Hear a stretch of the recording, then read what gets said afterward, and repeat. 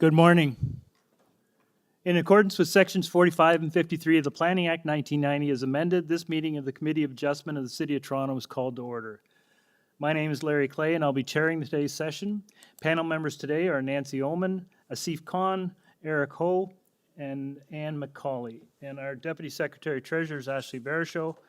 And I would note this is Ashley's last session of this year. She's taking an extended leave, and we'd like to collectively welcome Nicole Ivanoff to Scarborough, who will be taking over as acting manager, and Sarah Ovens, who isn't here today, starts next week. She'll be the senior planner in Scarborough.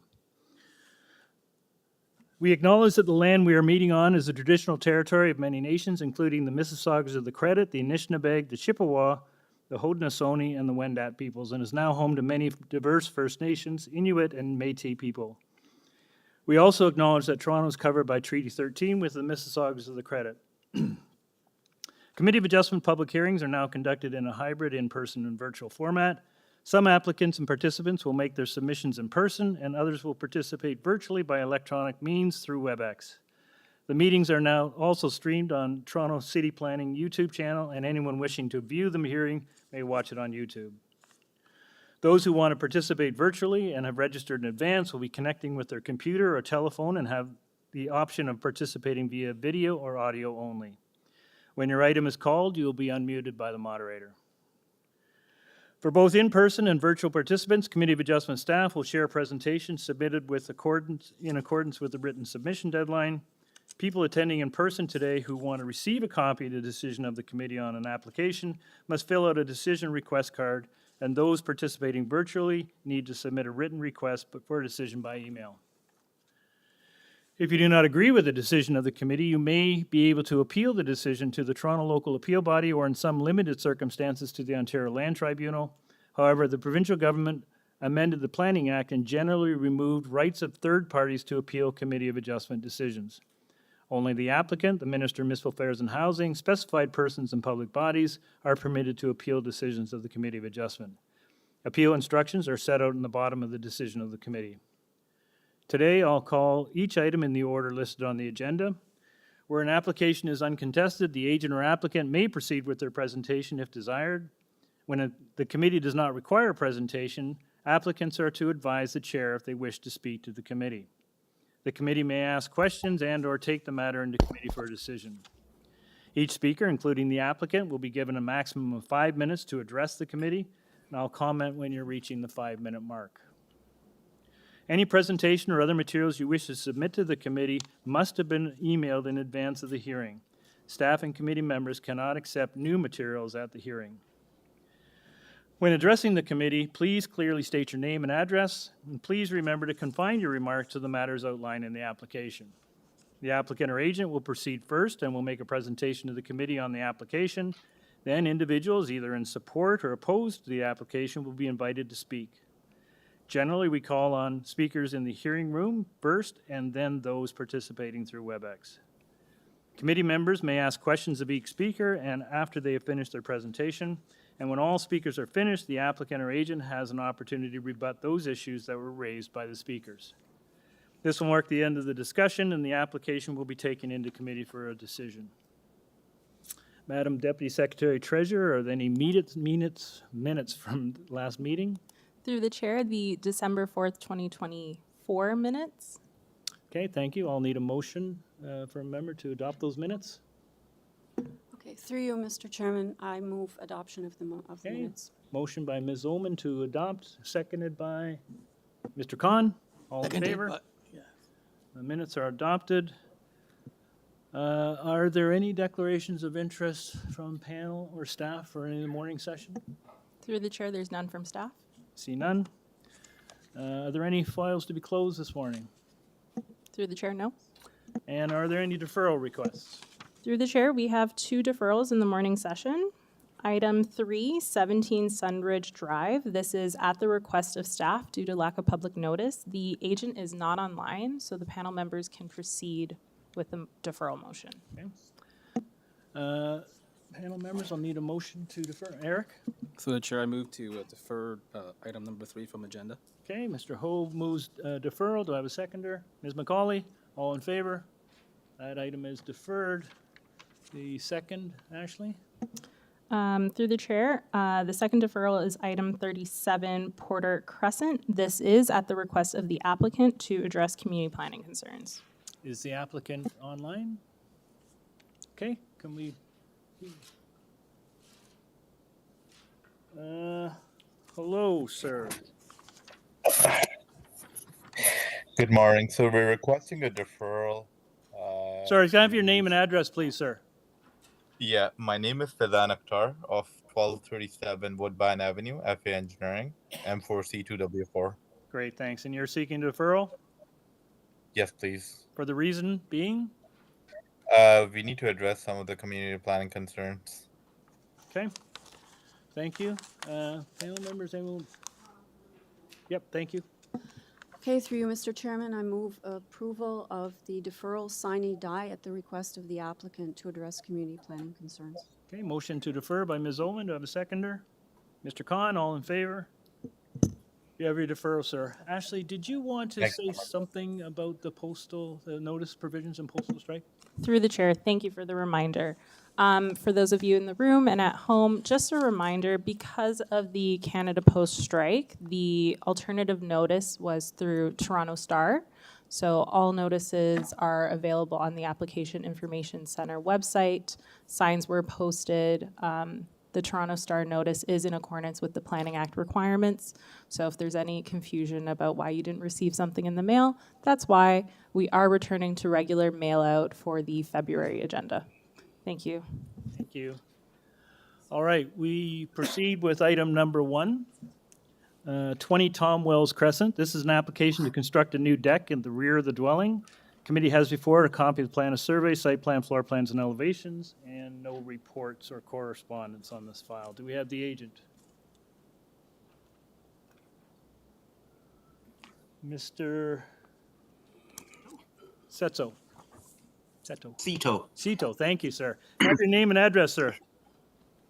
Yes, it's Floyd Cito, 20 Tom Wells Crescent. Okay, hang on a sec, sir.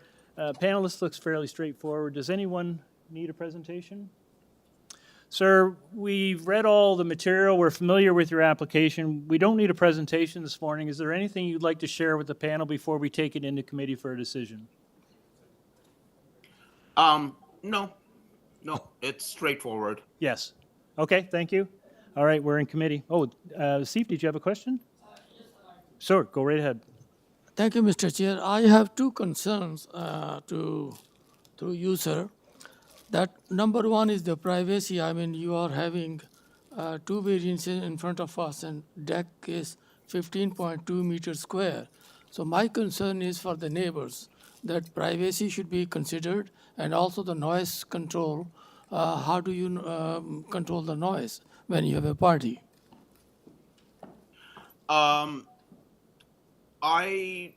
Generally we don't have parties, but in terms of privacy, even without the deck, all the homes in the area, we actually look straight into the neighboring houses already.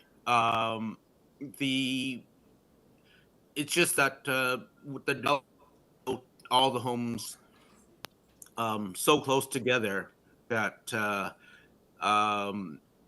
when I look out my patio door in the kitchen, I can see straight into the house of the home behind me. So it's no more or less private than it is currently. So I think what Mr. Khan is asking is, is there overlook concerns, and should we be including privacy screening on the sides of your deck? I don't believe so. I'm not, if required, I'm not objecting to it, but I don't. The neighboring house, 22 Tom Wells, There are no windows on that side of their home. The other home on the other side, 18 Tom Wells, um, there is no real issue as um, it's difficult to see into would be difficult to see into their home, and as a matter of fact that they actually want to build a similar um, deck as well. Mr. So Zito, it is we've not the discussed it, and windows. Sorry to interrupt you, but it is the backyard. If you are in their backyard, sunbathing or taking a liberty of the sunshine, so your balcony people standing over there will be overlooking the backyard of your neighbor. So it is that privacy that I'm concerned. If I may, Mr. Chairman, Mr. Yes, Z. just let him ask first. Sorry, sir, go ahead. All right, Ms. Ullman? No, I was just going to add a question added to Mr. Khan's. Just have you, I'm assuming because you just said that your neighbors contemplated doing the same, I assume you've talked to your neighbors about this deck. And so could you maybe just clarify, are they okay with it? It sounds like you guys are neighborly. Perhaps that'll alleviate Mr. Khan's yes, concerns. they are okay with it. In fact, the home behind me and the home 22 have similar decks already. Okay. Thank you, Nancy, and thank you, sir. All right, any further questions? See none, let's take this into committee. Nancy? Okay, through you, Mr. Chairman, I think this is a very straightforward application. The variances are minor. I think it fits within the context of the neighborhood, meets the 4 tests. Therefore, I would move approval of the variances. Great, motion to approve by Ms. Ullman, seconded by Mr. Khan. All in favor? You have your approval, sir. Thank you very much. Thank you. Item number 2, 365 Rouge Hills Drive. This is an application to construct a rear and second floor addition, widen the existing garage, and add a deck and front porch. This revised public hearing notice is being issued to correct the policy reference of variance number 3.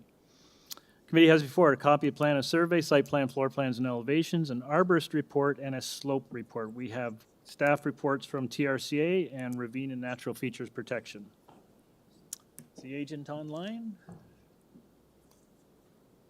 Good morning, Mr. Chairman, members of committee. My name is Randall Dickey. Can you hear me okay? Yes, we can, sir. Thank you. Randall Dickey, Urban Growth, Inc. My address is 1111 Davis Drive in Newmarket, and I am the authorized agent for the property owner. Great, sir. We have a couple of people who will wish to speak to this item, so we'll need a presentation, please. Okay, yes, thank you. So the proposal before you today deals with an existing bungalow on Rouge Hills Drive, which is a small and outdated dwelling for the needs of the family. This property backs onto a protected valley or ravine edge.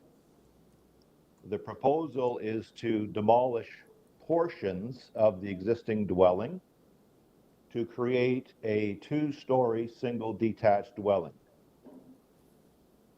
When I say portions, I would note that the existing rear foundation and main wall is being kept as is. And the proposal is for a second floor to be added on top of the existing rear main wall, as well as the southerly side wall. There is some excavation proposed, which includes a new addition behind the existing garage. The garage is to be widened to function as a 1.5 car garage. And there is some enclosure of the existing front porch to create more livable space. This proposal requires 3 variances from the committee. The first one dealing with the proposed driveway width of 4.88 meters. which I would note is 16 feet. And the proposal is to install a standard 16-foot garage door on the front of the new garage as widened. But however, it's not wide enough to be deemed a two-car garage under the zoning bylaw. Therefore, it's considered only a one-car garage. And that's why the variance is to allow for a driveway width that is essentially 16 feet, the same as the two-car or the 16-foot garage on the front. So from the streetscape, it will appear as a double driveway going into a double-car garage door. I would also note that this proposal still complies with all front yard landscaping requirements. Variance number 2 deals with the setback from the stable top of bank. And that is something that the consultant team has had lengthy discussions with the TRCA. And I would point out to committee that the proposal for the 2-story component is proposed on top of the existing rear main wall. So there is no excavation. There is no development closer to the top of bank.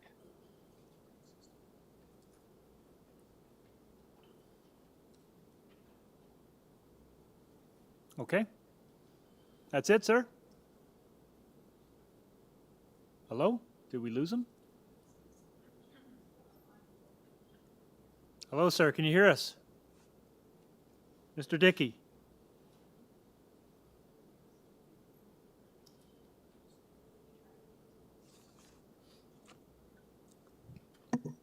Mr. Dickey, if you're speaking, we can't hear you. Can you make sure you're still connected on your end?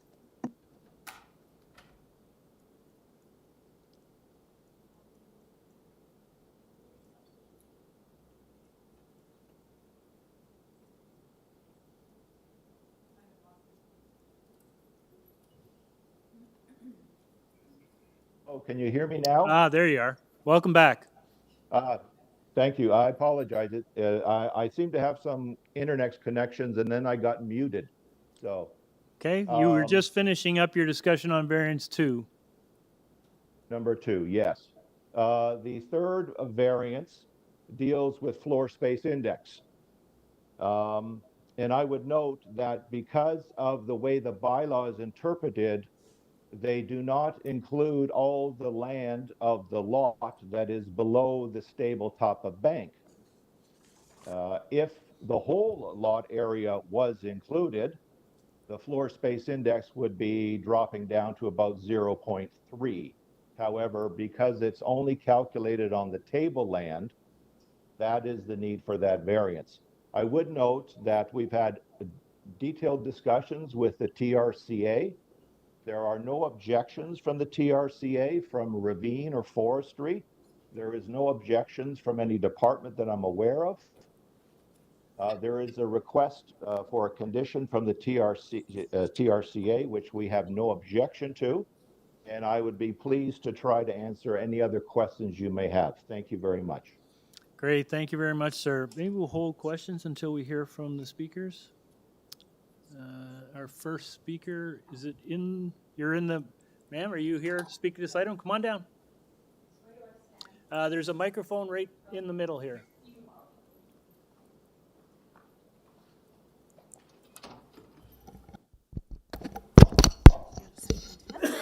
Okay, thank you. Good morning, and thank you for listening to our concerns. My husband and I live at 373 Rouge Hills Drive, which is just one house removed from where the proposed property adjustments are being made. And we are concerned about Sorry, the ma'am, just proposed... your name for the record. Oh, sorry, Diane Sherlock. Great, thank you. Thank you. And my husband's name is Larry Watmore. We're the property owners at 373 Rouge Hills Drive. And we have concerns about the proposed minor variances for this property at 365.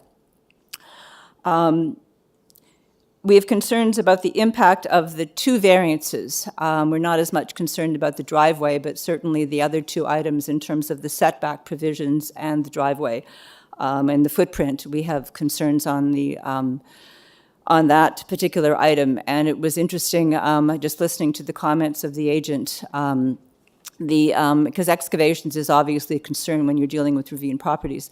And there is to be some excavation, I believe, behind the garage in terms of that proposed additional foot space. So the agent might want to clarify that, but I think it's incorrect to state that there is no excavation involved, because I believe there will be, based on my understanding.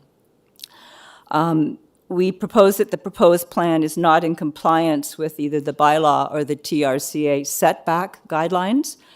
The building is too close to the edge of the stable top of bank indication, and particularly given the fragility of the bank and the erosion that is already taking place, we have considerable cause for concern on any construction activity that's going to happen on that property, because of the risk of destabilizing the top of bank for both our property at 365 as well as neighboring properties. We have, in terms of the location of our home, we were just looking this morning, and we have the top of bank at the rear of our property. In some cases, it might make the 10 meters, but in other cases, it is substantially less than that. And we're just concerned about any disruption that might be caused by the excavation that could possibly occur in a nearby property. And that would be my comments of concern. Thank you. Great, thanks very much. Panel, any questions? None? Thank you very much, ma'am. Thank you. And, hi, are you next, ma'am? Next.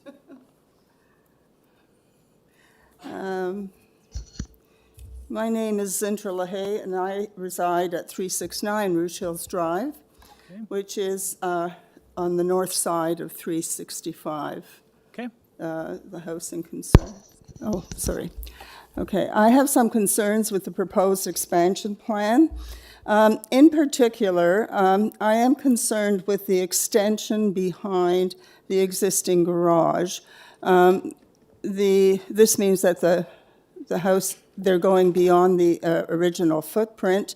The existing garage, the property there is on a bit of a slope, and that part beside the house will have a basement and 2 stories on top of that, which is a fair bit of weight, and it will be extended to the back wall, or almost to the back wall of the existing building, and there isn't much ground ahead of it, and it's right next door to my property. It's in the northeast corner, so with machines going in to dig and everything else, it gets fairly close to my property, and I would like some assurances that it's not going to have an effect on my property or cause any difficulties or erosions on my side. So I would definitely like a consideration of this variance in that regard. I have no objection to a 2-story house being built, but I do have an objection to the extension that's being dug and erected behind the garage as part of the house. Okay, great, thanks, ma'am. Any questions, panel? We'll put those questions back to the agent. Thank you. All right, thank you. And can we have Mr. Dickey back?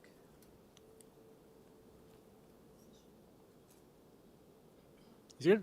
Mr. Dickey? Hello? Hello. Yep. Yes. You heard. Hello, can you hear me now? Yes, we can. You heard some of the concerns from the neighbors. I wonder if you could take a moment to address those concerns. Yes, I will certainly try, Mr. Chair.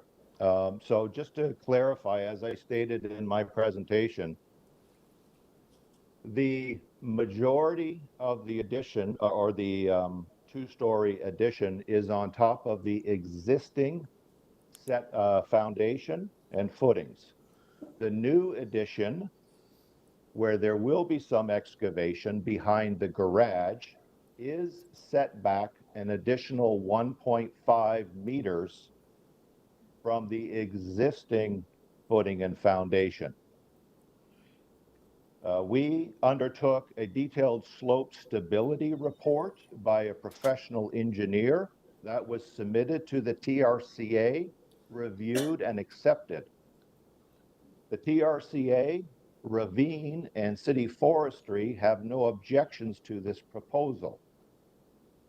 So I certainly understand that there are concerns, but our developments consultant team has undertaken the necessary steps to address the issues raised by the TRCA, and that's why this proposal has been revised from what was originally proposed. So I just want to be clear that there is no variance for side yard setback. The two-story is permitted. The addition that requires any physical excavation has been set back an additional 5 feet approximately from the existing wall, and it will have a rear yard setback of 6 meters from the stable top of bank. The TRCA requires permits, and of course we agree to those conditions and will comply with and work with the TRCA and the city during all excavation and construction stages. Thank you very much. Thank you, sir. Panel, any questions? Yes, Asif? Thank you, Mr. Chair. Through you, sir, I would like to ask a concern which has been raised by one of the speaker is your variance number 1 is driveway width is 4.88 and required is 3.2 meter maximum. So you are exceeding. So our concern is that you are expanding your driveway, and she's concerned that her property is not inundated. It is in that regard I'm asking you, what are the protection for her?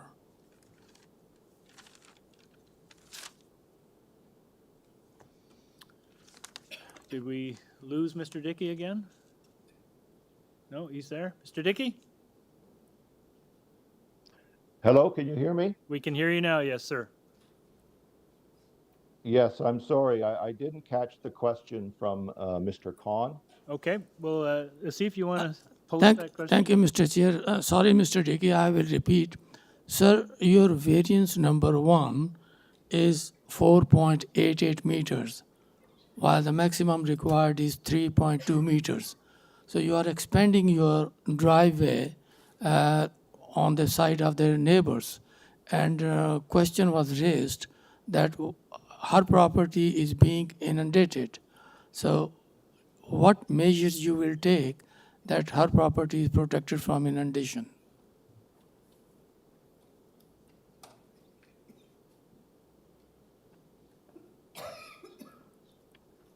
The proposed driveway width,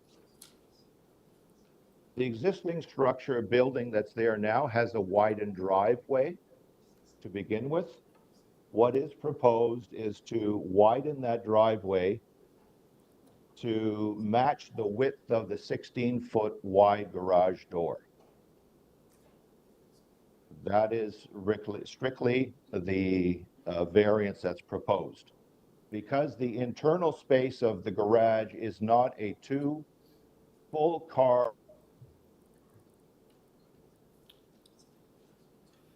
the request is for this variance.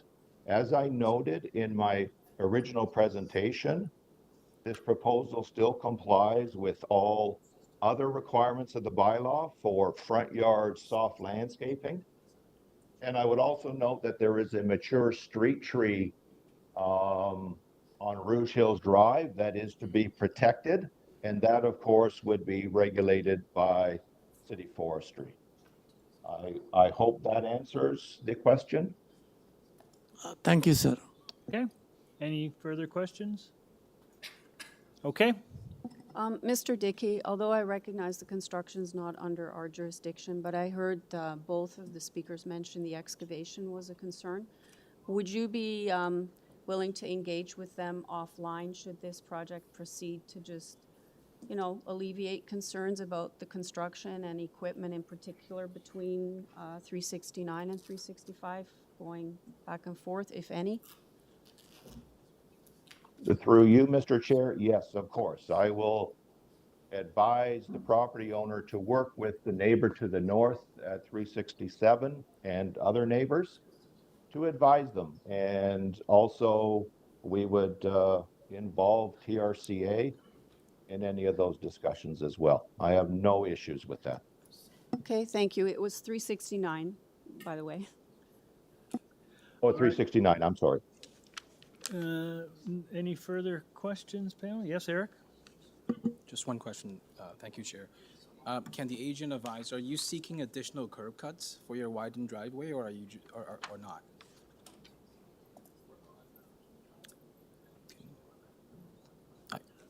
Okay. Hi, this is for the agent. Can you advise if you're seeking additional curb cut for the widened driveway you're seeking? It's sort of an open ditch streetscape.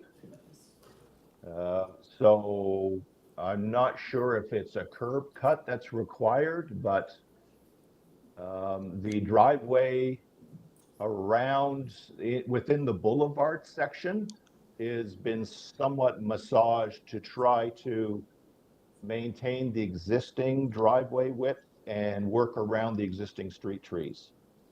So I don't know if that answers your question, but I don't think that there's a curb cut or a widening at the street edge proposed. But whatever the city requires, that is what we will comply with. Oh, thank you. That answers my question. Thanks. Okay. No further questions. Let's take this into committee. Who wants to start us off? Nancy? Oh, I'm sorry. I didn't see you, Ann. Go ahead, Ann. No, I have no concerns. I was just prepared to put forth the motion. Great. Go ahead. Okay. I've looked at this. I note that TRCA has commented there is a permit required. There has been a fair amount of work done. I note on the site plan a lot of trees, but because those trees are in the valley and there will be no impact on the trees, there's no issue with tree preservation. I think this application has been looked at in a sensitive way with the appropriate studies to ensure that there will be no negative impacts. Therefore, I recommend approval, and I don't believe there's any conditions. Okay, motion by Ms. McCauley to approve the application, seconded by Mr. Khan. All in favor? You have your approval, sir. Thank you. Thank you, folks, for coming in. Item number 3. Thank you very much. Item number 3 this morning was deferred. We move on to item number 4. 8 Lockheed Avenue. This is an application to reduce the front yard landscaping, to increase the driveway width, and to increase the vehicle entrance width through the front main wall. This application was deferred from the July 24th, 2024 hearing. Committee has before it a copy of the plan of survey, site plan, floor plans, and elevations, 4 photographs of the subject property. We have staff reports from Urban Forestry and Metrolinx. There is correspondence in opposition from numbers 2, 5, and 6 Lockheed Avenue and the Agent Court Village Community Association. Do we have the agent with us? Yes, good morning, Chair. This is Abhishek Rajgor from MEM Engineering. Sorry, sir. representing this I'm just going to application. ask you to speak up a little bit, please. Yes, sorry. So good morning, Mr. Chair. This is Abhishek Rajgor, the agent representing the file at 8 Lockheed Avenue. Great, thanks very much. I don't think we have anyone speaking today, but there were some letters of opposition. I wonder if we could get a short presentation from you. Yes, sure. Thank you, first of all, the committee and chair for reviewing this again. We had reached out to the committee of adjustment to seek relief on the driveway width and the vehicular entrance back in 2024. And we were asked at that time, because we were asking for the removal of the tree in the front yard. And there was significant opposition, and even the urban forestry had requested for a denial. So instead of taking or going ahead at that time for the hearing, we had circled back and taken the deferral. Since then, we worked with the staff and modified the design of the driveway such that it tapers at the boulevard, where the property line is.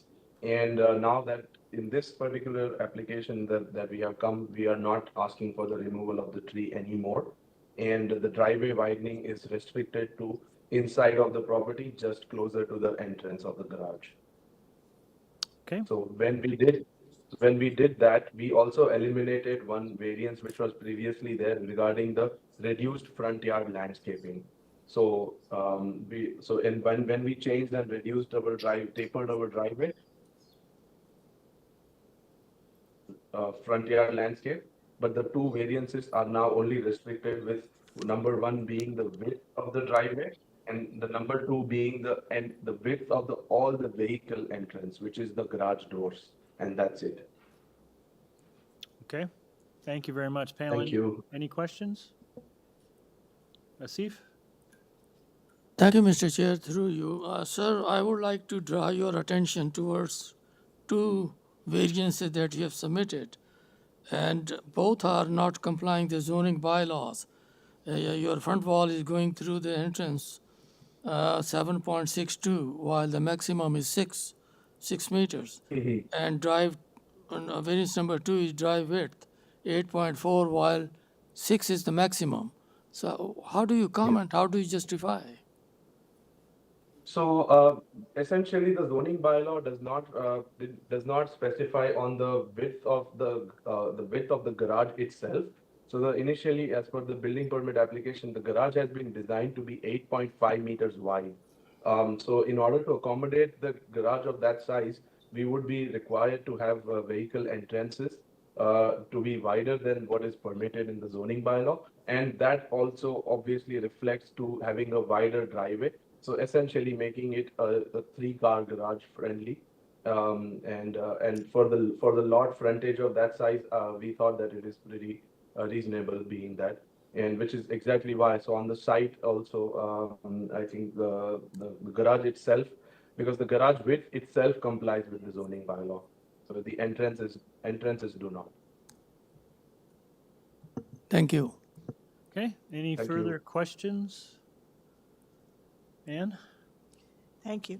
I understand that this building has already been constructed, and I'm looking at the grading plan here. I assume this is the grading plan to configure the driveway and to move the driveway in such a way as to preserve the tree. Is that grading plan already installed?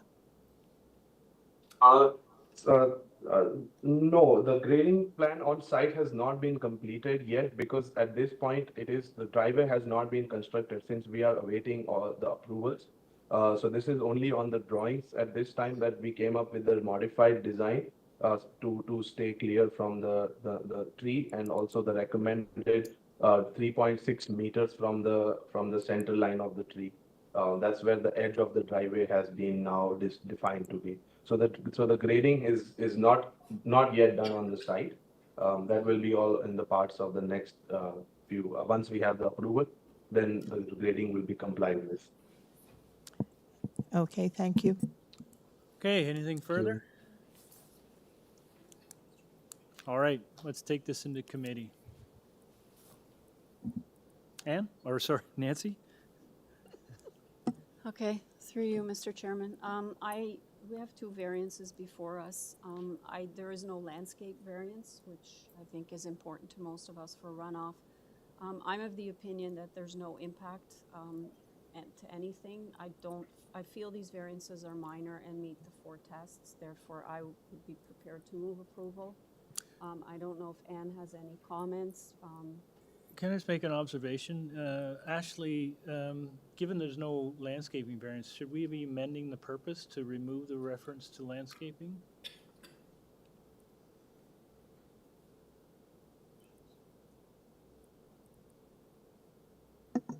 Yeah, we can, through the chair, we can make a note of that in the minutes for the record. Yeah, okay, thanks.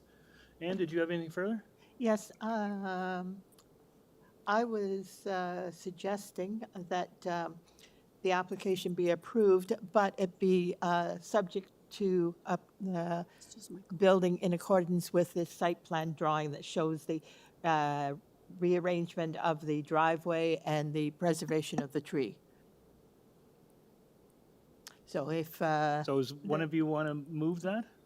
Would you take a friendly amendment to do that? I'm happy to move that. Did you catch what Ann said? Side of plans, Side yep. to side. Okay, so, sure. So, Mr. Chairman, I would be prepared to move approval of the application for the reasons I outlined before, including the condition to tie it to site plan, as well as Metrolinx or urban forestry, I believe, condition number 1. Okay, motion by Ms. Oman to approve with those conditions. Have a seconder, Ms. McCauley. All in favor? Opposed? And Mr. Ho is opposed. That motion carries. You have your approval. Thank you. Thank you, Mr. Chair and committee members, for your time. Okay. Thank you. We move on to item number 5, 6 Sheldonbury Crescent. This is an application to convert the existing garage into a secondary unit. Committee has before it a copy of the plan of survey, site plan, floor plans, and elevations, 4 photographs. Mr. Chairman. Okay. 4 photographs of the subject property, and we have no staff reports, no opposition. So now, sir.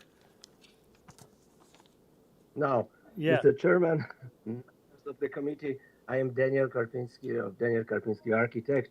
I'm living in Toronto and Glenmount Park Road, but I'm representing 6 Sheldonbury Crescent owners.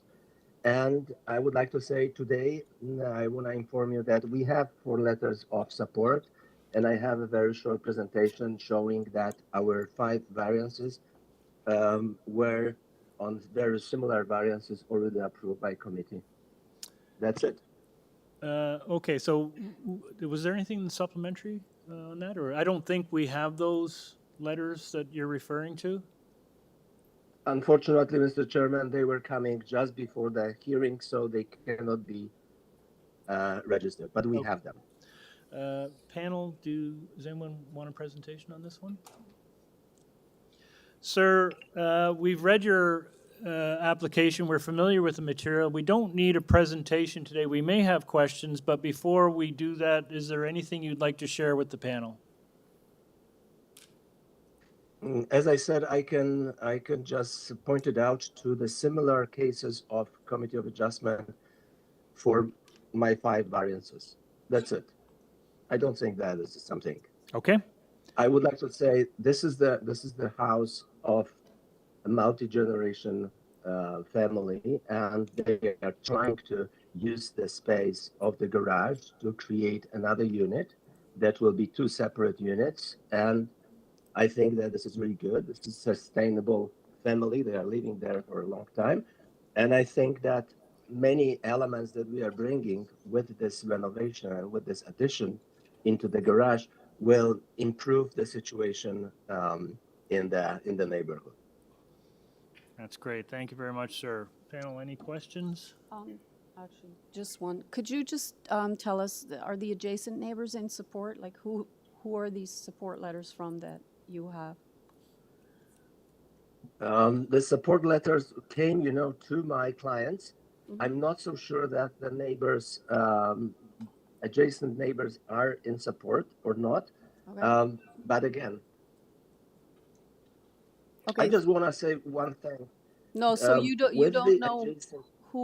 don't know who is giving the support, I guess. Is that your answer? My answer is yes. The letters were directly sent from my clients to the committee. So I don't know. Okay. Seriously. Thanks. Okay, Asif, did you have a question? Yes, sir, I do. My question is, first of all, Mr. Chair, through you, it's a general comment that I'm going to make. Whenever people are applying and they mention side setback, kindly mention which side is it? North, south, east, west, 1, 2, 3, 4. I mean, give us the direction so that we understand what side you are considering. In this, again, I said side setback 0.66. Which side is it? That is my question. And other question is that proposed 2 parking in front it is not allowed, but you are asking through the variance number 5 that it should be allowed. Justify that one. Right, you're absolutely right. Through Mr. Chairman, to the committee, the side setback is the west setback, existing garage, existing setback, which is 0.66 meters. It's existing. Unfortunately, that should be 1.2. We are asking to accept this minor variance. We don't want to move the whole wall, but what we are doing, we are making this combustible wall into non-combustible, and I think that it will really contribute to the neighbors. So as I said, west setback. I'm showing two cars in front of the building. This is enough space on existing driveway to have two cars. But is again, I think that this is minor, and the similar variance was already approved at 45 Roscommon Crescent, where the applicant was asking for increasing the width of the driveway. We are not increasing anything. We're not asking to increase the existing driveway. And if you see me on my screen, there are two cars parking in front of the garage. That's all what I can say. Okay. All right. Any further questions, panel? See none. All right, let's take this into committee. Nancy? Through you, Mr. Chairman. Again, I think these variances are minor. The proposal fits within the context because there's actually no structural change on the exterior. So I am in support of this application. I'd be prepared to move approval if anybody doesn't have any other comments. However, I think we should probably just clarify variance number 1, that it is the west side yard setback that we're talking about, even though it's an existing variance. Okay. So I'm not sure if my colleagues have any comments. If not. Anyone else? Okay. So then that's my motion All right. to approve. Motion to approve by Ms. Oman. Yeah, as amended, I'm told, as amended to. You want to amend that, or you want to actually amend the variance? Through the chair, let's amend it to specify that it's west. Okay.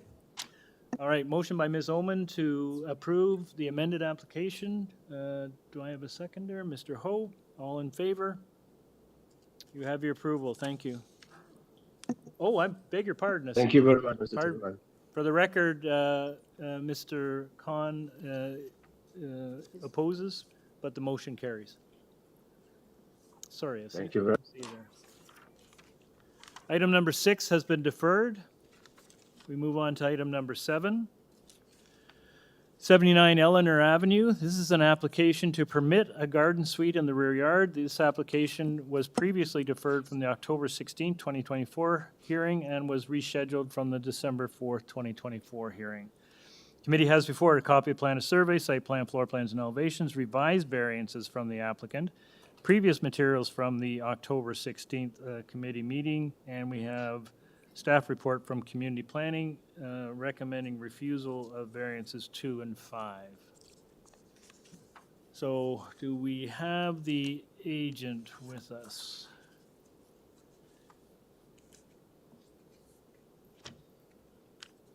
Can you hear me? Yes, hi.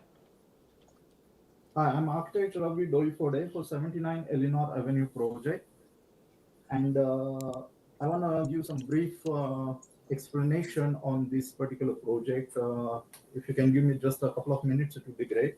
Of course. Before I starting ahead, let me give some brief. The client is already having one big main house, and on the rear side is the existing 2-car garage is there. So when he proposed, sorry, sir, excuse me for a second. Sorry for interrupting you. Yeah. Sorry, Ashley. Through the chair, can we get the address for the record? Oh, I thought he gave it. Did you? Sorry. He gave the property Eleanor address. Avenue. Sorry, your address, sir? 79 Eleanor Avenue. That's the project. What's your address, sir? Oh, we are 2760 Victoria Park Avenue. That's great. Thank you, sir. So before you go through your explanation, are you making any changes to the variances from the public notice?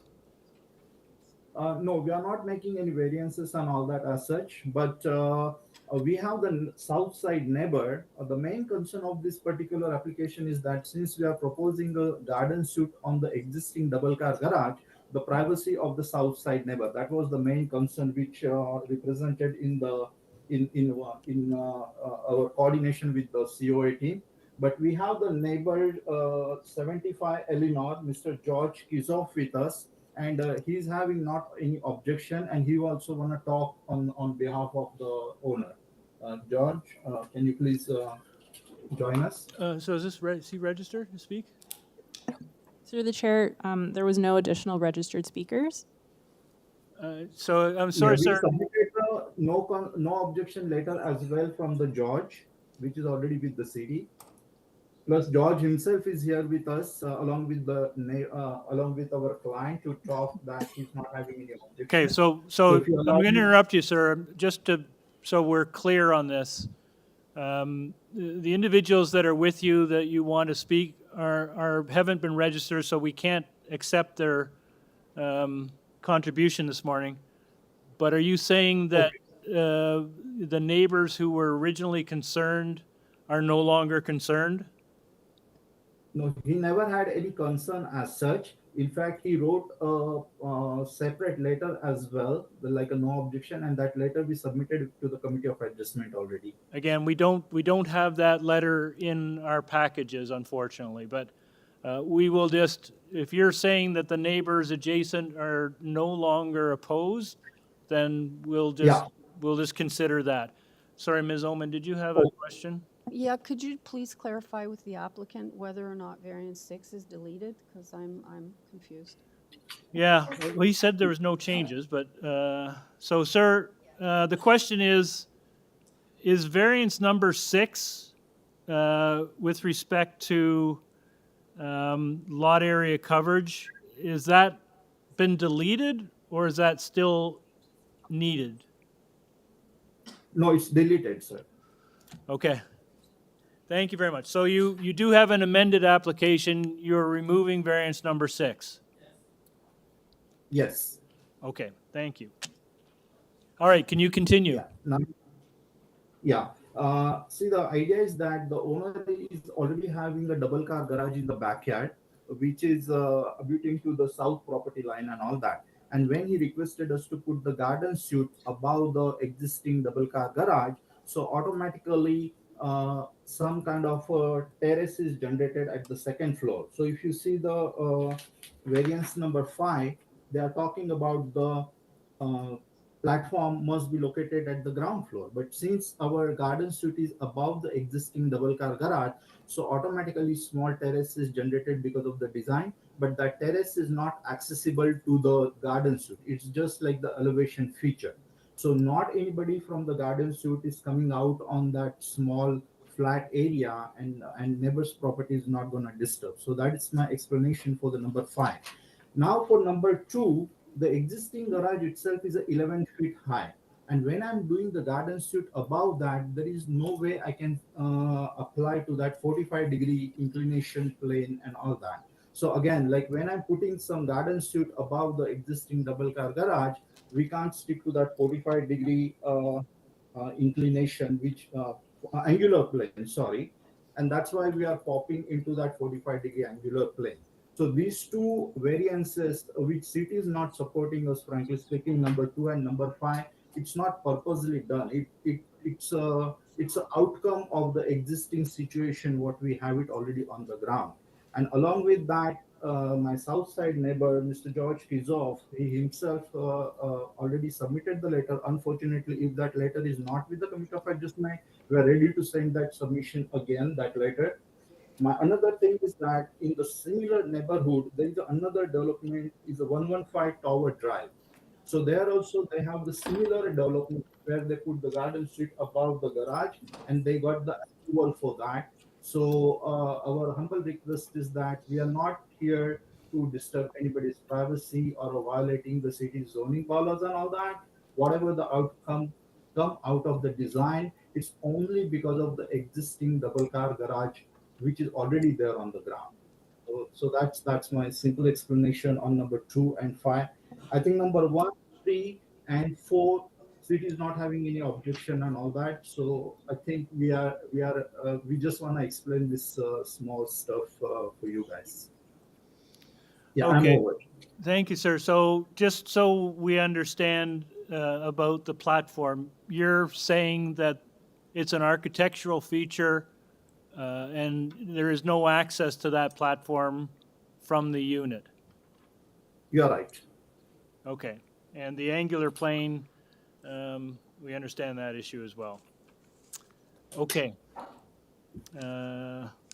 Panel, any questions? Asif? Thank you, Mr. Chair. Through you, sir, I would like to have a little bit of explanation and clear this point. Although you have mentioned variants 2 and 5, sir, my question is, I'm considering looking at variants number 4 and 5. You are saying in number 4, platform area 18.15, and in your variance number 5, you are saying platform on second floor, which is not allowed, and you have explained. Now, variance number 4 platform area 18.15 exceeds the 10% which is you are allowed. Now, where is this platform? Yeah, this platform is generated simply because of the design features and all that. As I told you, that platform is not accessible to the secondary dwelling unit there. Miss, can you share the plan by any chance? Do you have the drawings? If you Yes, can, we do. if you can show, yeah, if you can see the site plan, I can quickly explain. That platform is generated. Yeah, here you go. If you see, the front house is the main house, and then on the south side, the hatched area is the garden suite. And that small platform, which is generated the white area, which is facing towards the main house. But that platform is not again accessible. It's simply because the the lower floor is a double car garage, and then the garden suite is a 60 meters square, whatever it is. That's why that small architectural features generated. It's not like a purposely we provide the platform, and neither we gave that access to the secondary dwelling unit to the platform. Thank you. Okay. You're Any welcome, sir. other, Ann? Yes, I see this. I'm wondering whether the applicant is willing to have a condition that he build in accordance with this site plan, including showing that the second floor platform is not accessible. Yeah, so tie it to Tie site it plan, to the floor site plans, plan. and the elevation. Yeah. Yeah. Okay. Anyone else? Yeah, we submitted the floor plans as well, right? Yes. Yeah, we submitted the floor plans as well, and then the elevation, which explains these things very clearly, sir. Yeah. I think what Ms. McCauley is asking is that if the panel were to approve this, we would likely tie the approval to site plan, floor plans, and elevations. Yeah, but this drawings already is submitted at the CO stage. Yep. City already having this drawings. Yeah. Okay, thank you. Anyone else? All right, let's take this into committee. Ann, did you want to take this one?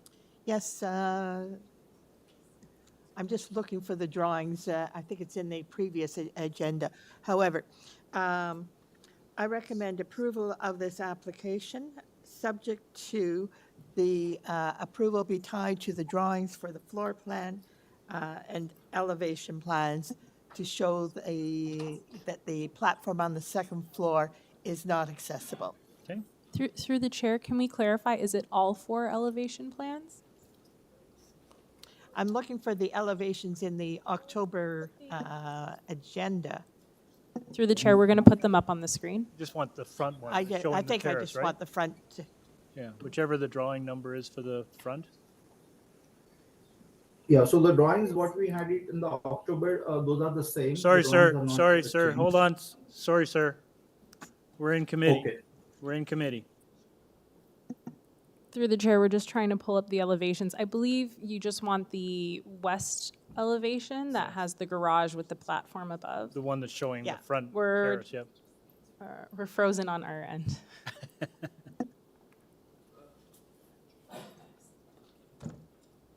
Did you want site plan too, Ann, or not? Yes, let's get the site plan as well, so that we've got the site plan and building elevation. So through the chair, we have the west elevation on the screen right now. Okay. So your motion is to include the, The west elevation and the site plan for drawing. okay? Okay. Yep, that one as well. All right, we've got that? I think that is a motion. That is a motion to include, I can't read those numbers, but to include the site plan and the building elevation showing the I balcony think on it's the the west west side. elevation.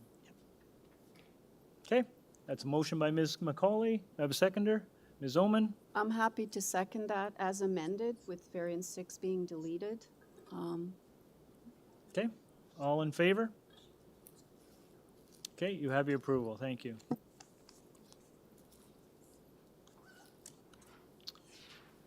Okay. Item number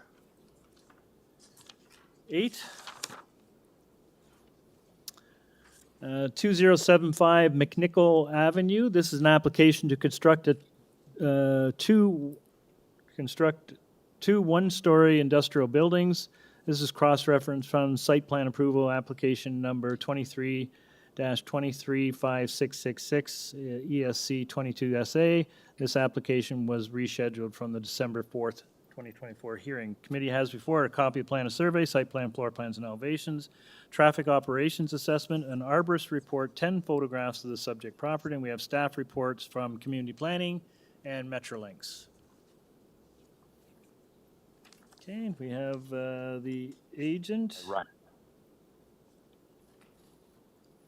Hi. Ryan Whiting, Forager Real Estate Partners, 52 Scarsdale Road, M3B 2R7.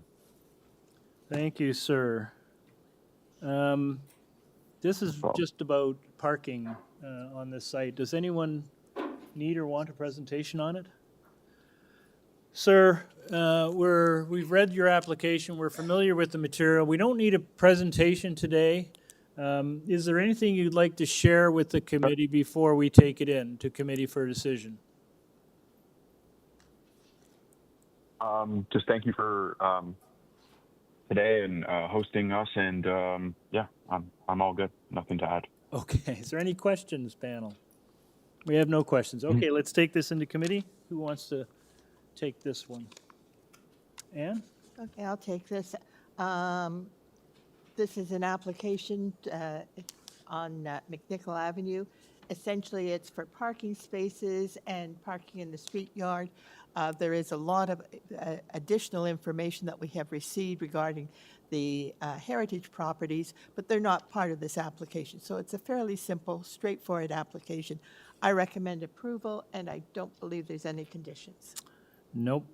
Motion by Ms. McCauley to approve. Do I have a seconder? Mr. Ho, all in favor? You have your approval, sir. Thank you. We move on to item number 9, 80 Dale Avenue. This is an application to construct a new 12-story residential building. This application was previously deferred from November 13, 2024 hearing and rescheduled from the December 4th, 2024 hearing. Committee has before it the following: a copy of the plan of survey, site plan, floor plans, and elevations, cover letter from the agent, an arborist report, a vehicular parking assessment, presentation materials from the agent, 4 photographs of the subject property. We have staff reports from community planning, transportation services, Metrolinx, and Councillor Ainsley. We have 31 letters in opposition.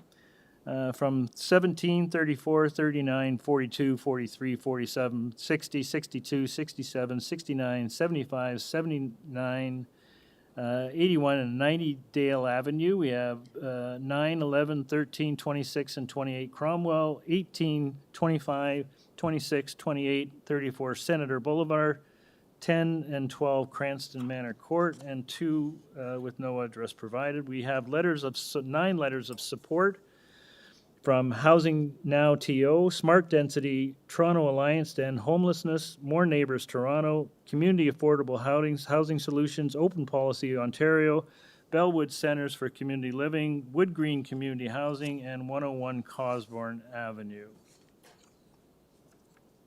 Do we have the agent with us today? Mr. Okay. Chair, just making sure you can hear me. Olin Theodore from MHBC, Registered Professional Planner, 7050 Western Road, Suite 230, Woodbridge, Ontario, L4L HE7. Great, thank you, sir. We have a number of people here and online who wish to speak to this item, so we'll need a presentation. Thank you, Mr. Chair. I do have a presentation that's been uploaded, if it could be made available. Okay, hang on a sec. Oh, there it is. Okay, floor is yours, sir. Thank you. So I'm here on behalf of the owner in support of their affordable housing project. We've been working very closely with city planning and zoning, as well as other departments in the Housing Secretariat to advance this project. Next slide. The original proposal that had been approved on the site in November 2021 was for a 12-story and a 7-story residential development with 285 units and 437 parking spaces. Next slide. Since the approval, the market has changed. The cost of construction has impacted how this development can be realized, particularly the affordability aspect. So the revised proposal continues to achieve the 285 units, but only within one 12-story apartment and surface parking. The owner is currently moving to the second resubmission of site plan approval on this design with planning staff. Next slide. The revised design is able to achieve the same density of units within the approved location and massing of the 12-story building on the east side of the property. The removal of the 7-story building opens up the site to views across the site and reduces shadows that are created from the site. The driveway along the south property line has been shifted north in favor of landscape open space, amenity, and natural stormwater infiltration on the south side. Next slide. So the variances are necessary. This project is an affordable housing project, as I mentioned in the beginning. The owner has partnered with Habitat for Humanity in meeting critical housing needs for the city. The application for affordable housing funding needs to demonstrate compliance with zoning in order to secure that funding. So the variances provide flexibility to ensure the project funding while we finalize detail with city staff as part of the active site plan application, which we've been working with planning staff on. Next slide. So in terms of the variances, there's a variance for parking percentage at grade, moving from 50% to required to 100%. This is just a reality of below grade parking in the previous proposal, which is extremely expensive. The removal of the 7-story building offers space opportunity, and the parking will be designed to meet city green parking standards and located as far away from existing residential neighbors to the south as possible. Next slide. The variance for the number of parking spaces moved from 275 parking spaces to 50 parking spaces. This relief is required only for the former site-specific bylaw. It actually complies with the citywide zoning bylaw, and it's supported by a parking study that's based on actual data from the housing operator who will be managing the affordable housing component, which is St. Clair's, and will continue to meet the minimum visitor and barrier-free parking requirements. Next slide. In terms of loading, one type B and one type G loading space is required. However, we're moving to a combined type B and type G loading space. Simply being that the previous proposal for 2 buildings required loading spaces for both of those buildings. Given that we've only moved to 1 building, we only require 1 type G. So this is actually in an abundance of caution and allowing for both within 1 space. Next slide. So we have a series of variances for encroachment, and these variances are from the building footprints. They're horizontal encroachments, and they're in abundance of caution as the bylaws were shrink wrapped to the 2 building reality that's been approved on the site. And some of the items that were identified were given a more prescriptive interpretation by zoning than we would have. So again, in an abundance of caution. For example, on the first one, terraces and privacy screens will now be extended west of the building. So we want to ensure that that's capable of being captured. Safety railings on the next one, they may need to be adjacent to the rail corridor or for steps that we may need to integrate. So we want to ensure there's flexibility there. It was noted that pad transformers weren't specifically noted in the bylaw. So we want to ensure that we have flexibility to put a pad transformer on the site where it needs to be. And the balance of the other encroachments, which is landscape elements, structures, and other decorative features, such as light fixtures and bollards. We just want to ensure that we have relief based on those locations. And this will all be finalized through the site plan process and will be secured through those approved plans. Next slide. So in summary, the proposal meets the forecast. Want to note that planning staff support this application without conditions. Transportation staff support this application as well. I know there are a number of opposition letters that have been submitted. I'm happy to respond to any of those after the presentation. Great, thank you very much. Panel, can we have a number of speakers, can we hold questions until? All right, can I just get a show of hands, who's speaking on this item here today? Okay, so I'm gonna ask you, Ashley, do you wanna just do it in random order or do opposition first and support second? May we determine our own order? Yes, you can, certainly can. So why don't we just come up as a group? Yes, sir, yes, hang on a second, we'll do that. So I'm going to ask you, we're going to deal with everyone in the audience here today first. There are a number of people also registered to speak online. So if you want to come down, the microphone is here. And if you have a predetermined order already, then let's go with that. While you're coming down, I will ask you, implore you, we have almost 30 people registered to speak to this item today. At 5 minutes each, that's going to take a long time, and that is your right. But what I would ask you is try not to repeat things that you've already heard other people say. And if you can be as direct and efficient in your comments as possible, I think that would be helpful for all of us. Okay? Yes. Right. Okay. Mr. Chair, if I could just interject for a moment. You want to go to the microphone, sir? Sir. And I need your, just for the record, I need your name and address. My name is Peter Thatchuk. Oh, sorry. Thank you. My name is Peter Thatchuk. And what I was going to suggest is that if you have people who are here or online who are speaking in support before you get to us, that would be okay so that we're not mixing and matching. But I'll through the chair, I'll leave it to you. You know, that's what I was originally thinking. I mean, it's a matter of whether you wanted those who are opposed want to speak first and then support or vice versa. You know, I'm okay. Why don't you just go ahead and we'll just deal with it as we go along? Mr. Chair? Yes. I would actually prefer to hear from the people in support because the letters that we have received have come from agencies. And I would like to hear their comments and what support that they are providing. Okay. Panel, is that okay with everyone? All right, sir. Then So we may just move back here. Yeah, if you're in opposition, let's stand down for a second. You can sit wherever you like. Okay. But can I see a show of hands in here? Who is here to speak in support of this application?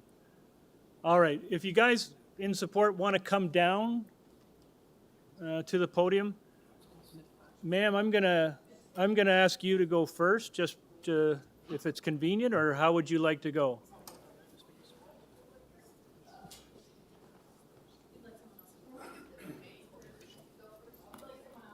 Okay. All right, let me know when you want to go in. All right, the supporters.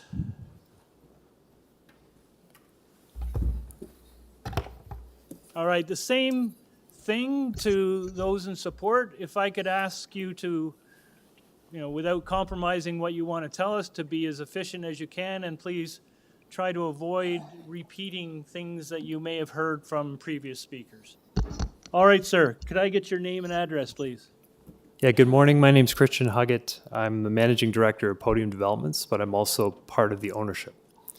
I have a rendering here. I'll just put here. Sir, we unless that's been submitted previously, we really can't It's deal with it. part of the today. drawing. Okay, no problem. The reason I'm asked to speak is I've been primarily involved with this site since we bought it from Build TO in 2017, and I've overseen all planning applications and public consultation. We're very excited about this current proposal before you, a real opportunity to build new rental and affordable housing on a site immediately beside higher order transit. We've been trying to build affordable housing on this site for over 8 years, with multiple public processes and revisions. It's been delayed for multiple reasons, but there's finally a plan ready to take advance with funding and support from the city, from CAS, from St. Clair's, and from CMHC, which has recently approved our funding. The project is currently targeted at 30% affordable housing, which is similar to our original intent in 2018 and was when it was approved as a gold star.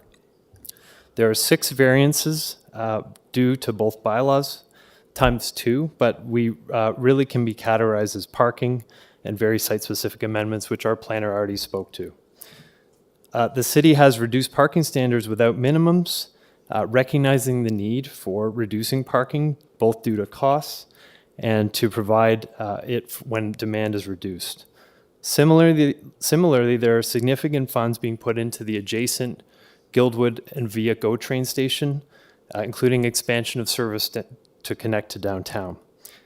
With our partner at CAS and St. Clair's, who have this site under contract, contingent on this approval, by the way, there is a reduced need for parking on site. The reduction in parking will save the development over $20 million in development costs, and this helps makes the project more affordable. Without it, it would not be viable. Our reduction in parking is supported by a qualified traffic expert, the same consultant we've had since 2018 when the original site was being considered. It's supported by city transportation staff, as mentioned, without any issues. Similarly, the reduction in parking will result in a reduction in the number of vehicles to site in the neighborhood. Less parking and vehicles will address a number of the neighbors' concerns about parking and traffic movements on the streets. I should note the previous amount of parking was justifiable when the 2-building proposal was approved, and now there's significantly less and therefore less impact. We believe this whole site has been subject to a very public process with multiple community and public meetings and consultation throughout. The primary use of this site was already decided in 2021. This process included 2 large workshop committee meetings and a number of sub-public meetings through OPA zoning and an OLT process. We have also consistently tried to meet with the local councillor to gauge further input, including on the application. We have planning staff with a supportive letter for the variances dated November 22nd. It's in the package. These variances meet the tests and support the original concept and the changes. We're encouraged by the number of supporters on this project, including our partners, CAS, St. Clair's, the Housing Secretariat, and perhaps most importantly, regarding the variances, city planning and city transportation staff. They've agreed to, and those submissions are before you. This is the type of project that should be celebrated. The city needs more of. We know, because we've been trying to do it for over 8 years. If this minor variance approval was to be deferred or rejected, it would put the entire project at risk, including any and all affordable housing units that are desperately needed in our city. We would strongly object to deferral today. We're in a housing crisis, and this will allow for some needed housing in a time when not much is getting built across the city. Our partners are all here. Please support housing, and please support this project moving forward. Thank you. Thank you very much, sir. Panel, any questions? Ann? Thank you. I missed probably the first part of what you said. I understand you are the owner, that you bought it from Build TO in 2018? 2017, right at Okay, the end of it. 2017. Yeah. Okay. But you are the owner.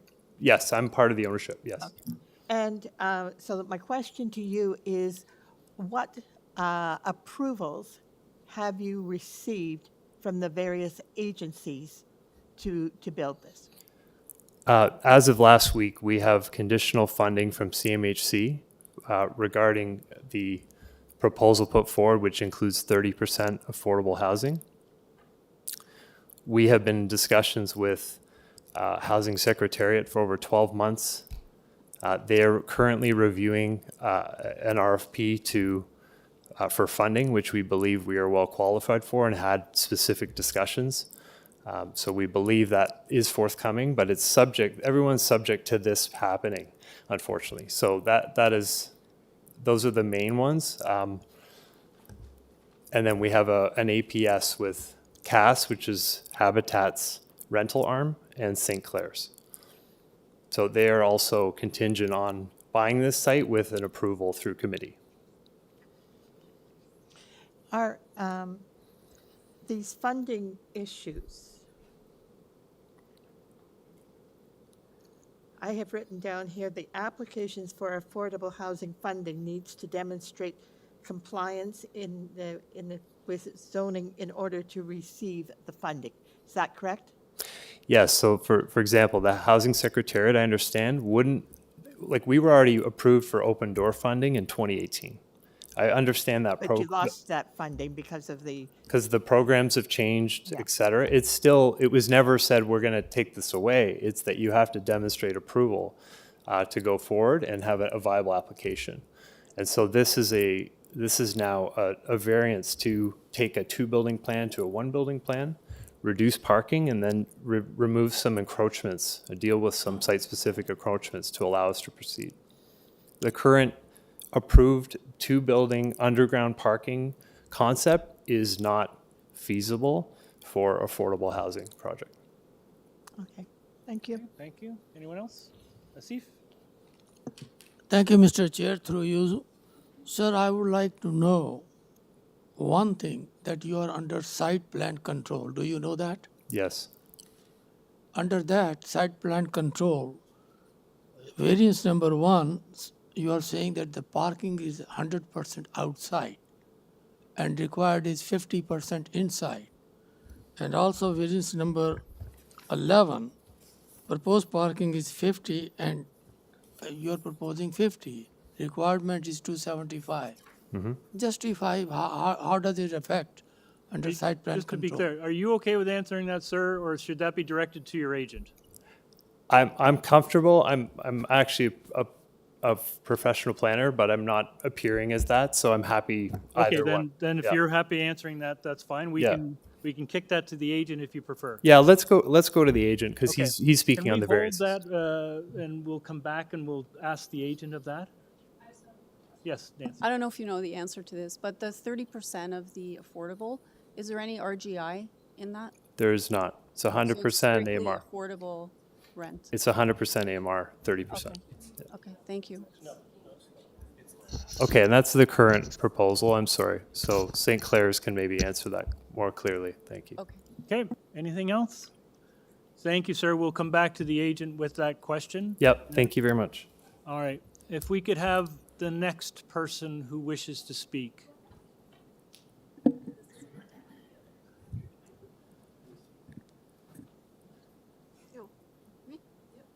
Oh. Hi. Hi. Hi. So my name is Jennifer Acton. I reside at an low-income housing, affordable housing building elsewhere in Scarborough, 835 Birchmount. Thank you. And I wanted to come and share my own personal experience of living in a low-income building and what that's meant for me in my life. Just because we have all these people that are, and I think, you know, the actual person that's going to benefit from this type of housing gets lost. You don't see the face. You can't put it, you can't put it to the same level of understanding. So I've been told that 45 of these units that are going to be low-income housing all be going to deeply accessible apartments. So it will be filled with people who have large mobility devices, such as mine. people like us don't drive, so we need no parking and do not encroach upon congestion or cause issues such as that. So when looking at, the decreased parking, you can also take that into consideration, is that we don't drive. And that can really be generalized, and I'm using my experience with the low-income housing building I live at, is that even the other tenants at this building who are using low-income housing but not having a disability, if you're struggling to keep a roof over your head, you don't have the money to own a car or need parking to drive around or use the streets. This neighborhood that I've looked into has a very high walkability score. It's very close to public transit, be it the TTC, the GO train, or Via Rail. It's also relatively close to amenities, though, which you could get to, with walking in the nice weather or by TTC. So that's not really an issue. And I can understand some people are very used to having a car, and the idea of walking to get your groceries sounds like a very large inconvenience. But if you're comparing it to not having a roof over your head, walking to get your groceries is not a big deal. So anyway, that's just from my experience, and I like to put a face on a problem. I think that helps when making decisions, and I appreciate you all listening. And I hope you're able to take my experience into consideration when you're making your decision. Thank you very much. Well done. Panel, any questions? Thank you very much. All right. Our next speaker, please.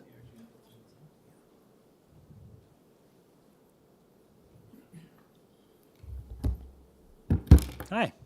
Hi there. I'm Andrea Adams. I'm here to speak in favor of the project on behalf of Community Affordable Housing Solutions, who will be the owner and operator of the project.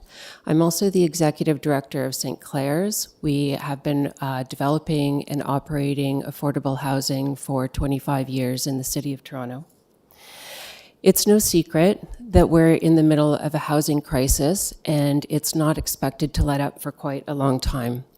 That affects everybody in the city of Toronto, whether you have experienced homelessness or are currently, whether you're middle income and trying to make ends meet and figuring out where your children are going to be living.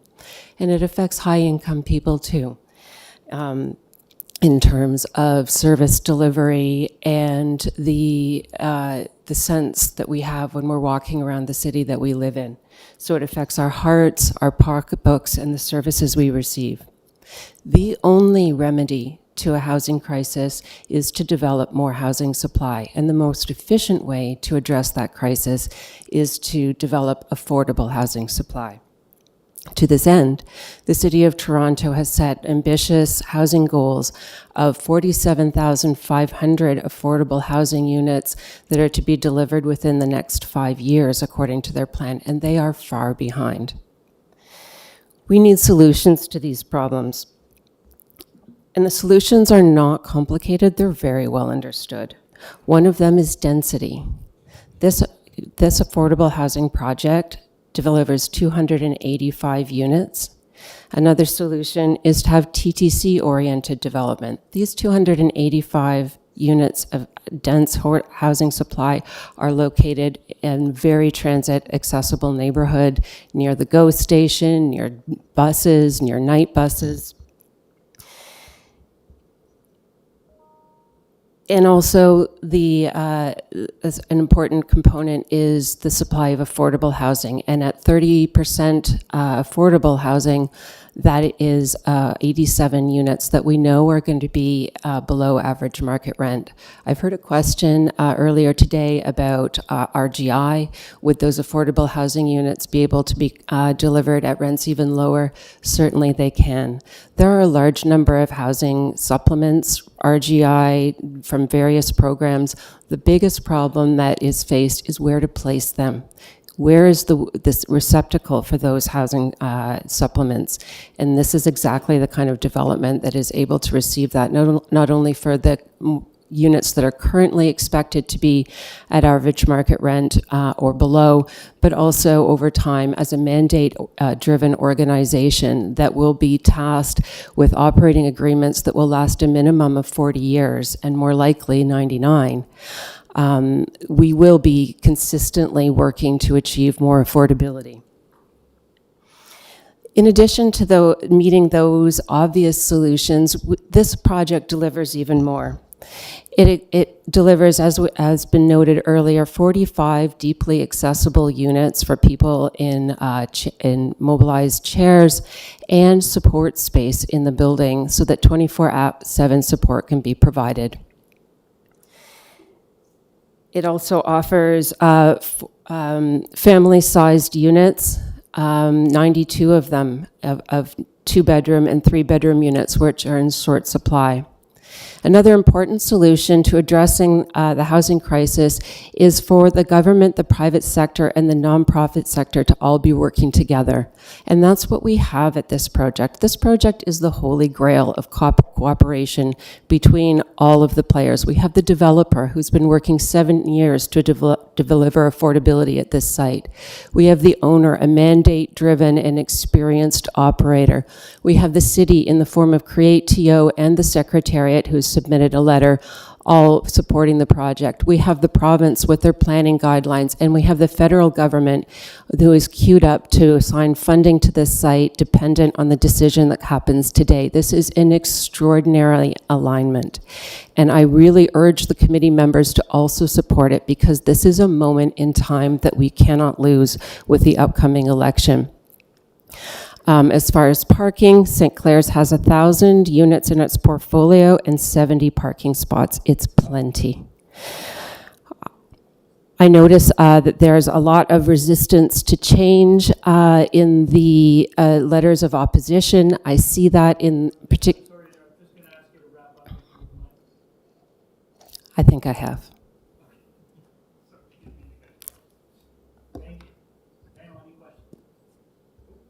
Panel, any questions? None? Thank you very much, ma'am.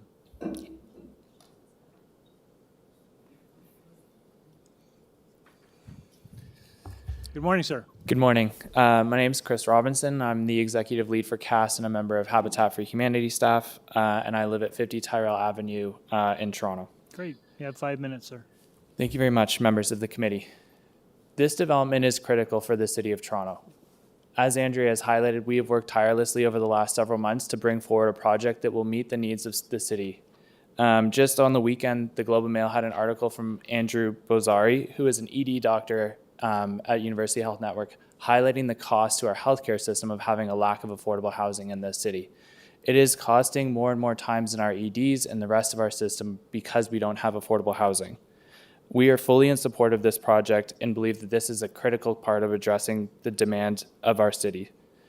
CAST, as Andrea has highlighted, has worked with all levels of government, our partners, and the developer to bring this application forward. As noted, the financing from CMHC is conditional, and we have a definitive timeline towards the end of March to secure this development before it's no more. And similarly, the City of Toronto will be bringing forward its funding through its development, and we expect that to happen shortly. All of this means that we are out of time. We have been delayed since the fall, and we now are at a point where we can't be deferred any further to get this development approved. Again, I think Andrea and we've already spoken to the need for the affordable housing here, but we fully support this application. The parking is less of a concern and will help reduce the traffic concerns from the residents. If there's less parking, there will be less traffic. And we've spoken to that throughout the development application.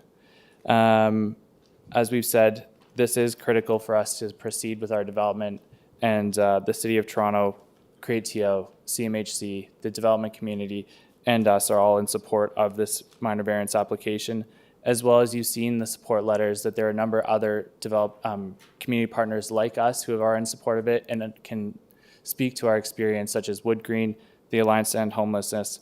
This is a challenge we all face, and a further deferral or rejection of this minor variance would end this project at this point in time. Thank you very much. Thank you, sir. Panel, questions? None? Thank you very much, sir.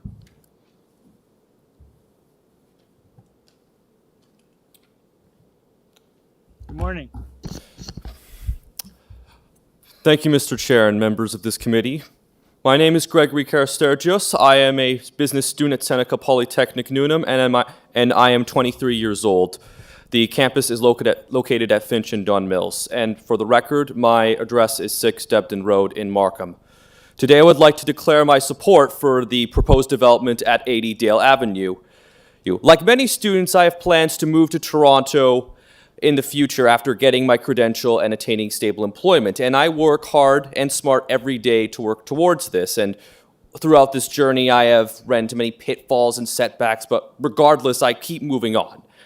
But even with all that, even with all my hard work and everything I've worked towards, getting housing in Toronto has proven to be impossible, or at least very difficult, because of the absurd prices of today's housing.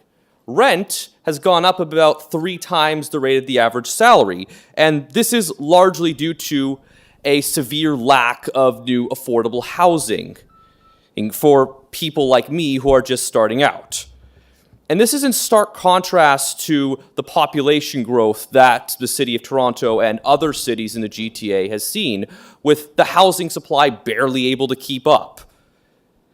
And this has resulted in scarcity and absurdly high prices. And therefore, we need to build new housing that the average post-secondary educated student and professional can afford without having to worry about making cuts to other expenses like food or hobbies or others. And we need to get this done soon. So the lot on Dale Avenue is a more than ideal site for this new apartment complex. It's situated near a GO station, and this is especially useful because a lot of people in my generation don't actively rely on a car. So it would be very beneficial to us to be within walking distance of a GO station. So that way we can easily get around Toronto and the rest of the GTA. So with that in mind, this property was bought in 2017 with an affordable housing grant from the federal government. And the entire setup was designed for starting professionals like myself in mind, with lower maintenance and affordable rent. However, it's been 7 years and there hasn't been any work on getting the building constructed. And this is concerning, especially when housing costs have only gone up. And so if we don't get to addressing this problem soon, the problem of housing affordability, then people in my generation, hardworking professionals who are very eager to get along in life, start contributing, we won't be able to have a place to call home. We won't be able to be productive, and will be less able to contribute. And as a result, people will be less inclined to move to Toronto. The economy will be worse off, and this city could very well decline. And finally, I'd like to reiterate that my generation is facing a housing affordability crisis. And this has been caused by not enough being done to address the situation. We haven't been building enough housing to keep up with the demand, and people can't afford it. So the only way to fix this is to listen to people in my generation like me who are working hard throughout college, throughout jobs, throughout everything else, and build stuff that people can actually afford. Therefore, I urge this committee to approve of this much overdue proposal so that we can get to solving this housing affordability crisis sooner than later. Great. Thank you very much, sir. Panel, any questions to the speaker? Thank you very much, sir. You're welcome. All right. The next speaker, please. Yes, good morning. My name is Peter Martin. I'm the Housing Solutions Manager for the Toronto Alliance to End Homelessness. We're a collective impact initiative that represents a wide range of operators and organizations in the non-Indigenous, not-for-profit housing sector in Toronto. And in fact, we are the Non-Indigenous Community Advisory Board to the city on homelessness and housing issues. I'm not going to speak to a lot of the things I've already referred to in my, my written deputation to this committee, but I will point out that with regard to the parking issue, which does seem to be a predominant concern, and the related concern of congestion on Dale Avenue and related streets, I'll point out to a number of things that are policy related as opposed to specific to the geographic neighborhood of Dale Avenue itself. The first thing is that because of the time that this development has been under discussion, ideas and principles at the City of Toronto with regard to modes of transportation have changed quite significantly. And so we see a site-specific plan that refers to a significant percentage or portion of parking on the site, which predates the citywide parking bylaw, which gets away with minimum parking requirements. And I think this is a significant matter to take into consideration when you're looking at the interplay between those two things, that you look at the thing that's more recent, that more accurately reflects current policy and principles of the city. The city, as you know, is focusing on transit-oriented communities as part of the issue of dealing with congestion and emphasizing the use of public transit and transportation services. On top of that, you also have, at the provincial level, the idea in the provincial planning statement of 2024 that just came down of not only major transit station areas and having a higher density in those areas, but also having decreased parking. I point out, as you know, that the Guildwood GO station is not only zoned as a major transit station area, but a protected major transit station area. And under Bill 185, which just received royal assent at the end of last year, the province is now coming up with a province-wide policy of not requiring minimum parking requirements within 500 to 800 meters of protected major transit station areas. So when we look at the stacking of these policies at both the municipal level and the provincial level, you can see that this is a perfect site for affordable housing, where, as we all can recognize, not only from some of these, the information we've heard today in deputations here, but just from, as you know, from other reports you've received over the years, the demographics of tenants who are looking for affordable and deeply affordable housing have a much lower percentage of car ownership to start with. So the concerns which are, I can understand from some of the neighbors to the Dale Avenue development, are going to be vitiated by the fact that there's going to be less demand for parking to start with. And as I said, the policies themselves and the location of the site make it a perfect one for alternative forms of transportation.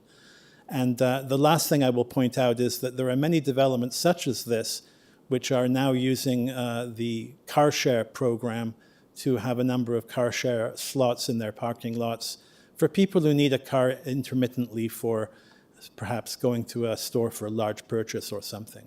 So I don't believe that we need to worry about the concerns with regard to the size of the parking proposed currently before you. And as other people have said, it's really important that we build this type of affordable housing. And this is a perfect site for this type of housing and density increase. And if there are no questions from the committee, those are my submissions. Gail, any questions? Ann? Yes, thank you. Sir, would you just remind me, when was the existing zoning bylaw, when was that approved? The site-specific one was approved in 2021.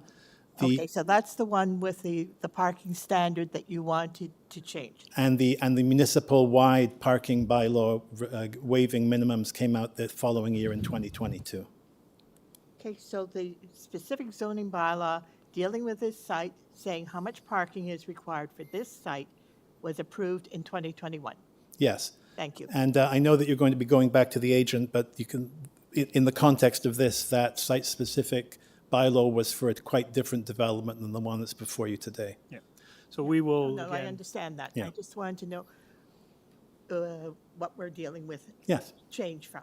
yeah, we'll just confirm that with the agent as well, just to make sure, I do have a quick question, and you reminded me, is this site within the 500-meter radius of the MTSA? Yes, it's between 500 and 600 meters. Okay. It depends on how you walk there. walk it out.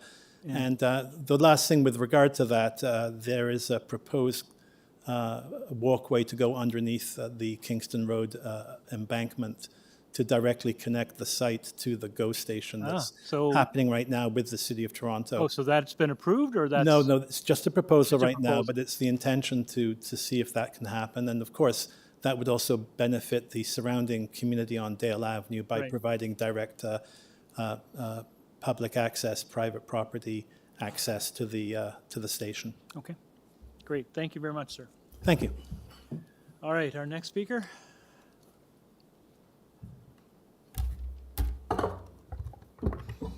My name is Mark Richardson. I'm a volunteer with HousingNowTO.com.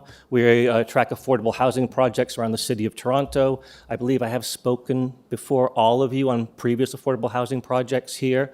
My home address is 79 Highcroft Road, which is closer to downtown, but that's neither here nor there because, like our shirt says, we are the future Residents Association.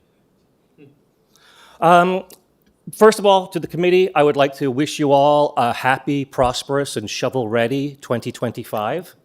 It is 2025. We are a quarter century into this new millennium.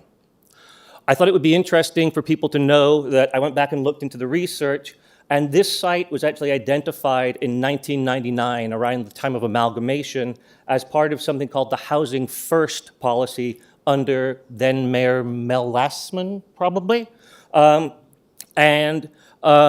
statement at the time was, the Housing First policy, which was adopted by Council in June of 1999, states, the first priority in the decision-making process respecting surplus or potentially surplus city-owned property should be affordable housing development. You may hear some comments from speakers who follow us who are in opposition that this isn't the right neighborhood for affordable housing. We weren't told there might be apartments here. The city, it has been their intention to build affordable housing on these lands for over a quarter of a century. If your real estate agent didn't tell you that when you bought your bungalow, that's not something I can fix for you today. I did submit a letter for the time when this meeting was scheduled on December 1st, and it was rescheduled because of technical problems, I believe. I don't know if you have a copy of this letter on file. I'm not sure, but I would like to just highlight some information from Please it do. for you. So our volunteers, like I said, have been tracking this site for a number of years. There's a chart at the bottom there. I'm wondering if they can zoom into the chart portion at the bottom. So this is the targets from the City of Toronto that was passed last year. This is called putting the targets into perspective, the big picture. It's important that everybody in this room looks at the big picture and not just to the end of their block. There are 285,000 homes that are targeted by the province for the City of Toronto, that is just within the City of Toronto's borders. Of that, the city has decided that they want to create 47,500 affordable rental units. This is a couple of hundred, right? So how do we get to 47,000 units in the next 6 years if we're here doing this dog and pony show about a couple of hundred units? There are 4,100 affordable rental homes in there. Somebody was asking about rent geared to income. The city has a target of 6,500 rent geared to income within there. This is all passed by the city council that everybody in this room can vote against if they're not happy with the idea. It's also by the policies that your council, that sometimes you're asked as committee of adjustment to adjust up because council hasn't got around to changing the full set of bylaws yet. That's what we're asking you to do here today. Make a parking adjustment. Make this project viable. The requested variances for reduction of on-site parking in 2024 simply bring 80 Dale site into alignment with the direction that even Councillor Ainsley supported of removing parking minimums in the City of Toronto. Councillor Ainsley, if you scroll further down the letter, there's a tweet from Councillor Ainsley in February of 2021 where he says, "I asked for this report to be done and I look forward to moving it forward. Toronto to consider ending parking minimums on new developments and imposing maximums instead." I'm down to my last minute here and I don't want to waste your time. So I just want you to understand the context of why we're talking about the parking. By removing the total development of parking on this site, you're going to save about $20 million for these affordable housing providers because digging down is a waste of money, it's a waste of concrete, it's a waste of rebar, and it's bad for the environment, and it's bad for the future of our city. An underground parking space costs $80,000 to $100,000 per underground parking space to build. That's money better put into affordable housing units. In my last 30 seconds, I want to encourage you to vote in favor of this. This project checks all the boxes. The stars have aligned. The shovels can be in the ground in 2025. Our volunteers have been out for the last month with new Housing Minister Nathaniel Erskine-Smith. He is standing around waiting to sign the check for these kinds of projects in the City of Toronto because there are 55 business days left in the Government of Canada's fiscal year. Your decision today is imperative to vote in favor. The stars have aligned. This is a unicorn project. Look at all the people who are here in support of it. The shovels can be in the ground. I'm asking you today, with your vote, please do not kill the unicorn. Thank you. Thank you, sir. Panel, any questions? Thank you very much, sir. Thank you. Do we have anyone else here? No. We have 3 speakers online, 2 speakers online, and I'll just give everyone in the audience a bit of a heads up. Once these 2 speakers are done, we will be moving to those opposed. However, we've been going for over 2 hours. We will take a 10-minute recess before that happens. Okay. Hello, good morning.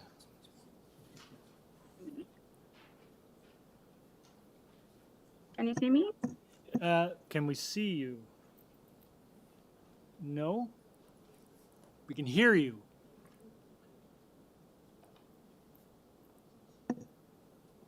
Ms. Blonder, you can turn on your Okay, camera. now you unmuted me. Yes.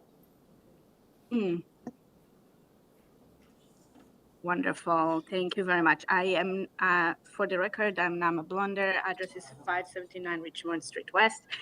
I am not going to read my letter because that will repeat a lot of what has been said, and I want to be respectful of your time today.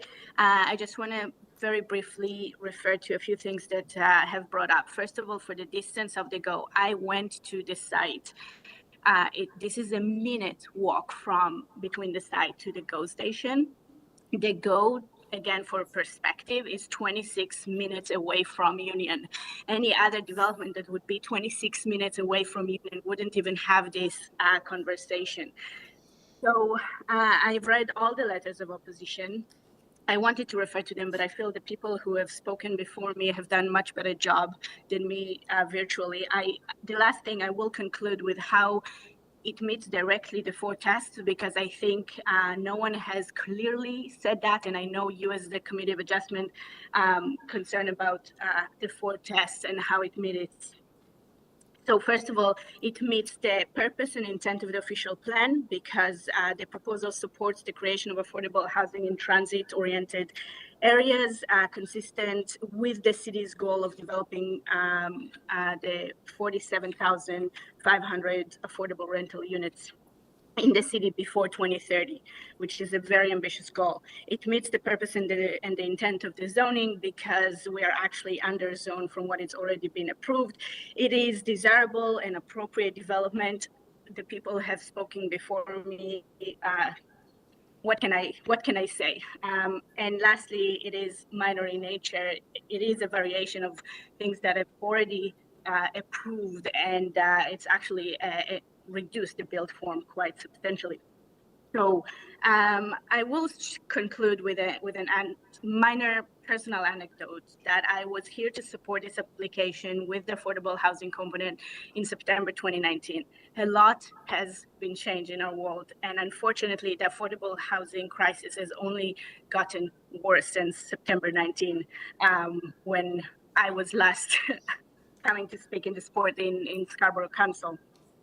This is an opportunity to do something that in the industry everyone talks about, which is private, public, nonprofit, and profit and private sector partnerships. Everyone talks about it. Not many are doing it. So that is something that I feel it's time to finally see this site's potential comes to fruition. Thank you very much for your attention. Thank you, ma'am. Panel, any questions of the speaker? Oh, yes, Ann? Just a quick question. I think you said something that it is the same number of units as approved previously. Is that correct? No, I didn't say that. Okay. Sorry, I misheard you because as far as I know, the number of units has not changed.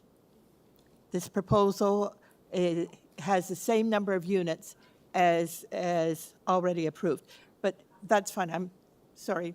Okay. Maybe ask the applicant for that specific aspect. I spoke that from like the general forecast, if it meets the official plan, meets the zoning, if it's appropriate, and if it's minor. We can confirm that with the agent if you like when we bring the agent back. All right, our next speaker, please.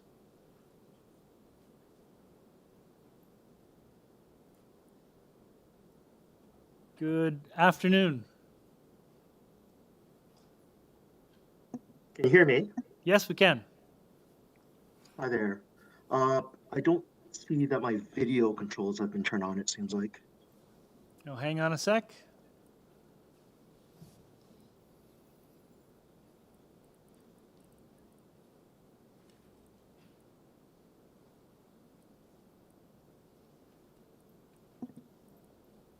Mr. Chung, you should be able to turn on your camera now. There you are. Perfect. Thank you very much. So my name is Brian Chung. I am a volunteer and board member of More Neighbors Toronto, and I live at 83 Mondeo Drive, which is in Scarborough. Quickly, More Neighbors Toronto is a volunteer-only organization of housing advocates. We believe in building more multifamily homes of all kinds for those who dream of building their lives in Toronto. Now, as all the previous other speakers in support have stated very eloquently and very, very trenchantly, this project is a unicorn, right? It checks all the boxes. It is close to mass transit.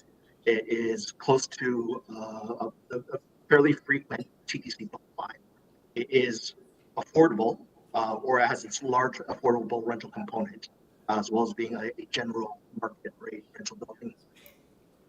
So just kind of as a summation, there have been a number of initiatives that the city has taken on, as well as the province and the federal government, since this project initially got off or started building in 2017, 2018. And these various initiatives like transit-oriented density, removing of parking minimums, purpose-built rental incentives, these were all brought in because the recent regime or the recent regime of rules and guidelines weren't getting the job done to address housing.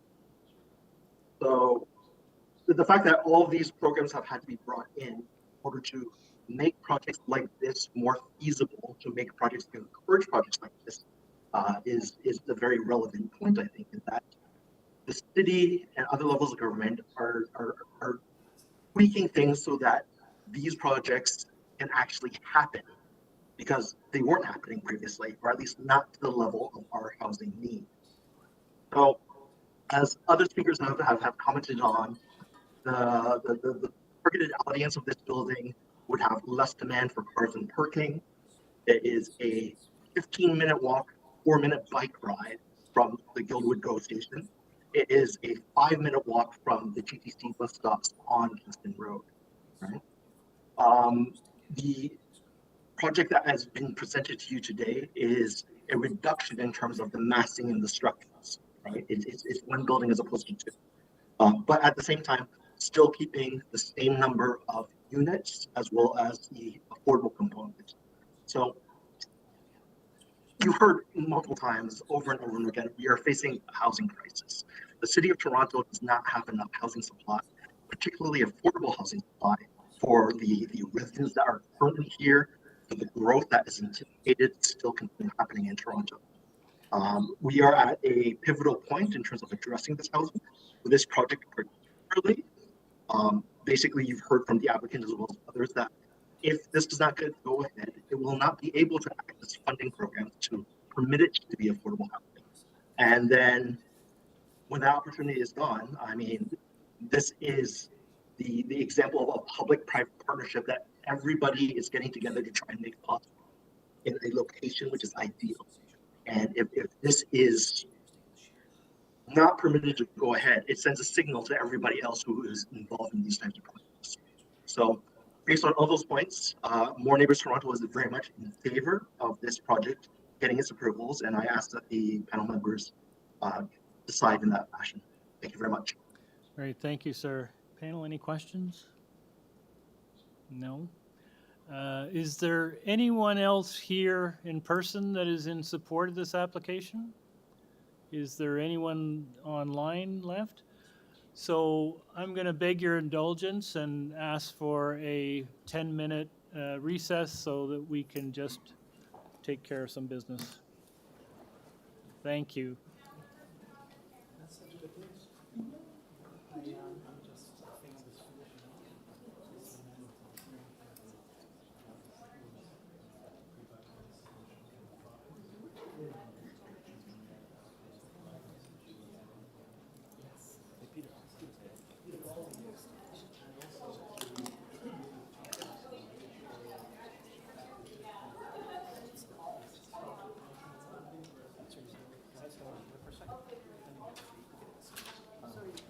No, you too, sir. And Peter, not sir, please.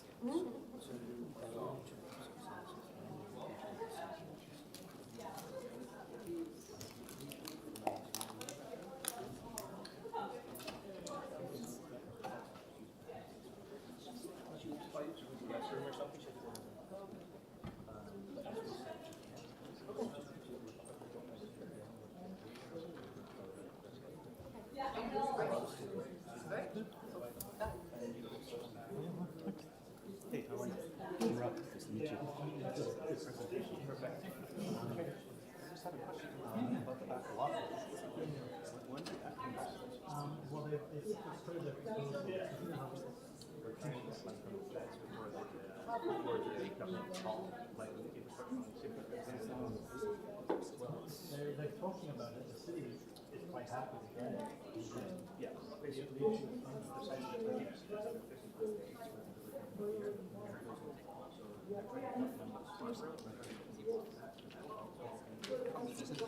No, it wasn't approved, but it was a proposal. And canceled.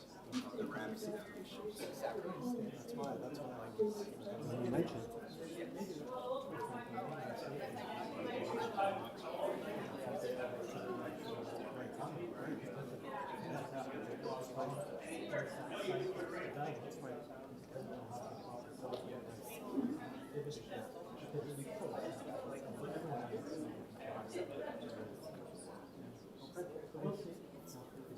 The only other thing I want to add is there's a lot more money.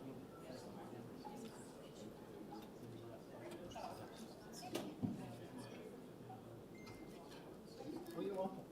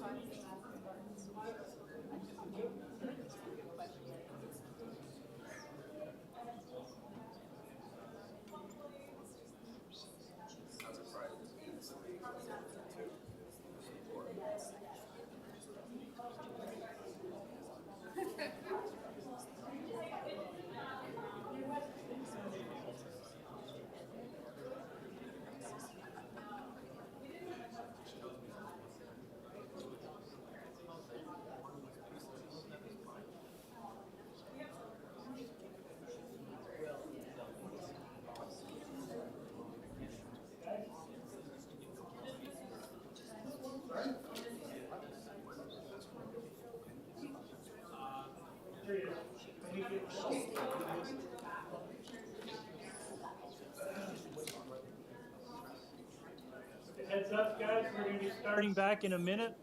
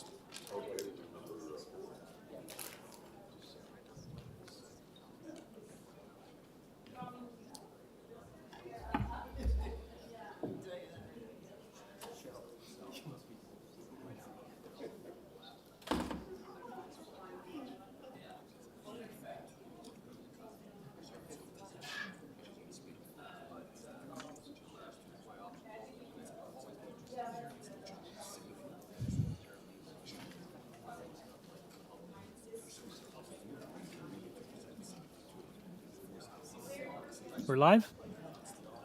All right, everyone. We are back in session.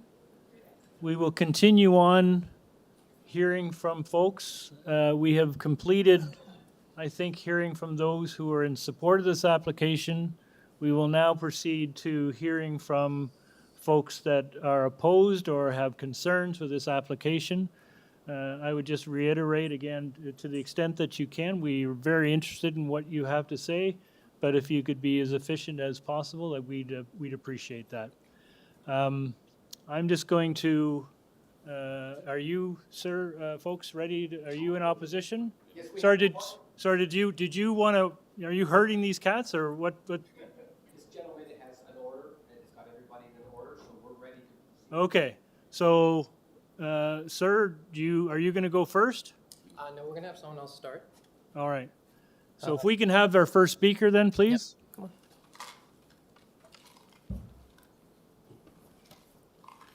Hi, for everyone, I'm just going to ask everyone to make sure to remember, state your name and address for us, please.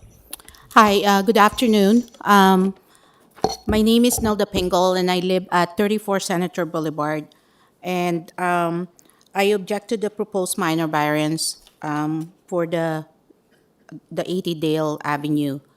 As a resident of 34 Senator Boulevard, I would like to express my opposition to the development application for 80 Dale Avenue. The current parking plan severely underestimates the actual needs of residents and their visitors. With most households now having multiple vehicles, the limited parking spaces will inevitably lead to overflow parking on nearby residential streets. I live with my son who has special needs, and this overflow parking raises major concerns for me as it will directly affect my son's safety. My main concern for my son, who loves to bike and knows the layout of the neighborhood very well, will now be riding around the block with a significant increase in the number of vehicles constantly in and out. Overall, if this development for 80 Dale Avenue were to be completed, I would be forced to increase precautions for my son as well as other small children who also play and ride their bikes in the neighborhood and potentially take away what used to be a safe activity in our neighborhood. As you all know, adapting to new change is very, very hard for someone with special needs and a nonverbal person. The proposed development would eliminate valuable green space in our neighborhood, which currently provides natural habitats for local wildlife and helps manage stormwater runoff. Once this green space is gone, it cannot be replaced. Please consider these concerns when reviewing this application. Thank you very much.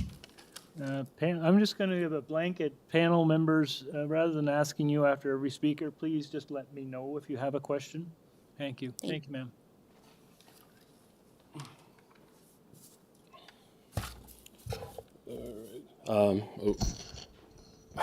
Good afternoon, sir.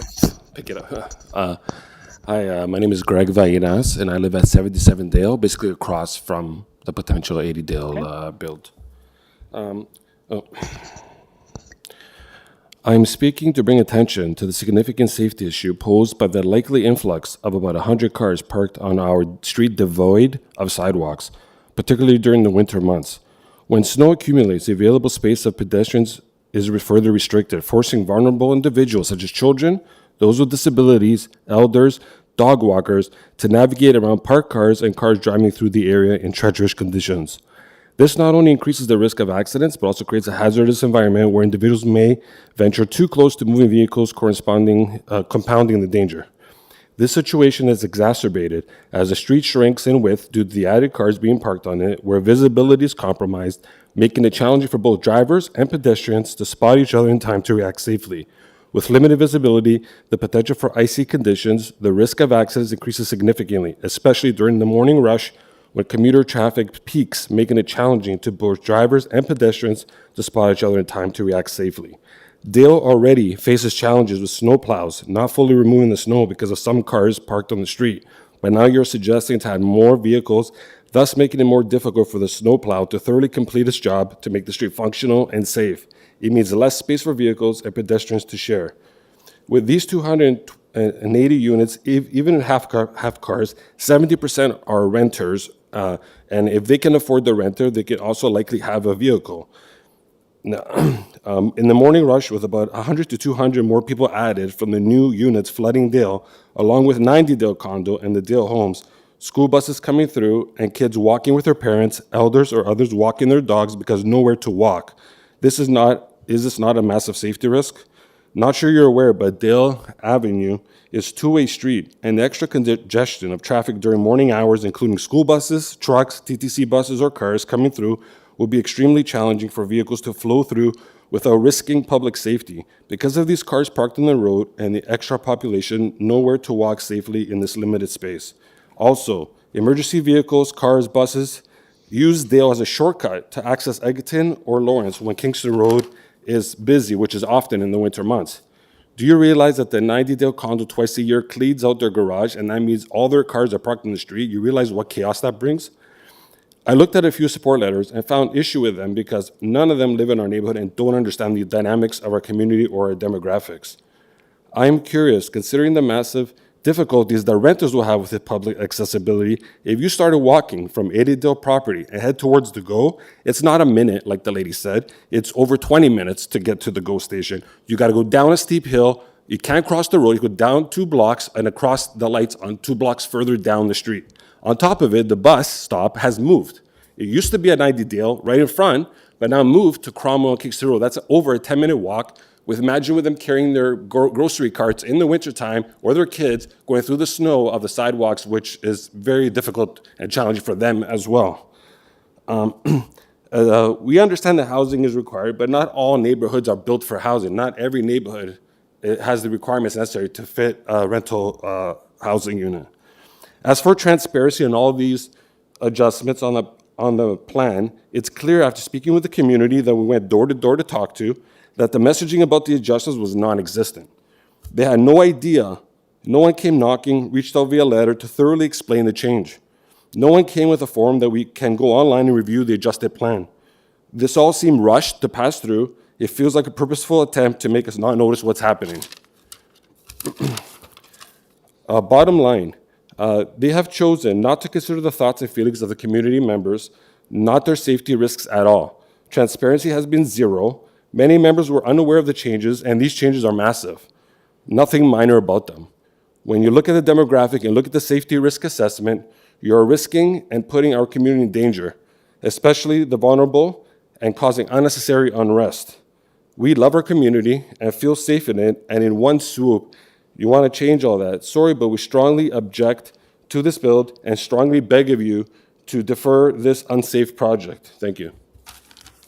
Thank you, sir. Before you sit down, might I ask you a question? Yeah. You mentioned you live right across the road from this proposed Correct. development. I'm under the understanding that overnight parking is prohibited on this street. Is that your understanding? Well, I think in any city street in general, you only allow 3 hours of parking on a street that has no signs to park on. I think that's just a generic thing. There's no permitted parking overnight in your street. No, sir. No, sir. They've been ticketed many times. Buildings have called on the people parking on the streets. And yes, if 50, 60 plus cars will be on the street added, people will be calling the parking enforcement to come and remove these cars and give them So your tickets. concern about parking, I guess, would be limited mostly to the daytime, not the evening. I think in the evening as well, because we have it's a two-way. So people are coming from Scarborough Golf Club and Dale from the bottom, and people are coming off Kingston Road into Dale. So there's like a meeting point where if cars are parked on the street, and usually the plows push the snow onto the cars, so now you've narrowed the area that 2 cars cannot fit to pass each other through. It's very narrow. It's a very narrow path after you add, and people have no sidewalks.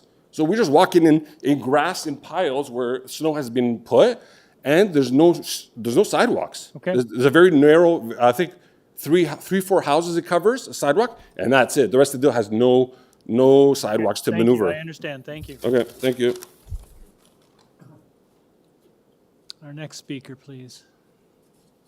Oh, hi, I'm David Nicholas from 43 Dale.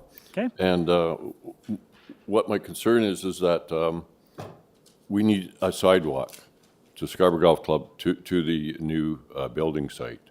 There will be nowhere to walk once construction starts, and probably not after.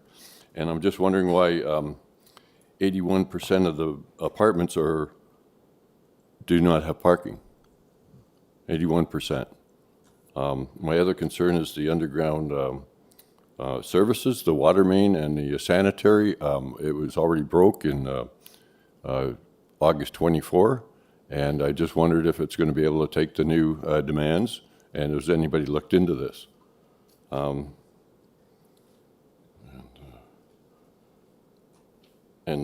the streets have always been a problem for children and pedestrians, because a lot of the newer residents don't even know which side of the street to walk on when there is no sidewalk, and that's about it. Okay. And the other thing, I guess, is if it's for affordable housing, why is it only 30%? Like, you make it sound like, we want to do this because we want to help people get a place to stay. Now you're offering 70% to anybody.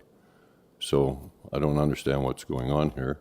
But I know the sidewalk would definitely have to go in before construction, because we would have no way to pass.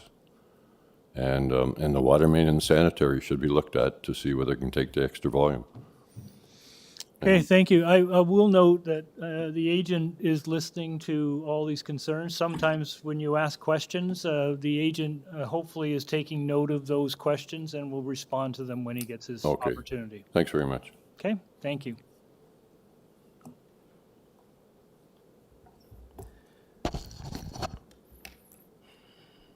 Hi. Hi, my name is Ramneesh Bansal, and I live at 75 Dale Avenue with my family. Good afternoon, Chair and members of the committee. Thank you for allowing me the opportunity to speak today. So to start off, you've already mentioned the total number of objections that have been submitted, and residents have also signed a petition objecting the minor proposed variances for 80 Dale. So these numbers represent our collective concern about how the development will impact our neighborhood and the lack of transparency so far. So the reality is, most residents were unaware of these proposed variances until we personally informed them. Residents went door to door, speaking with neighbors to raise awareness during our personal time in the freezing cold, through the holidays, balancing work and family commitments. This wasn't easy, but it was necessary because the developer failed to engage the community. The developer failed to engage the community on these major changes. So what also is especially troubling is the residents of 90 Dale, who we tried to engage with, were unresponsive to our outreach and unaware of the variance details. So it appears as if something happened to discourage participation or even awareness. This behavior suggests the developer is willing to push this project forward at any cost, disregard community rights to be informed and engaged. So I know people have talked about parking and the numbers, so I won't mention them again, but my question is, where will these additional cars go? If you have only so many parking spots, help me understand where they'll go. It's unrealistic to assume residents won't own cars. Is the building planning to ban car ownership in tenant agreements? So we've already seen consequences of inadequate parking in nearby townhouse developments. Streets overflow with parked cars despite driveways and garages. Dale and surrounding streets lack proper sidewalks, forcing pedestrians, children, seniors, and families to walk on the road. And we already understand how slippery the road can be in winter conditions. So adding more cars to already crowded streets without proper pedestrian infrastructure is a recipe for disaster and clearly a safety hazard. So I understand this project has been in flux for some time, and in 2021, after significant consultation with the community, the city approved the plan with underground parking. So without any further consultation on the developer's part, the developer wants to abandon the approved plan, replace underground parking with surface parking next to a priority parkland area. So this isn't a minor change. It's a complete overhaul of what was approved and does not pass the test for a minor variance. I'm flabbergasted by this application for a minor variance. Disregard for prior agreements, community input is unacceptable. Residents invest time and energy in consultations, and developers simply ignore them later. This application sets a dangerous precedent across the City of Toronto if developers can bypass established processes by filing for major changes as minor variances. So let me play this back. The developer gets approval through the proper channels, then uses a minor variance to make changes that suits their interest. This manipulates the process and disregards residents of Toronto and city staff who engage in good faith. This is not responsible development.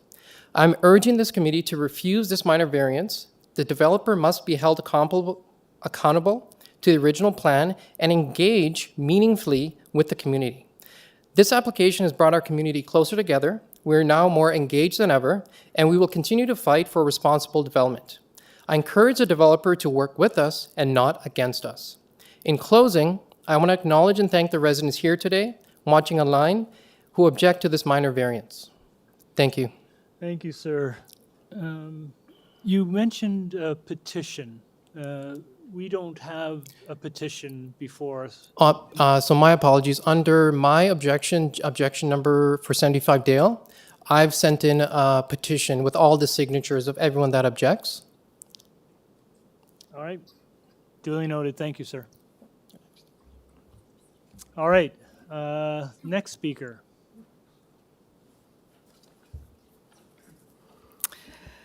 Good morning, members of Scarborough Committee of Adjustments, or maybe it's afternoon now, yes.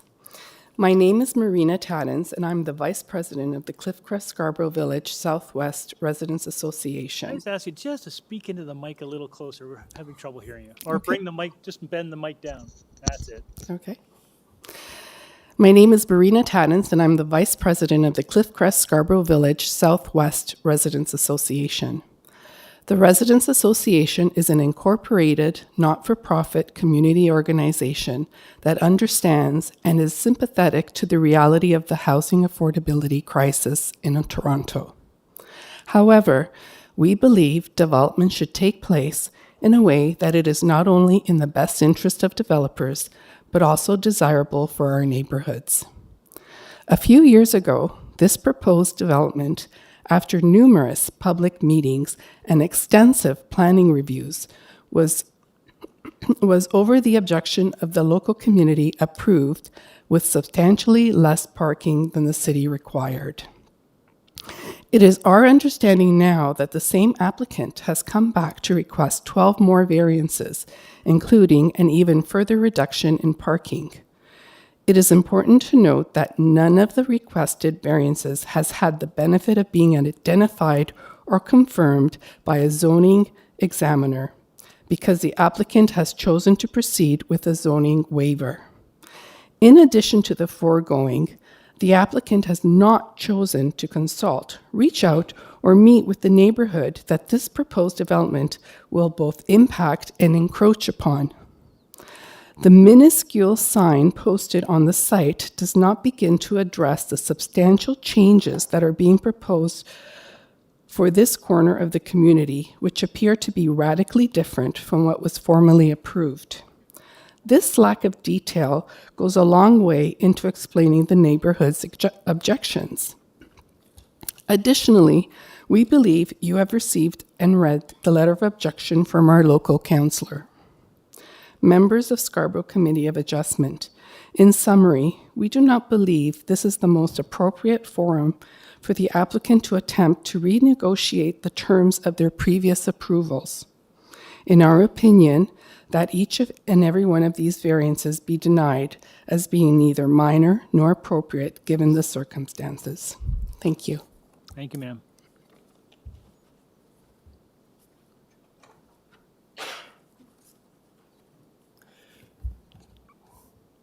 Good afternoon, Mr. Chair and Committee. My name is Peter Thatchuk. I live at 248 Scarborough Golf Club Road, and I am a director with the Cliffcrest Scarborough Village Southwest RA.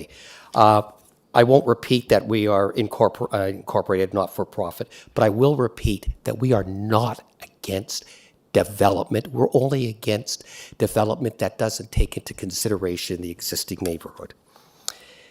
The currently, as of right, proposed development is the product of planning, political, and neighborhood consultation. This new plan, with these numerous minor variance requests, is not.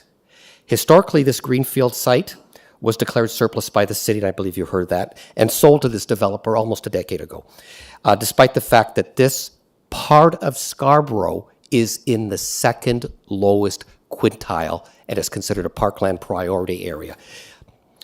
Notwithstanding substantial community opposition, mostly related to the subject site ingress and egress onto the already overburdened local roads, despite there being alternatives, plus local street concerns, plus primary school accessibility issues, and plus the loss of green space, this proposed 285-unit development received an official plan amendment and a zoning bylaw amendment, ZBA, in 2021.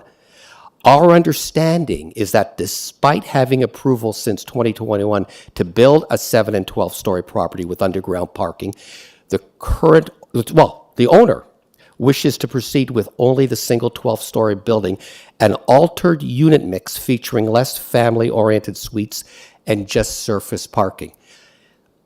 I am hoping in their period of rebuttal, the developer's representative can clarify how the proposed GFA and FSI of the new proposed 12-story building, and its massing differs from the former 12-story building and on its impact on the existing condo at 90 Dale Avenue. Seems that there's going to be the same square footage, except it's going to be in one tower and not in two, which means the footprint has to be larger, or I'm missing something. The Residents Association is respectfully requesting that the committee reject all of the requested variances as not being appropriate so that we can speak with the developer.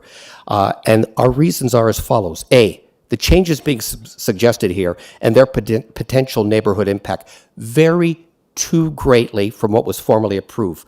Arguably, a Habitat for Humanity project could be considered desirable or undesirable depending upon perspective. However, what is not arguable is that this substantial change from what was previously approved was previously approved, and this neighborhood, the existing neighborhood, either has a right, or if not, should have a right to be consulted on it.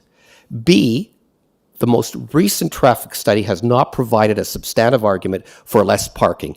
Yes, there is a GO station nearby. However, I can assure you it's about a 1.1 kilometer walk away and not a 1 minute walk away. However, and that GO station, according to the previous plan, and I'm not sure what's going on now, was supposed to be accessed through a developer-provided walkway and private security under the Kingston Road flyover that I see no mention made of here. Additionally, I seem to recall there was a great reliance by their former traffic study on a yet-to-be-built Kingston Road LRT to justify their already reduced parking, that they now wish to reduce even further. C, the all-night lighting that the surface parking of this magnitude requires is inharmonious with the existing single-family dwellings directly across the street. I'm going to assume that all of you have read the councillor's letter regarding parking. In summary, we consider the cumulative impact of these actions, including the inclusion of a zoning waiver, to be tantamount to an end run around what was formally approved without any further input by planning and the community. Changes of this magnitude need to be vetted properly, not tried to be rushed through. Otherwise, why have a planning department? Why have community consultations? Why indeed even have a counselor? Thank you for your time. Thank you, sir.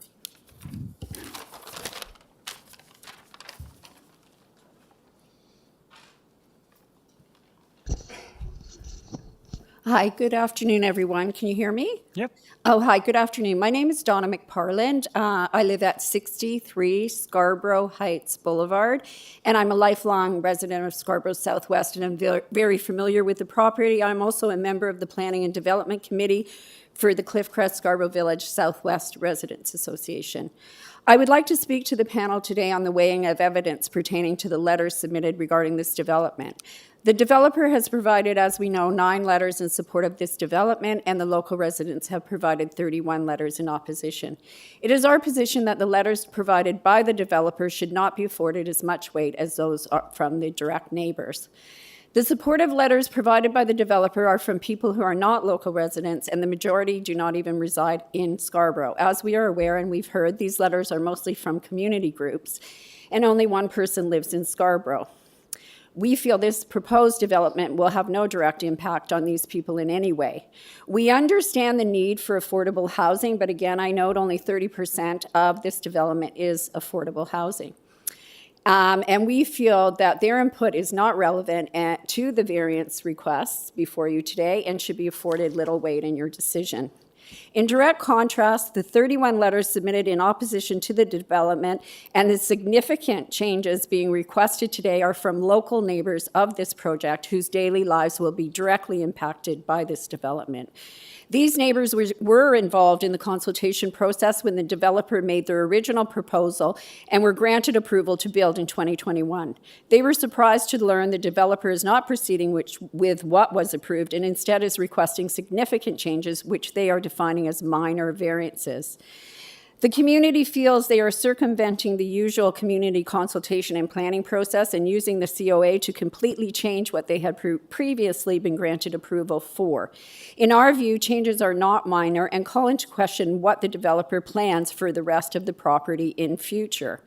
If the market changes, they have 4.5 acres, what do they plan on doing with it? The developer has spoke to the panel today and advised that the delays in developing this are not because of the community or the city, it's financial reasons and the state of the real estate market at this time. As noted in their letters, the local residents will be impacted as follows. There'll be a loss of green space in an area identified by the city as lacking adequate parkland, and the impact on local wildlife due to the loss of trees and habitat. The drastic reduction in parking will lead to increased parking issues on local streets, increased traffic, safety concerns for pedestrian and school children due to the increased parking, and lack of sidewalks in the area. The developer has reduced to one building, but they haven't reduced the number. So 70 to 80% of these units will likely have cars. The removal of at least 30 mature trees and paving over a permeable land for a ground level parking lot will significantly increase stormwater runoff and may lead to flooding, which will only increase with climate change.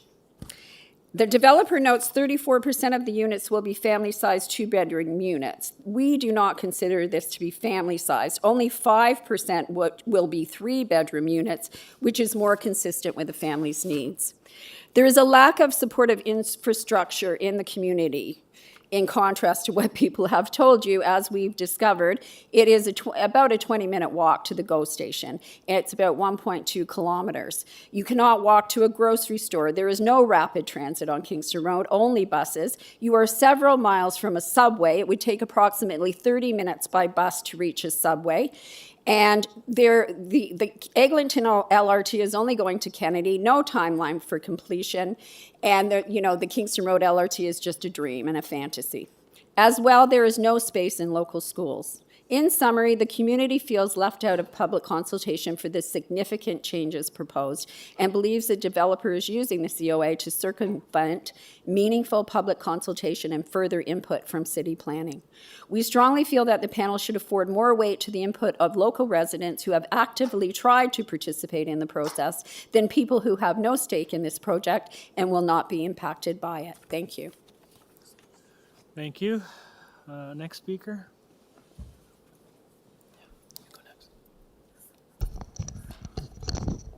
Hi, my name is Anujan Taranantan. I reside in 81 Dale Avenue, right in front of the proposed development. So I'm gonna just go over some of the concerns. Number one, like what everyone mentioned, the parking spaces. If there's almost 300 units and 50 proposed parking spaces, at nighttime with no sidewalks, a lot of people already walk with high visibility vests or they have flashlights. And for a place that a lot of people that don't live in the neighborhood claim is accessible, you should not have to walk on the side of the street and kind of look out for cars and try to protect yourself. Also, like people have mentioned, the walk to Gilwood Go is a 15-minute walk, and it's not very accessible. There's no crosswalk. You have to go take a loop around, and it's a further walk than what was stated. Also, I respect and understand people with accessible needs, but it's unfair that this site is accessible because they removed a bus stop at 90 Dale Avenue, which is a 1-minute walk from like my residence, and now the next bus stop is at Gilwood Parkway and Kingston Road, which is a 5 to 10-minute walk.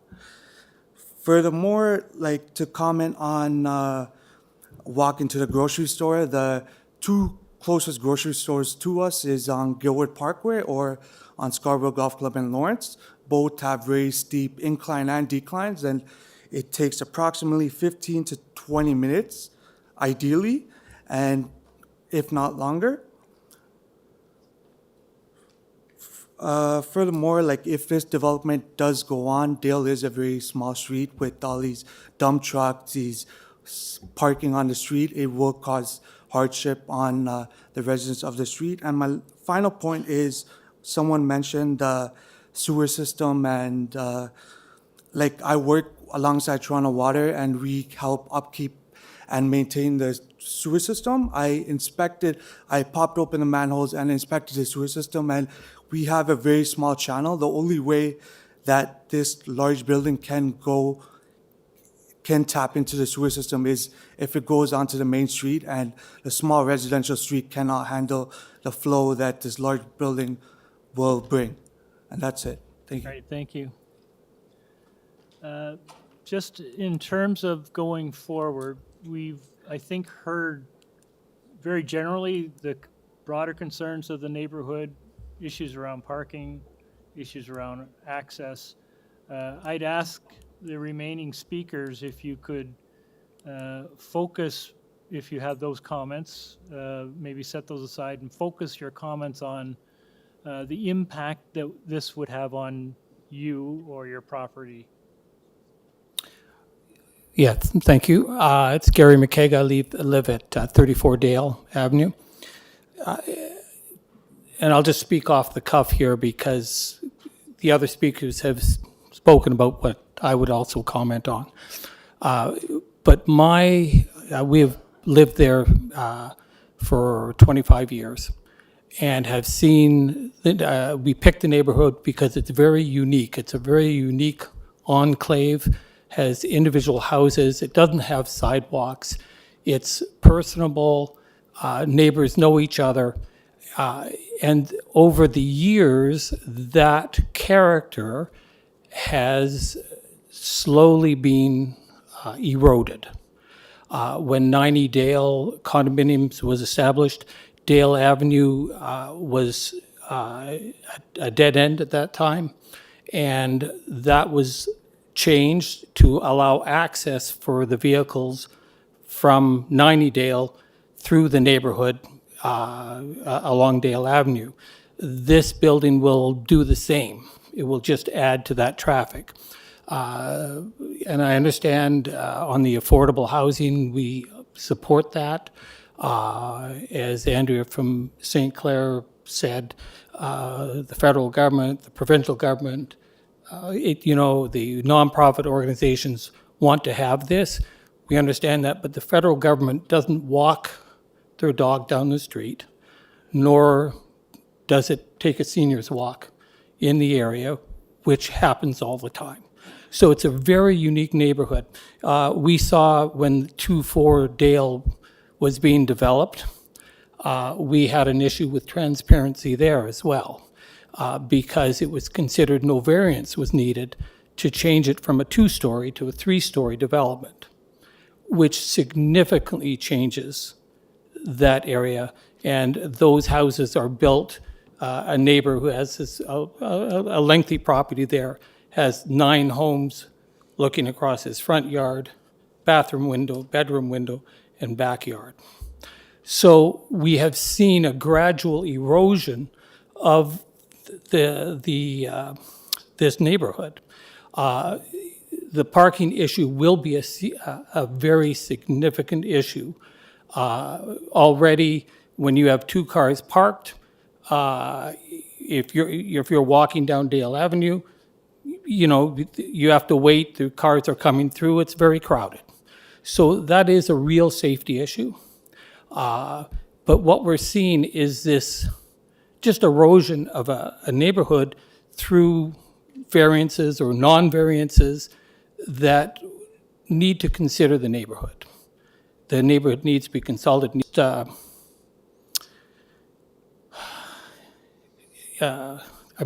We understand the need. We do. We're not even arguing with that. My personal recommendation is to restore the neighborhood, put a dead end back at Dale, put a dead end at further up the street, and allow the access and the cars and the vehicles to go out to Kingston Road with a light at Kingston Road where they can turn left, right, and it can be synced with the light at further down the street. And that kind of restores the neighborhood. They're saving $20 million on parking. I think with all the support and government support and so forth, those people should also consider the neighborhood and perhaps come up with a little bit of funding for that. And that would be my point. Thank you. Great. Thank you very much, sir. Yes, sir.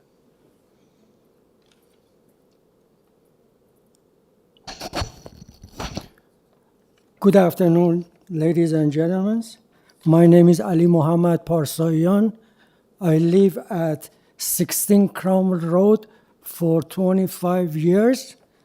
I remember when I bought the house, always the plow come, and because there is no car, they push the snow, and I had no problem. Now I'm getting older and I have arthritis. Because the cars parking to the side of my house, the plow has no chance to remove all of those snow. So what it happened, all those snow pile on front of my house, and with my situation, I have real difficulty. The rest of the problems, my friends, they talk about it, and I oppose this proposal, and I agree with the previous speakers. Thank you very much. Thank you, sir. Is there any, oh, yep, there we go.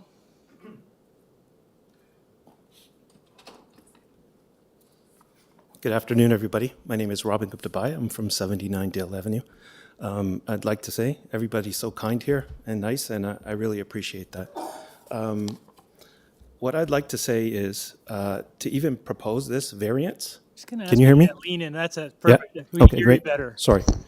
To even propose this variance, this property would have to be in a PM TSA, which is a protected major transit station area. The problem is 80 Dale Avenue actually in this protected area? The true answer is it was. It was in this area at one point, but no longer is. And the reason is this pathway that everybody's talking about, that from 80 Dale Avenue to directly to the Guildwood GO station, that pathway would have, which was proposed at one time and then canceled. I hope we can look that up. It was canceled, and because this was canceled, the site does not meet the SASPs, which is the sorry, where is that? The draft delineation of the SASPs, site and area specific policies. So when that back pathway was canceled, an assessment needed to be made using the site area specific policies. This was not done. How do I know this? There are no sidewalks to this 80 Dale Avenue site. There's been a lot of variances in how far it takes to get to the GO train station. You can look on Google Maps, and I think that would solve everybody's issues there.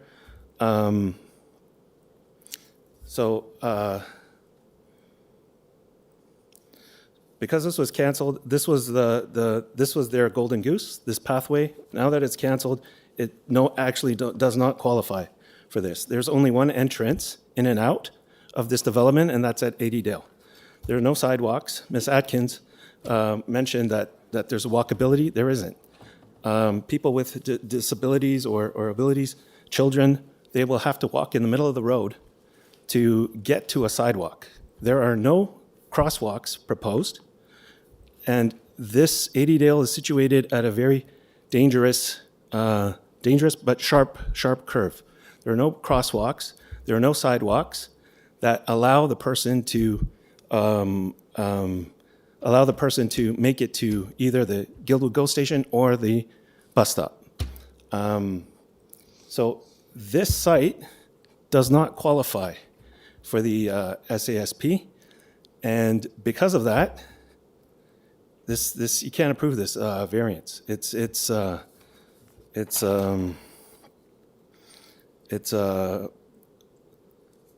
It's not within the, it's callous and it's dangerous. I emailed the city planner involved in the PMTSAs, and she said that no site survey was even done the first time because of the proposed back walkway. So it says here, the law says that in accordance with the provincial requirements, the boundaries of each proposed MTSA, PMTSA, were delineated based on an analysis of walking distance from the station using existing and planned sidewalks, trails, and city-maintained pathways. Parcels within an estimated 10-minute walk, approximately 500 to 800 meters of walking. This is 750 meters away from the station, by the way. To the station are included within the proposed delineated areas. This analysis took into account the connectivity of the stations using existing streets, pedestrian access, limitations or constraints that could impede walkability, mobility, i.e. steep ravines, impassable infrastructures, and impact of back-facing lots. So yes, we're within the 750 meters. However, with the hill on Kingston Road, the walkability issues are shown, and it does not meet these requirements. I don't think you can pass this variance. Thank you. Thank you. Before you go, I'm going to pick on you just because Sure. you raised the sidewalk issue. I just need to understand. Sure. It looks like there's sidewalks on the opposite side of this development leading towards Kingston. That's right. There is the similar sidewalk on the opposite side of the road that goes west, but it dead ends at a certain point. Is that right? It goes west and it dead ends, yes. Yeah, dead end. And but you know, the direction or the route from this site to Guildwood does have sidewalks. It has sidewalks up to a certain point. So if I'm in a wheelchair, for instance, I cannot get onto that sidewalk. This is not... The sidewalk's on the other side of the street, so you cross the street, and then the sidewalk would take you to Kingston, and then you could go from Kingston over to Guildwood. Could you put the picture up? Maybe that would help us. Is that possible? Actually, Through the chair, we're just pulling up the location map. Thank you. I'm just trying to understand. Absolutely. I've heard a lot of people talk about. I did not oppose this. I did not oppose this this building, but I'm concerned about the safety because there's no analysis. I'm not picking on you. I just happen to have heard there's no analysis, and you're here. I emailed Eric Hill and asked him for this analysis. I emailed Quasi Cancam, who was the planner on this. He didn't respond. The city planner involved with the PMTSAs did respond and said that no survey was done because it was basically a slam dunk because of the walkway. Once that walkway was canceled, it would not meet these requirements because there's no direct pathway. You would need a crosswalk at the very least and a curb cut that you could get onto that sidewalk. Okay. You understand what I mean? I'm going to stop you there. We're going to raise this with the agent when they come back. But I appreciate you raising. So if he has, I would just wonder if the agent does have this analysis, because nobody has this analysis. Okay. Thank you. Thank you very much, sir. Is there anyone left in the gallery that wants to speak to this item? I see none. We'll go to those folks online.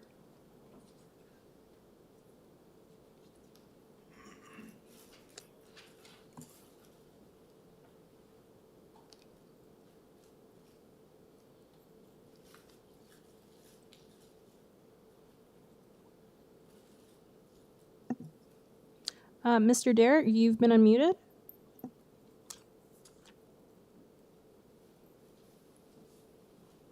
Good afternoon.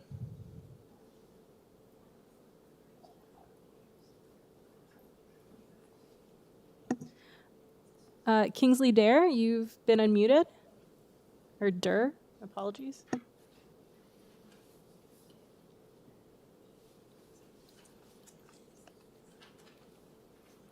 Thank you. Sorry, Kingsley, Can I don't really you, have much more. Sorry. I'm Finch Leader. I live at 30 Central Boulevard, I'm sorry, sir. just You, directly behind the development. sir, you're And breaking. at this point, Sorry, sir. I'm I'm doing trying. that. I'm sorry, sir. I'm interrupting you a little bit. Anything more to add to it? You're breaking up, and I just want to make sure that we hear you properly. Sir, are you there?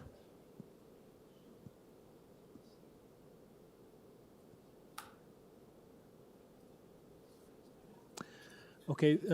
Can we, sir? We'll try and establish a better connection. We'll come back to you. Can we move on to the next speaker?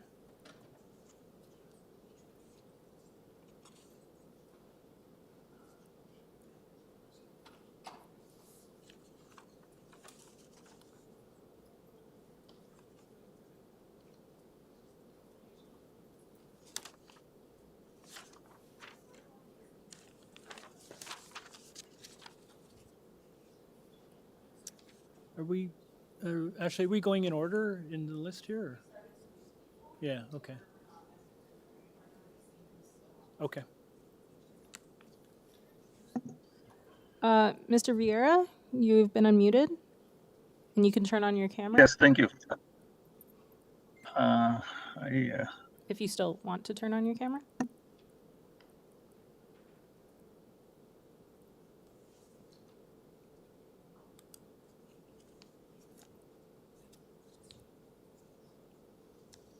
Mr. Vieira, are you there?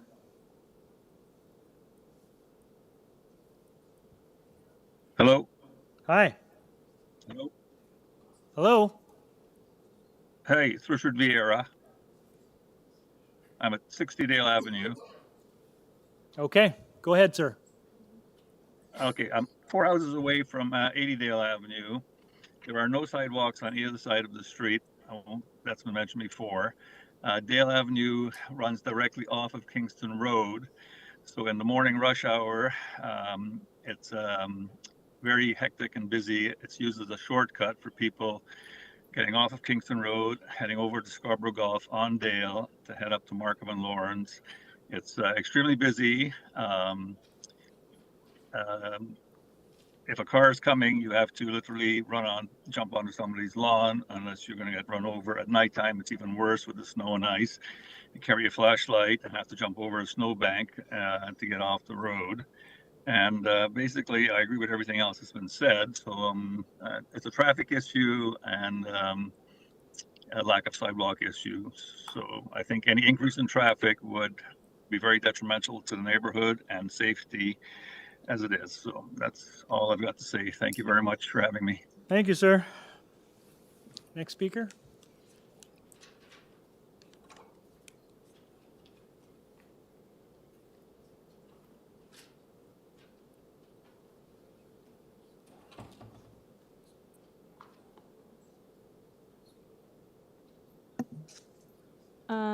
Miss Vanas, Mary, you've been unmuted.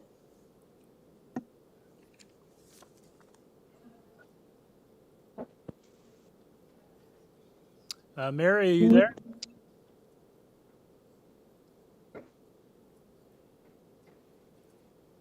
Mary?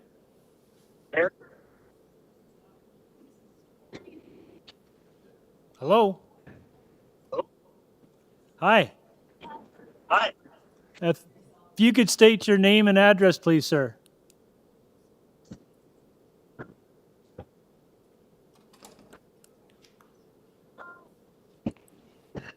Hello?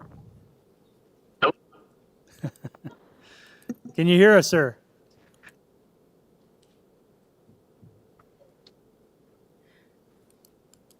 If you have any other devices on, can you please mute those and only speak into your microphone?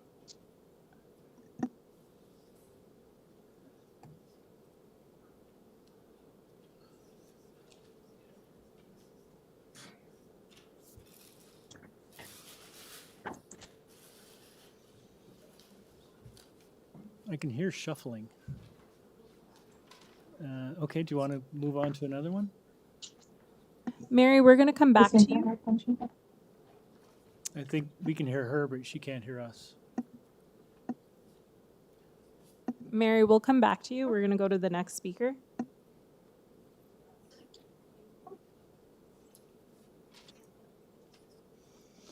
Yeah, no problem. I can.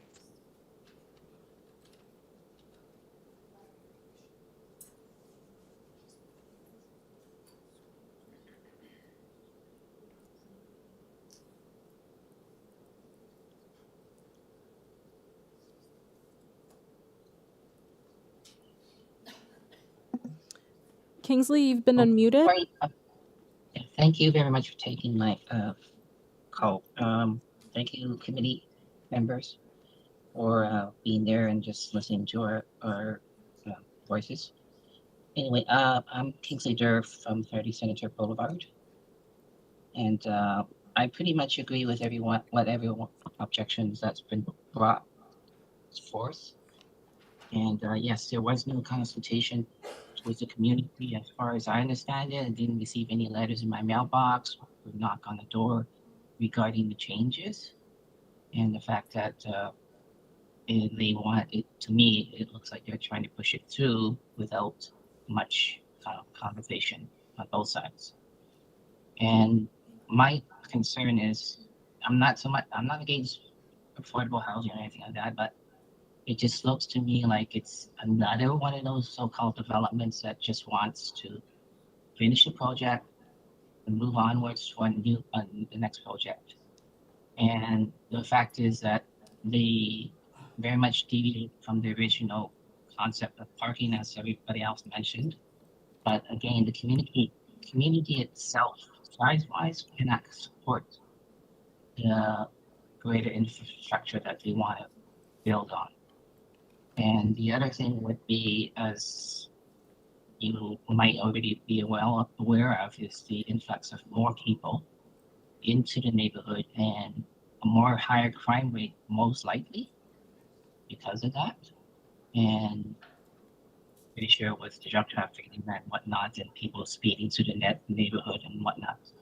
And that's about it. I don't really have much to add to whatever else has been said already. Thank you very much. Thank you. You're welcome. Next speaker. Mr. Hassan, you've been unmuted.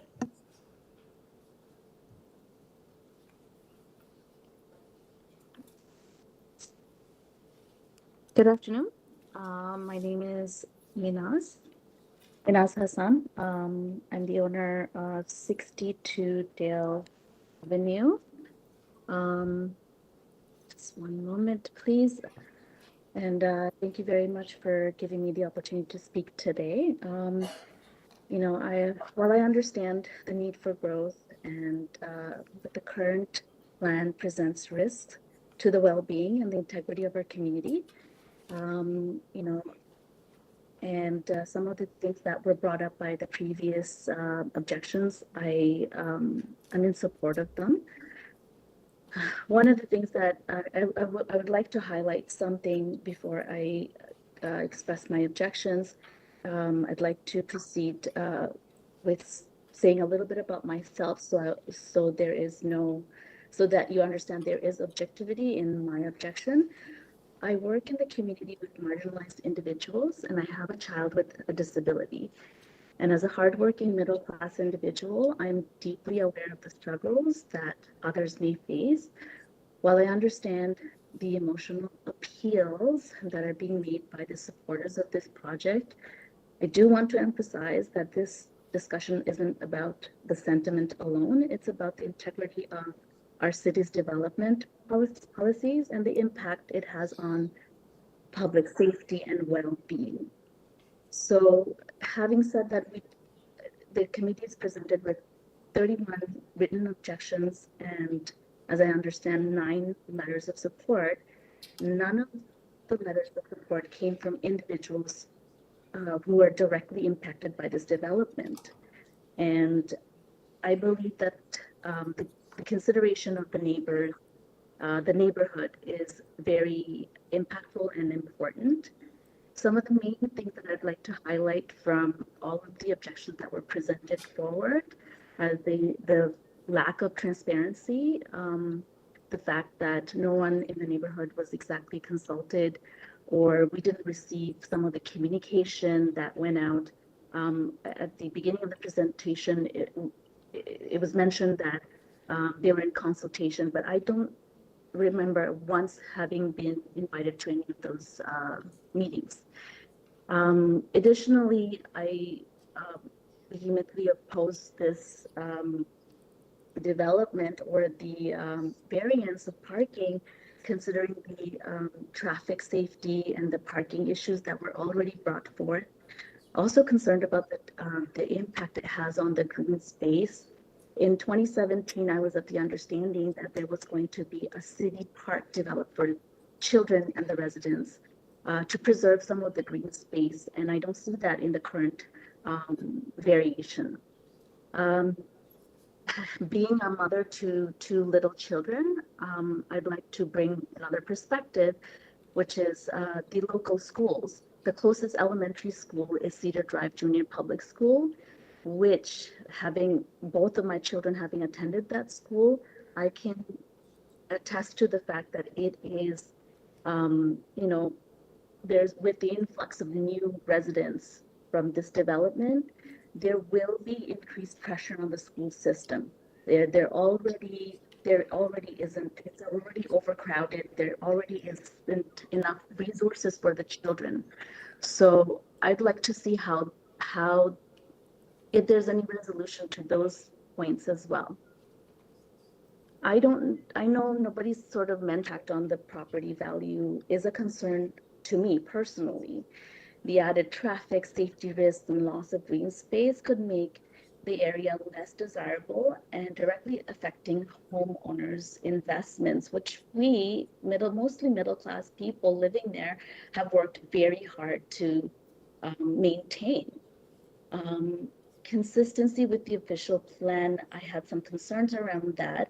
This development may not align with the city's official plan, which seeks to protect the character of established neighborhoods. The current proposal could disrupt the fabric of our community and negatively impact its character. So one of our previous speakers mentioned this about minor variances, passing minor changes.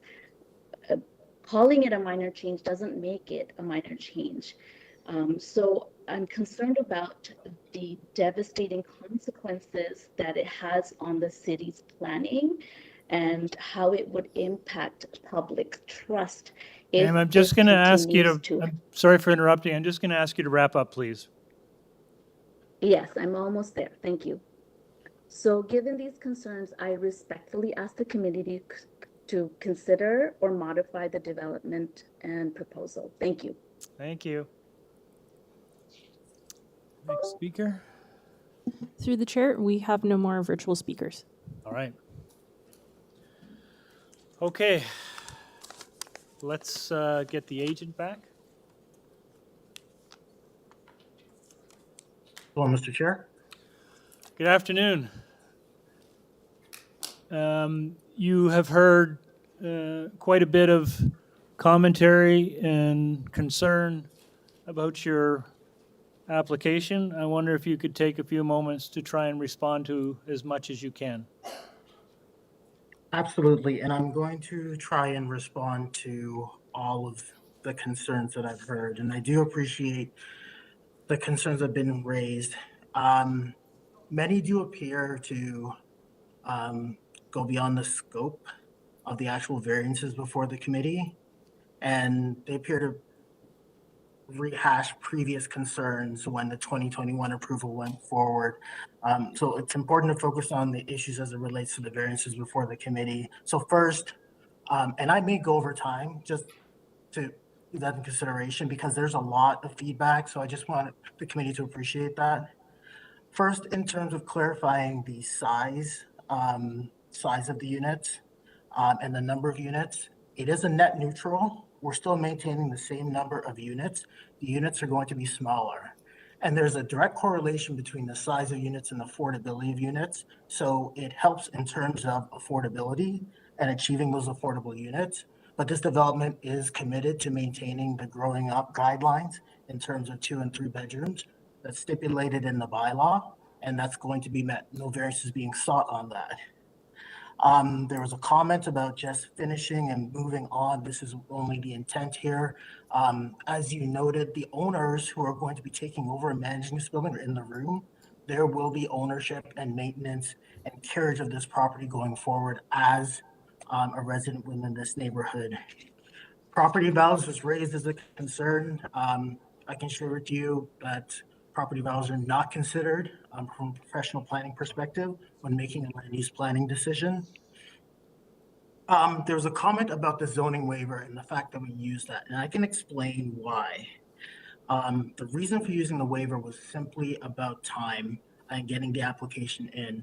And what we did was work closely, as I mentioned in the beginning, with the zoning officer and planning to ensure that the variances that we were seeking would allow for the concept that we were proposing before. So there is confidence and comfort from zoning that if this minor variance is approved, that would allow for the proposal as shown. Concerns have been raised over traffic. Just to clarify, the proposal does not expand on the original approval in terms of numbers. The same number of units with a similar footprint. Because this is affordable housing project, parking demand is anticipated to be reduced, so traffic would ultimately be less. And as noted earlier, city transportation staff have reviewed it and support both the design of this proposal and the parking as well, which takes me to parking. And again, I just want to clarify, and as it relates to the relief for the 50 parking spaces, this is only needed to the former Scarborough zoning bylaw. If not for the former Scarborough zoning bylaw, this would be zoning compliant. There would be no issue.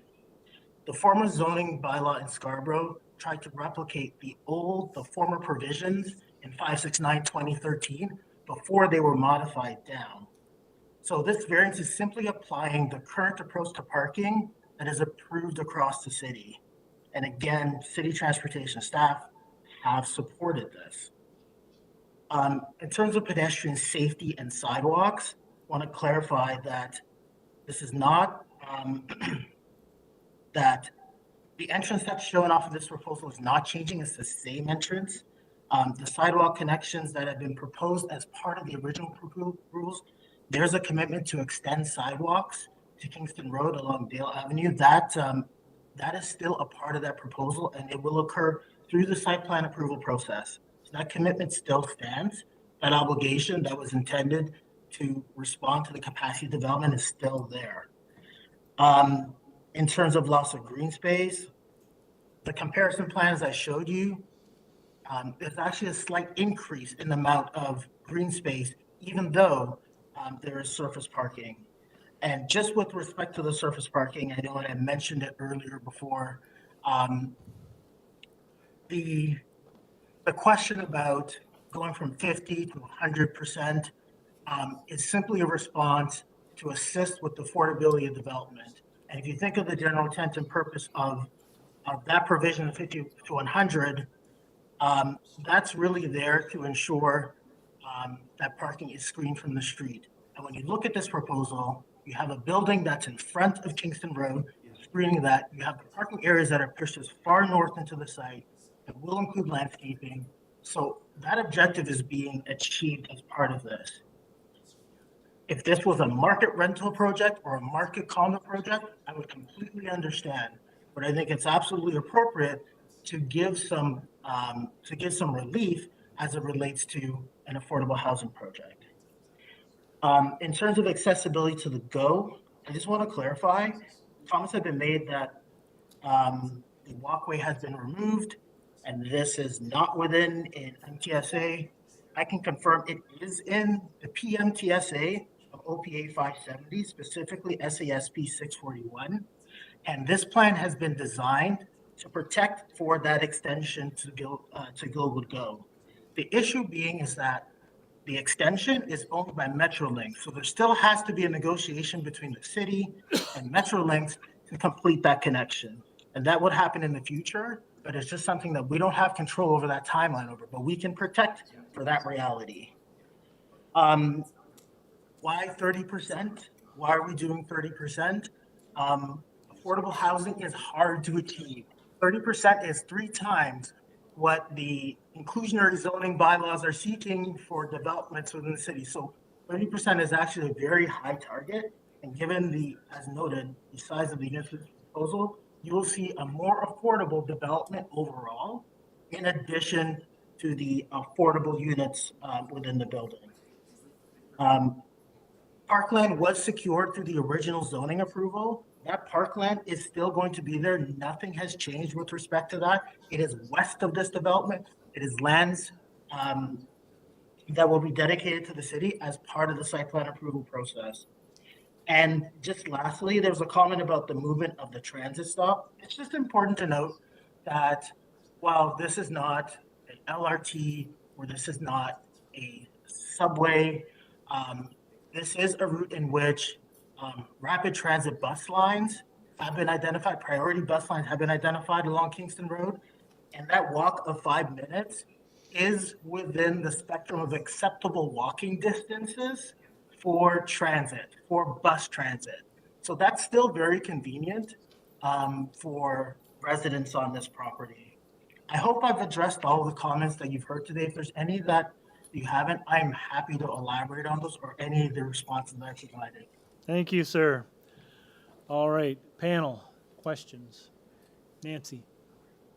Hi, I heard like the word MTSA was thrown around a number of times. Would you be able to tell me what the radius is that's applicable here and where it intersects this neighborhood? Yes, I can. So the radius of a MTSA is 500 to 800 meters. This particular MTSA is a PMTSA. It's a protected major transit station area, which affords the right of any developments that come in are intended to include 7 to 10% affordable housing. It also, as per recent regulation, removes minimum parking standards. The boundary for this goes as far west as Cromwell. So it includes our subject lands and continues further west to Cromwell. So we're well within that boundary. Okay, thank you. Okay. Any other questions? No other questions? I just want a couple of clarifications, if I might. And we heard a lot of concern from the immediate residents about safety and whether there's going to be additional vehicular traffic on Dale Avenue or not. I guess that's debatable. But many have raised the issue about no sidewalks and pedestrian safety in particular. I think I heard you say that as part of your broader site plan, it includes better connections, better pedestrian connections and sidewalks. And I think you also said that the plan to do the underpass walkway to Guildwood is still on the books. It just requires further negotiation with Metrolinx. I just want to confirm that because I think, parking and safety, we heard a lot of concerns, but those seem to be two of the most prevailing concerns. Sorry, we just broke up, Mr. Chair. Sorry. I want to confirm that yes, that is the case. Today, as it exists, there's a sidewalk on the, south and west side of Dale Avenue. And then there's a stub of a sidewalk on the east side that comes from Kingston Road and stops at a certain portion at 90 Dale. This development would be providing the sidewalk that continues and connects along the north side of Dale Avenue and would continue along the park frontage. And the plan design, which had been part of the original approvals, is to also allow for a privately owned, publicly accessible walkway through the subject lands. And that's around the west and the north end that would then end and connect to the underpass rail corridor. So when you look at the site plan, that pathway is there. It's shown in a hatched location. All of that area is intended to be POPs. It's intended to be publicly accessible and allow for that connectivity, not just for this site, but for the broader neighborhood. That was all part of the original approvals and is still being protected. So again, I'm not trying to belabor this point, but that POP that you're proposing, is that the pedestrian way that requires Metrolinx approval, or is that something that is independent of the Metrolinx discussions? That is independent of Metrolinx. That POP ends at an amenity area. And if the crossing is successful, you can see the black lines that kind of continue on off the property. So if when city's negotiations with Metrolinx are concluded, that path would just continue on. And provide access to Guildwood? So that would be, yeah, so that walkway would be constructed regardless. It's Okay. going to be constructed regardless as part of this plan. Okay, so you're comfortable from a proponent perspective that your proposal is at least attempting to improve pedestrian safety and access? Yeah, Mr. Chair, it's not a question of if, it's just a question of when. Okay, thank you. Panel, Nancy? Okay, I have one more question. I'm assuming that your tenants are going to have to pay extra for a spot, for a car spot. So assuming that's the case, once your supply has been exhausted to tenants and a new tenant comes along, are you going to notify them that there is no more parking available so that if these are people that have cars, presumably they'll look elsewhere? To you, Mr. Chair, to you, panel member.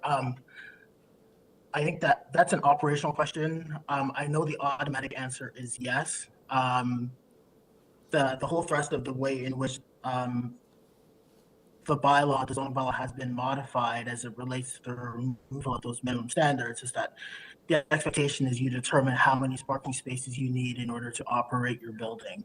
And that expert information and experience we have from the operator. And so the expectation is that the majority of residents from this building will not own a car. So if there's someone that wants to rent within this building and has a car and there's no space for them, they will look elsewhere. Okay. Anyone else? All right. That concludes the input from folks. We now will go into committee. Before I throw it to the panel members for their comments or observations, I just wanted to take a moment to thank everyone for coming in today. It's a big deal when people take time out of their day to come and share their thoughts with us. Also, we had 30 pieces of correspondence. That takes a lot of time. It represents, for us anyways, the passion which this application has generated. I wanted to thank those who raised their concerns in opposition or concern. I also wanted to thank those groups who came and represented their advocacy for this development. Both those perspectives are valued. We heard and listened very carefully to everything that was said today.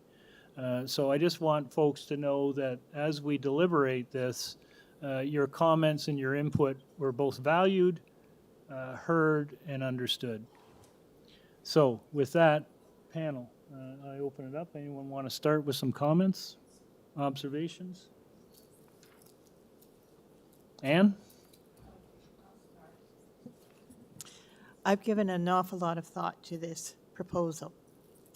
And so I'll probably need to have 5 whole minutes to tell you what my concerns are. However, I've looked at this proposal, and I'm going to address the audience. I want to address the affordability issue, first of all, because that is how this has come to us as providing affordable housing. I've been on this committee for 5 years. In the past 5 years, I personally have approved 3 developments that I can identify for affordable housing. One of them is on the Guildwood GO Station site. One is on Markham Road opposite Cedar Brae Collegiate. And a third one is on Lawrence Avenue, just on the south side of Lawrence to the west of Cedar Brae. All 3 of those were affordable housing proposals. All 3 of those came to this committee or our previous committee, and all 3 of them got approved. All 3 of them have not been built. We don't know why, but it's causing more problems. I'm not going to say I am in agreement with this development because it's affordable. I'm going to go back to what are we being asked to do? And this is a variance application, so we're being asked to look at how this development is being proposed versus the approved proposal. Can staff put up the original versus the current site plan? It comes from the applicant's proposal. One of the things, okay, I'll just continue. One of the things that we're not being asked to change is the number of units. This proposal is the identical number of units as the original. So no more, no less. There's page original versus the current site plan. It's probably the next page down. It's all on, perfect. That's the one I want to address. So that's what we're looking at. We have an original and we have a proposal. In the proposal and the original, we've got exactly the same number of units. When you look at that, you had 2 buildings, one 7 stories, one 12 stories. Those have, the 7-story has disappeared. We've got a 12-story with exactly the same number of units. No change in units. No increase, no decrease. How is that? When you look at the numbers, you find out that 71% of the units are studios, i.e. small, no separation from the living area, from the bedrooms, from the kitchen, or 1 bedroom. 71%. So in order to get the same number of units, they reduce the size of the units. Maybe good. It would certainly be cheaper because a bachelor with a unit with no space in between any of the walls with the exception of the washroom is certainly smaller than a 1-bedroom, 2-bedroom, or 3-bedroom unit. In the original plan, as you can see, the parking, 50% of the parking is to be underground. On this plan, 100% of the parking is above ground. Now, as a planner, I think that's bad. We don't want big parking lots. Put the parking underground. It does, in fact, change the affordability. And I was somewhat surprised to hear that only 30% of these units are supposedly affordable. I thought all of them were going to be. But when I look at this, I need to balance the affordable, which has not been approved. They're still having to go through provincial, city, maybe even federal government for approval. And they may be like those other 3 applications that I personally approved, liked, and have not been realized. So I'm not going to say I'm voting for this just because it's an affordable. I'm actually taking that out of the consideration. I don't know if it's going to be affordable or not affordable. I've got to look at what is the desirable variances we have. So the desirable variances as I said, same number of units. There's 12 variances. Some of them I don't even understand. Like, I really don't understand why we got a variance on the size of the railings or the location of the transformer vault, but we don't have staff comments on any of that. And that's what we really rely on for the technical matters. But there are two variances. One is the parking, 100% on the surface. And the second one is the parking, instead of being 300 units, is 100. When I look at this, there's a number of other items that you people have raised. It's the access on the road, but none of you have raised, and the applicant hasn't addressed, servicing.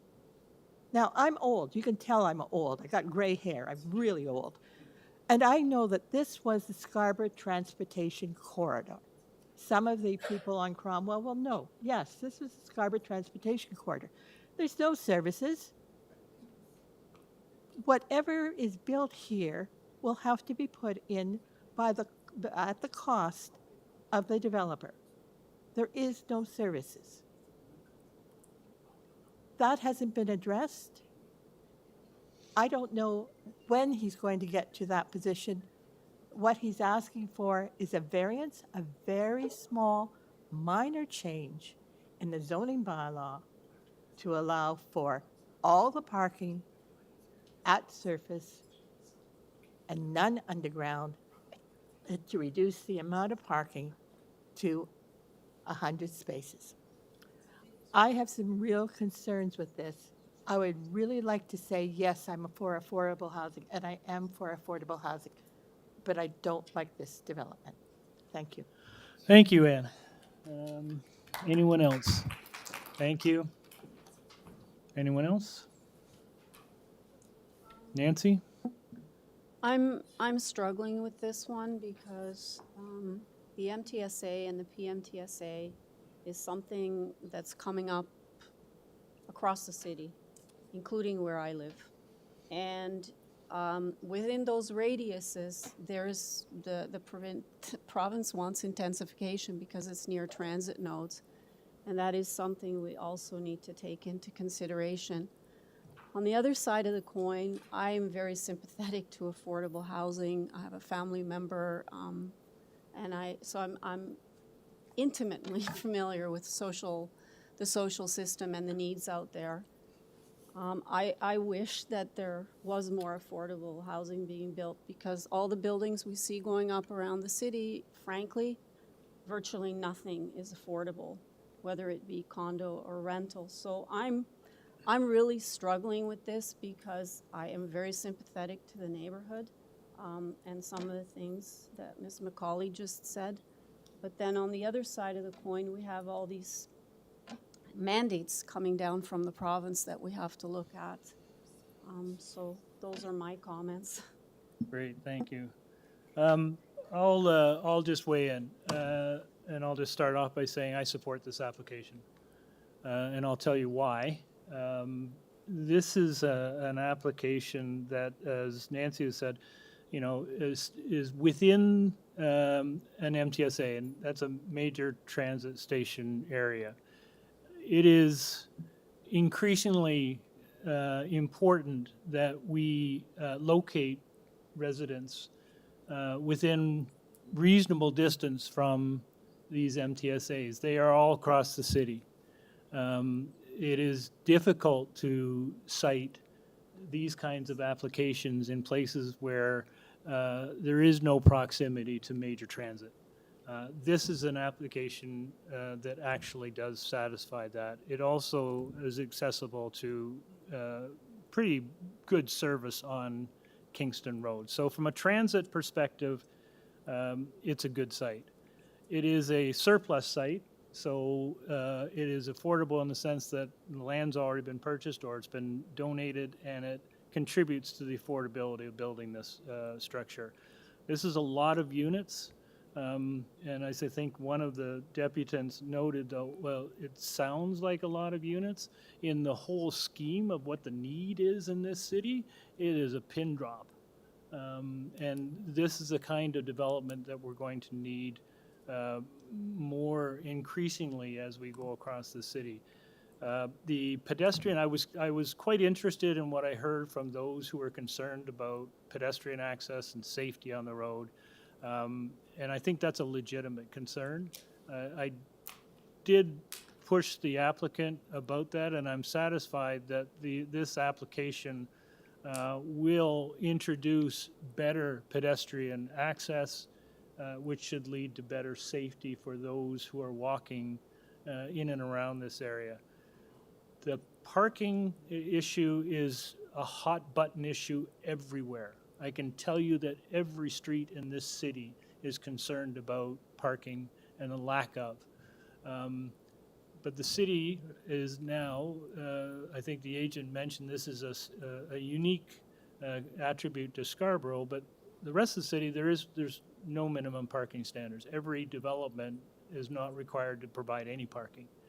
That is a decision that council has made and the province has made to try and introduce and support more of this rental accommodation. This is rental. This isn't, condos. This is rental. So that's an important consideration too. Then that's a very dire need in this province or in the city. Staff are supportive of it. I appreciate that not everyone appreciates what that means, but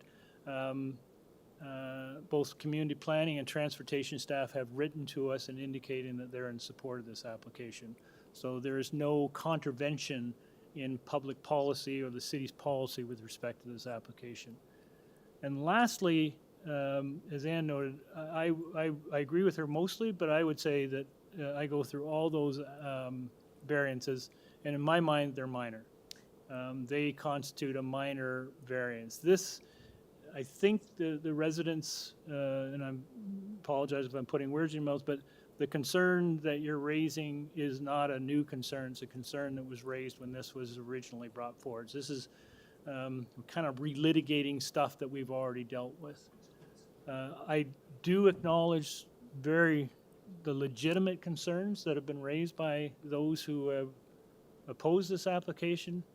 And I can guarantee you that almost every neighborhood, every street, if something like this was brought forward, would probably similarly oppose it. But given that my view, the variances are minor, given my view that the city supports it, that it is within proximity of a major transit station, which is really quite critical, and there is a need. This is introducing the kind of development that is sorely needed. I think the benefits of this application relative to the variances outweigh the negatives. So I'm going to support this application.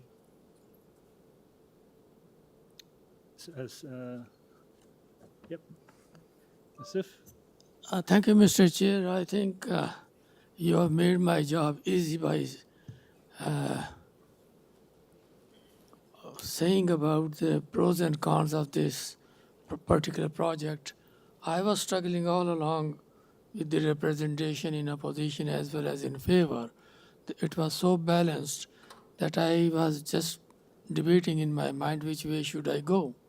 But thank you, sir. You have done a good job, made up my mind. I think you have summed up in a very nice way that it is supported by the city and it's a feasible project, useful project, realizing the housing shortage. I'll be for it. Okay. Anyone else? Eric, you have any thoughts, or you're good? Thank you, Chair. I was debating really difficultly beforehand, but I'm leaning towards approving this application as well. I was looking online to see if there are available parkings elsewhere or nearby. Turns out if you look on Google, there are available parking spaces elsewhere for monthly rental.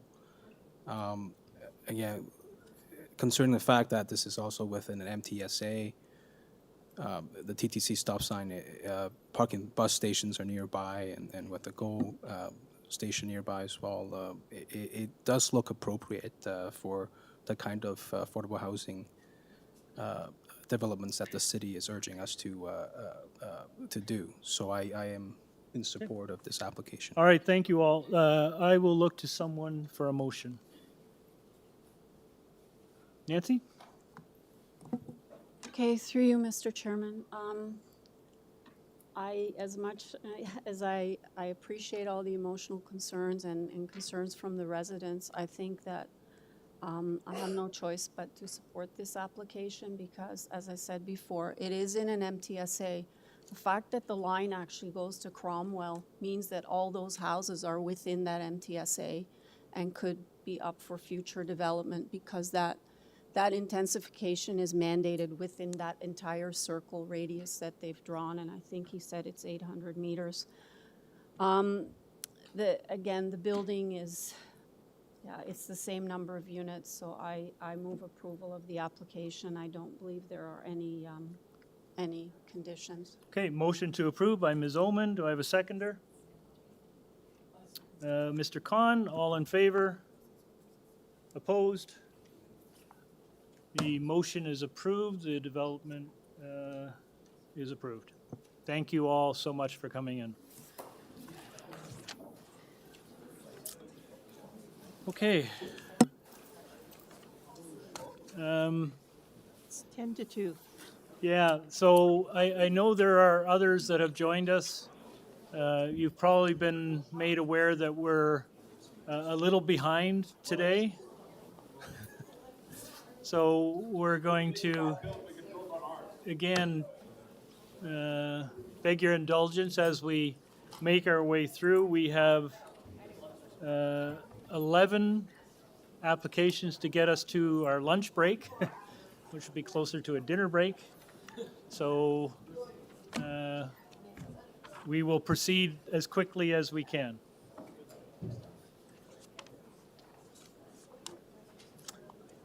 Okay. You guys okay to kind of keep going?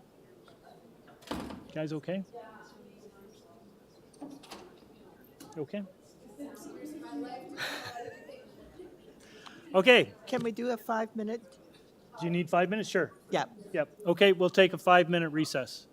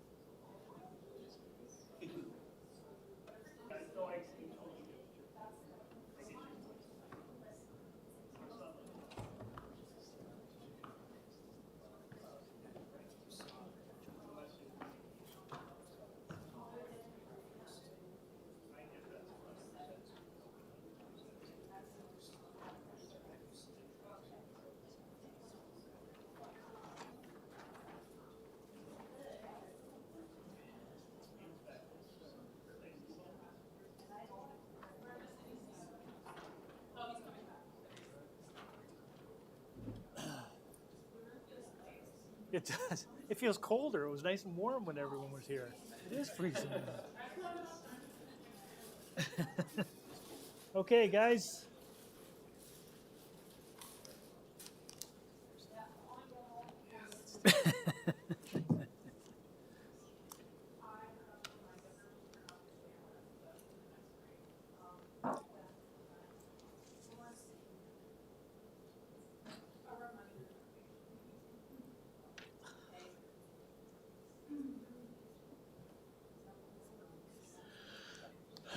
Okay, we ready? Everybody ready? Are we live, Ashley? Okay, let's continue. We move on to item number 10. 1111 to 1119 Kingston Road and 196 to 198 Blantyre Avenue. This is an application to demolish the existing 4 two-story semi-detached dwellings and to permit an 8-story mixed-use building. This application was previously deferred at the November 13th hearing. Committee has before it copy of the plan of survey, site plan, floor plans, and elevations, red line plans, presentation materials from the agent, cover letter from the agent, parking justification letter, transportation impact study, tree protection plan, shadow study, and 4 photos of the subject property. We have staff reports from community planning, transportation services, and a revised transportation services report. Before we go any further, did we not receive a request to defer this? Sorry, whose request is that? Well, that's the councilor's request. So that's the councilor request? I thought the applicant. Through the chair, the applicant did not request a deferral on this application. Oh, okay. Sorry. Take it back. It's the councilor that wanted it. The applicant's Okay. happy to proceed. We have correspondence in opposition from 150, 170, and 174 Blantyre. We have correspondence in support from 39 Blantyre, 62 Victoria Park Road, and a resident from Coalport Drive. We do have correspondence from Councillor Candevil's office suggesting that a deferral might be appropriate. Good afternoon, sir. Good afternoon. My name is Ryan Doherty. I'm a land use planner with Bousfields, agent to this application on behalf of the Feely Group. And my address is 3 Church Street, Suite 200 in Toronto. Great, sir. We do we have any speakers on this one? Through the chair, we don't. We don't have any speakers. There is opposition. You've heard that the councilors asked for a deferral, so perhaps a short overview of your perspective on the application might be helpful. Sure, and I have some presentation materials. I can go through them rather quickly, but I think they That'd might be just be helpful. Yeah, Thanks. Can we, is that it there? that looks great. Thank Okay, you. go ahead. Okay. So I'm here with respect to an application to permit an 8-story building containing a total of 58 dwelling units. By way of background, there is a corresponding site plan approval application, which has been under review with city staff since March of 2023. So there's been almost 2 years of review on this application to date. The applicant team also held a community open house meeting on September 24th at Neil McNeil High School. There was 1,500 notices that were sent out in support of that meeting. Following that meeting, we were originally scheduled to appear before the committee on November 13th. We decided to defer that pending comments that we received from city staff, the councillor, and the community. However, since that time, we have made several changes to the proposal in response to those comments. We've removed 2 variances which pertain to balcony projections, have improved the resident parking supply from 20 to 29 spaces, and have added retail commercial uses to the ground floor. We have since received revised correspondence from city staff, including community planning and transportation, which now indicate no objections to the proposal. The last paragraph of the community planning report concludes that staff are of the opinion that the proposal addresses their concerns, conforms with the zoning bylaw and relevant guidelines. So if we could go to the next page. The site is located on the south side of Kingston Road, on the west side of Blantyre. It's occupied by 4 semi-detached dwellings. We can go to the next page. This segment of Kingston Road is identified as an avenue in the official plan. It is designated mixed-use areas. Avenues are identified in the official plan as areas for growth. And so this portion of Kingston Road is subject to the Kingston Road Revitalization Study, which was done in 2013. It established zoning standards for mid-rise development. And so as such, this area has been identified at both the OP and zoning levels for mid-rise intensification. The proposed height and density are consistent with the built form context along this segment of Kingston Road. Within the last decade, there have been several mid-rise developments, as listed here, of up to 10 stories, with up to 4.5 FSI approved through the Committee of Adjustment process, the closest of which is the existing 10-story building directly across the street from the site on the north side of Kingston. We can go to the next page. This just shows some illustrations or some images of that existing and under construction development context. We can skip 2 slides, please, to the proposal. So the 8 stories is configured as 7 residential floors and 1 mechanical amenity floor. We're considering 8 stories here because the proposal incorporates geothermal energy. Geothermal provides the opportunity to convert the space that would otherwise be used as a traditional mechanical penthouse into usable space. So as such, the overall height of 26.6 meters is similar in scale to an as-of-right 20-meter building with a typical rooftop mechanical penthouse. Just to talk about some of the setbacks, along Kingston Road, the proposal exceeds the bylaw required setback across 60% of the frontage and 100% of the frontage at grade. The variance is just required at the corner where Kingston and Blantyre meet. Along Blantyre, the reduced setback is requested given that the existing boulevard already provides sufficient space to accommodate tree planting and pedestrian clearways. A corner rounding conveyance and a recess at grade are provided to improve sightlines at the intersection, which we know is a concern. To the rear, the building provides a 7.5 meter rear setback, which is bylaw compliant. While a variance is required for the rear angular plane, I would like to flag for the committee that the proposed massing is in compliance with the city's latest mid-rise guidelines, which have now been adopted by council. And finally, regarding parking, the proposed residential parking supply of 29 spaces would address a key concern raised by the councillor and the community. So again, we've gone from 20 to 29 spaces.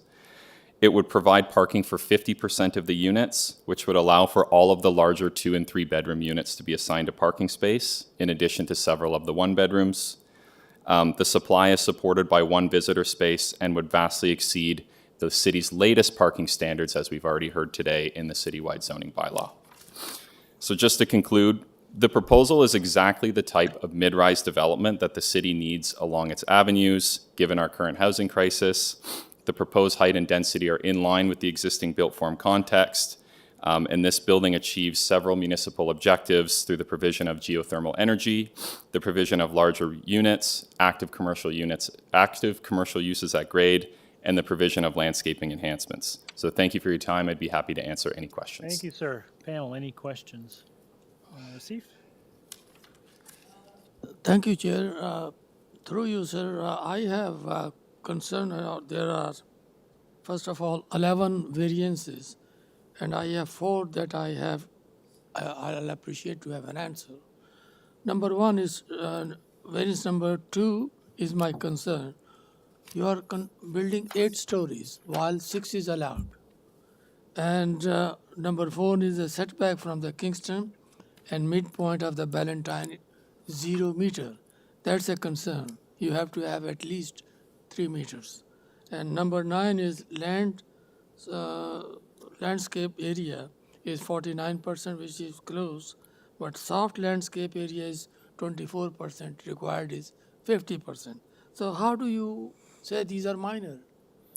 Yeah, so in our opinion, it shouldn't be a numerical assessment. It's based on their impact.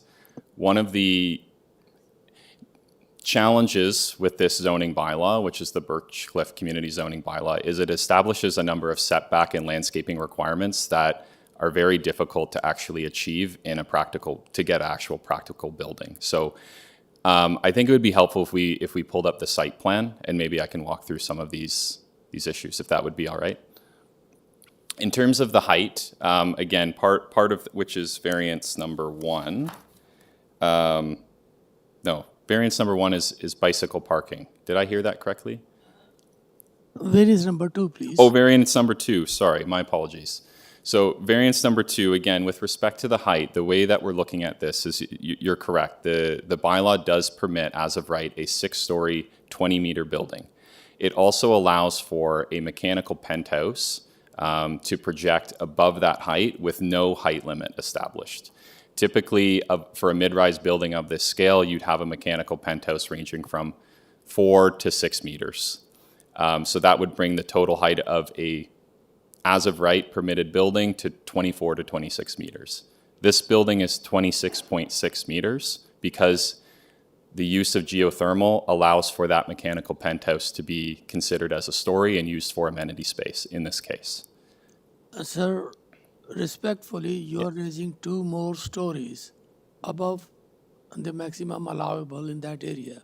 Aren't you causing little bit of a concern in the neighborhood about sunlight, air quality, snow accumulation, and so forth and so on? So we have looked at impacts, sun shadow impacts. We did submit a sun shadow study. It is at the end of my presentation as well. I'd be happy to walk the committee through that.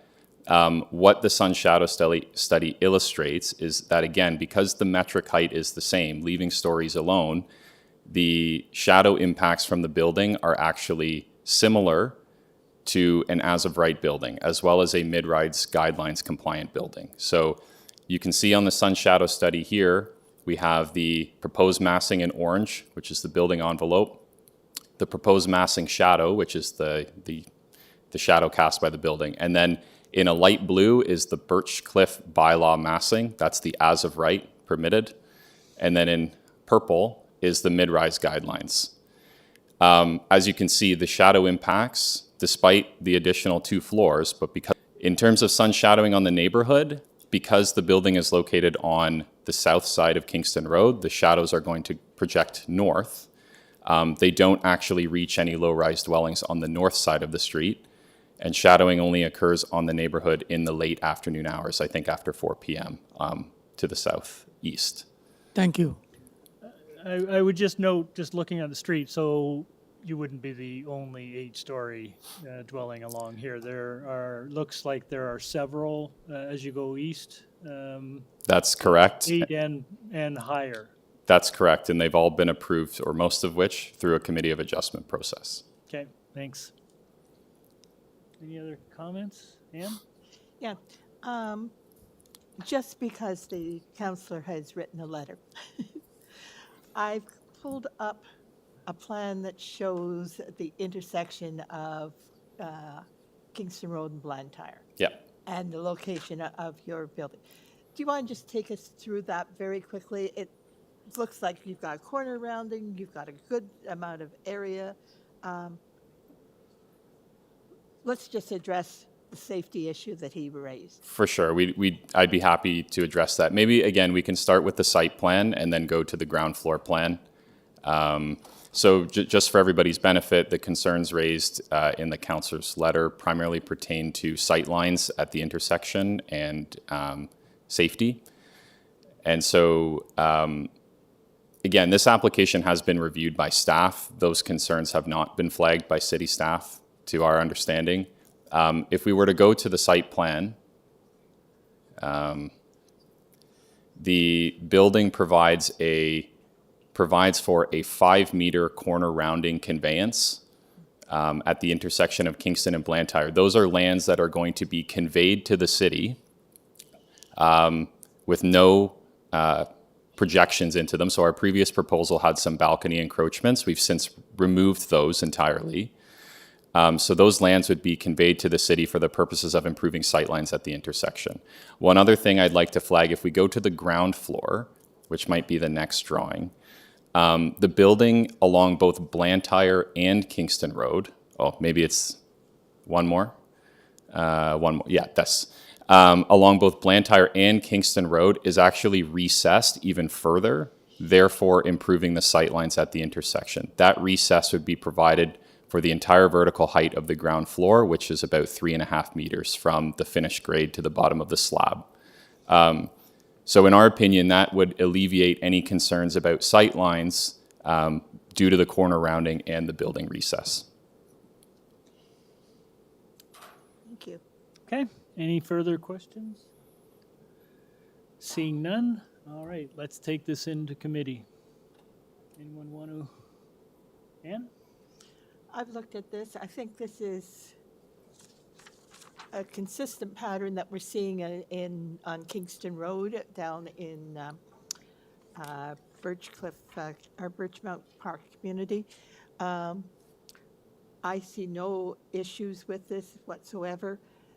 I wanted to ask about the corner rounding because the community has been concerned about the corner rounding, but I can see that we've got a corner rounding, we've got a very wide sidewalk, and you've got some additional items that are being prepared in the intersection of Blantyre and Kingston Road. In terms of everything else, I think I've seen this at least once before. I have no issues with this. Looks like a good development and desirable. So I would recommend it for, I would Got a motion? put a motion forward to approve. Great. Subject to community planning wants it to be built in accordance with the site plan and the ground floor plan. Is there a transportation condition outstanding? Yeah, Little minor one. there is a transportation condition that speaks to ensuring that future purchasers are notified of the parking and bicycle parking You're okay with that. spaces, which we have no issues with. Okay, and so that's transportation and community planning. Transportation community Okay, plan. motion to approve by Ms. McCauley with those conditions, seconded by Mr. Khan. All in favor? You have your approval, sir. Thank you. Thank you. Okay, we move on to item number 11, 109 Magnolia. We can do this in conjunction with item 12, 107 Magnolia. I'll just read both into the record, and then we'll deal with them both at the same time. I think I need more time off. Wasn't this the one that we decided we didn't need? No. No, that's later on in the agenda. Okay. Yeah, that's the consent that we don't have to deal with. Okay, all right. Number 11, 109 Magnolia. This is an application to demolish the existing one-story dwelling and construct a new two-story dwelling. This item was rescheduled from the December 4th meeting. The committee has before a copy plan of survey, site plan, floor plans, and elevations. Previous decisions from January 23rd, 2019 and February 10th, 2020, and 3 photographs of the subject property. We have staff reports from Forestry and Metrolinx.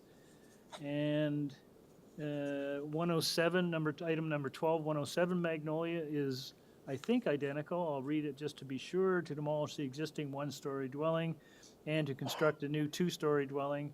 This item was rescheduled from December the 4th as well. Committee has before a copy of the plan of survey, site plan, floor plans, and elevations. Previous decisions, January 23rd and February 10th, 2020, 2019 and 2022. 3 photographs of subject property and staff reports from Forestry and Metrolinx. Do we have the agent online, I guess? Mr. Jaruzik, you've been unmuted. Good afternoon, committee. My name is Peter Druzik. I'm with Arc Design Group. And the application you have before you has already have a previous, as mentioned, severance completed, and my client purchased the property and like to develop these 2 dwellings. Just of note, if the committee has been in the area, I was before the committee about 5 years ago for the properties directly behind us on Grandeur, and we're just pretty much mimicking the same type of variances that were permitted behind this proposed property as well. If the committee has any questions, I can answer it, or if you'd like a presentation, I can make one, but I'll leave it up to you. Pamela, do you want a presentation? You want to go straight to questions? Go straight to questions? Okay. Sir, we don't need a presentation. We will go to questions if we have any. Is there any questions? Sir, you're okay. I just wanted to confirm you're okay. We're dealing with both items together, right? You okay with that? Whatever speeds up the time. I'm sure you guys would appreciate dealing with both at the same time as well. Thank you. You're very perceptive. Are there any questions? 'Cause No, if not, I if just wanted to not- make sure there's no questions. Nope, so we take it into committee. All right, Mr. Chairman, through you, I feel that these variances are minor. What's being proposed for both of these properties meets the 4 tests. I would be prepared to move approval with the Metrolinx report and urban forestry condition number 2, which is only for item 11, 109 Magnolia. Ashley, do you need a separate motion for each? Okay, so Nancy, could we just do 109 first? Sure. So for item 11, 109 Magnolia, the Metrolinx report and urban forestry condition number 2, I move approval for the reasons I already outlined. Do I have a seconder? Eric? Mr. Ho? Motion by Ms. Ullman, seconded by Mr. Ho. All in favor? Okay, that's approved. Nancy, you want to take the other one? Sure. Okay, item number 12, 107 Magnolia, I move approval. Again, I feel it meets the 4 tests, is appropriate development for the site. So this one only has the Metrolinx condition. Okay, motion by Ms. Ullman to approve. I have a seconder. Mr. Ho again. All in favor? Or, say again? I will oppose. Oh, all right. You did just this one or the previous one as well? Previous one's okay. So motion by Ms. Ullman to approve, second by Mr. Ho. All in favor? And opposed? Mr. Khan is opposed, but that motion carries. The application is approved. Sorry, through the chair, just to clarify for the record, it was a unanimous vote for item 11, 109. Yes. Okay. Was. All right. Item number 13. 15 Knockbolt Crescent. This is an application to demolish the existing one-story dwelling and construct a new two-story dwelling. This item was rescheduled from December 4th as well. Committee has before it a copy of the plan of survey, site plan, floor plans, and elevations, 11 photos of the subject property, and we have staff reports from urban forestry. We have the agent.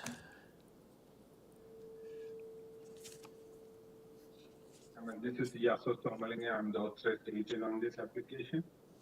Sorry, could you give us your name and address again, please, sir? Yaso Somalingam. And your address? 880 Ellesmere Road. 880 Ellesmere Road, Unit 237. Great, thank you, sir. Scarborough, Ontario. Just hang on a sec. Panel, this one looks pretty straightforward. Does anyone need a presentation? We're okay.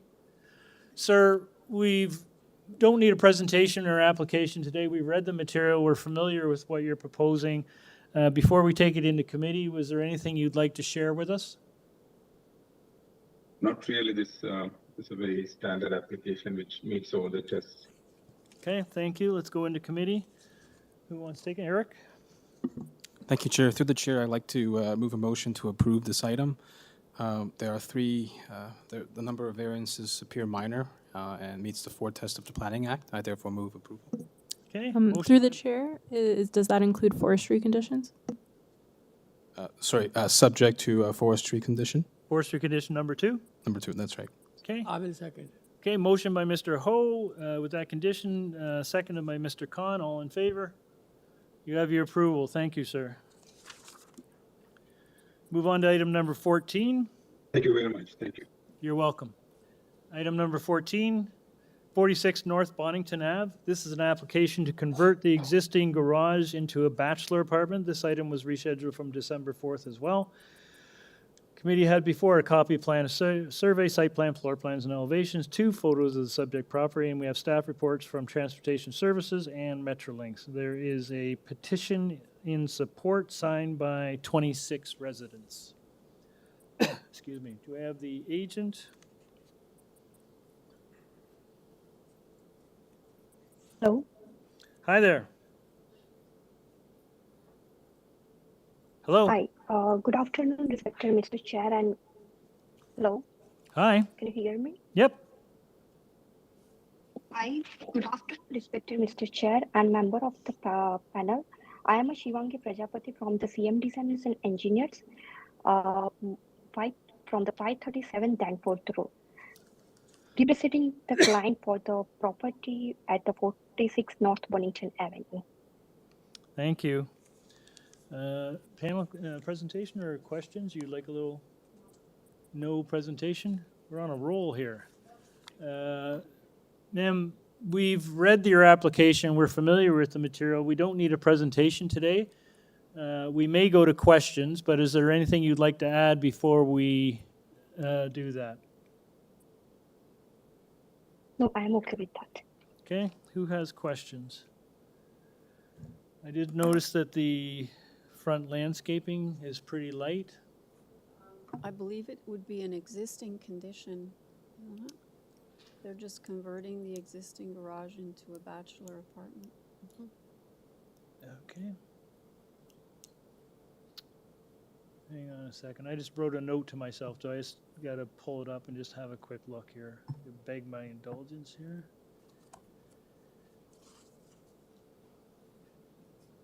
Oh, so this has been recently, the front yard has recently been repaved, it looks like. Are those permeable pavers by any chance? Hello? To the agent, are those, you just redid your front yard, it looks like. Are those permeable? Not permeable, but the client is purchased the property. This one is the same existing conditions. Okay. Thanks. Looks fairly new to me, but, all right. Any other questions? No? Just me? Okay. Let's take it into committee. Nancy? All right, through you, Mr. Chairman. The variances themselves are minor, and I would move approval of the application, as I don't see any exterior changes. Maybe they repaved, I don't know, but Looks like it. yeah, I think it's an existing condition. And I believe there's a Metrolinx condition. Okay. Motion to approve the application with that condition by Ms. Oman, seconded by Mr. Ho. All in favor? All in favor and opposed? Mr. Khan is opposed. That motion carries. The application is approved. All right. Item number 15, 11 Crescentwood Road. This is an application to demolish the existing two-story detached dwelling and construct a new two-story detached dwelling. The application was previously deferred to the December 4th hearing, and there's a note that this public hearing notice is revised to correct variance number 8. Committee has before it a copy plan of survey, site plan, floor plans, and elevations. Previous decision from August 22, 2024, which was a refusal, and presentation materials from the agent. We have staff reports from community planning, TRCA, Ravine and Natural Feature Protection. We have 30 form letters in support from 33 Crescentwood and one other, which was illegible. And we have opposition from 3, 5, 6, 7, 19 Crescentwood Road, and 6 and 10 White Birch Road. Good afternoon, sir. Good afternoon. My name is Tay Rook. I'm the planner for the owners of the property at 11 Crescentwood. Great. And I'm at 18 Young. We will need a presentation, sir. Yes, sir. The application before you, once again, as you indicated, was before committee earlier and was refused. Based on that refusal, my client did work with staff in addition with TRCA and also took into considerations committee's discussions at that time. And what has occurred is the reduction of the building length from previously 19.5 meters, approximately 19.5 meters to 18.5, in addition to moving the building closer towards the street, approximately 2.5 meters towards the street. The variances before you are related to FSI, building length, all things related to front yard setbacks of the porch, of the canopy at the front, in addition to the parking space dimension, and also the development being located in its proximity to the top of bank, which is variances 10 and 11. I did provide presentation slides, if that can go up on the board. as well. This is a very unique site in the sense that it's a very long site, as you can see in slide number 1. It backs onto Lake Ontario. The majority of the site is within the hazard line in terms of the top of bank and slopes. And what that results in is a developable area. And if you could go to the third slide of the submissions, is a very small area at the front of the property, which is technically be considered as a developable area, which is beyond the hazard line. Of that, if you go to the next slide, if you take into consideration the front yard setback requirements and the 10-meter setback requirement from that hazard line, you're left with a very small sliver. So not even the existing dwelling that exists there today would be permitted as a right on this property. But having given that, we have worked with TRCA in terms of moving the building forward and shorten the length of the dwelling, which is in support by all departments, both the City Planning Department, TRCA, Urban Forestry, which results in the building being completely on the top of bank, above the top of bank line. In addition to that, we have provided the slope stability reports, the geotech reports, which were all reviewed by the associated departments, TRCA as well, which have indicated no objections to this proposal. We are also, in addition to providing for slope stability, we're maintaining the existing foundations of the existing dwelling. So we're not removing those foundations to ensure to basically enhance the slope stability of that area beyond that hazard line. With regards to the variances themselves, once again, a lot of these variances are technical in nature, specifically the FSI, because of the nature of the developable area as defined by the zoning bylaw.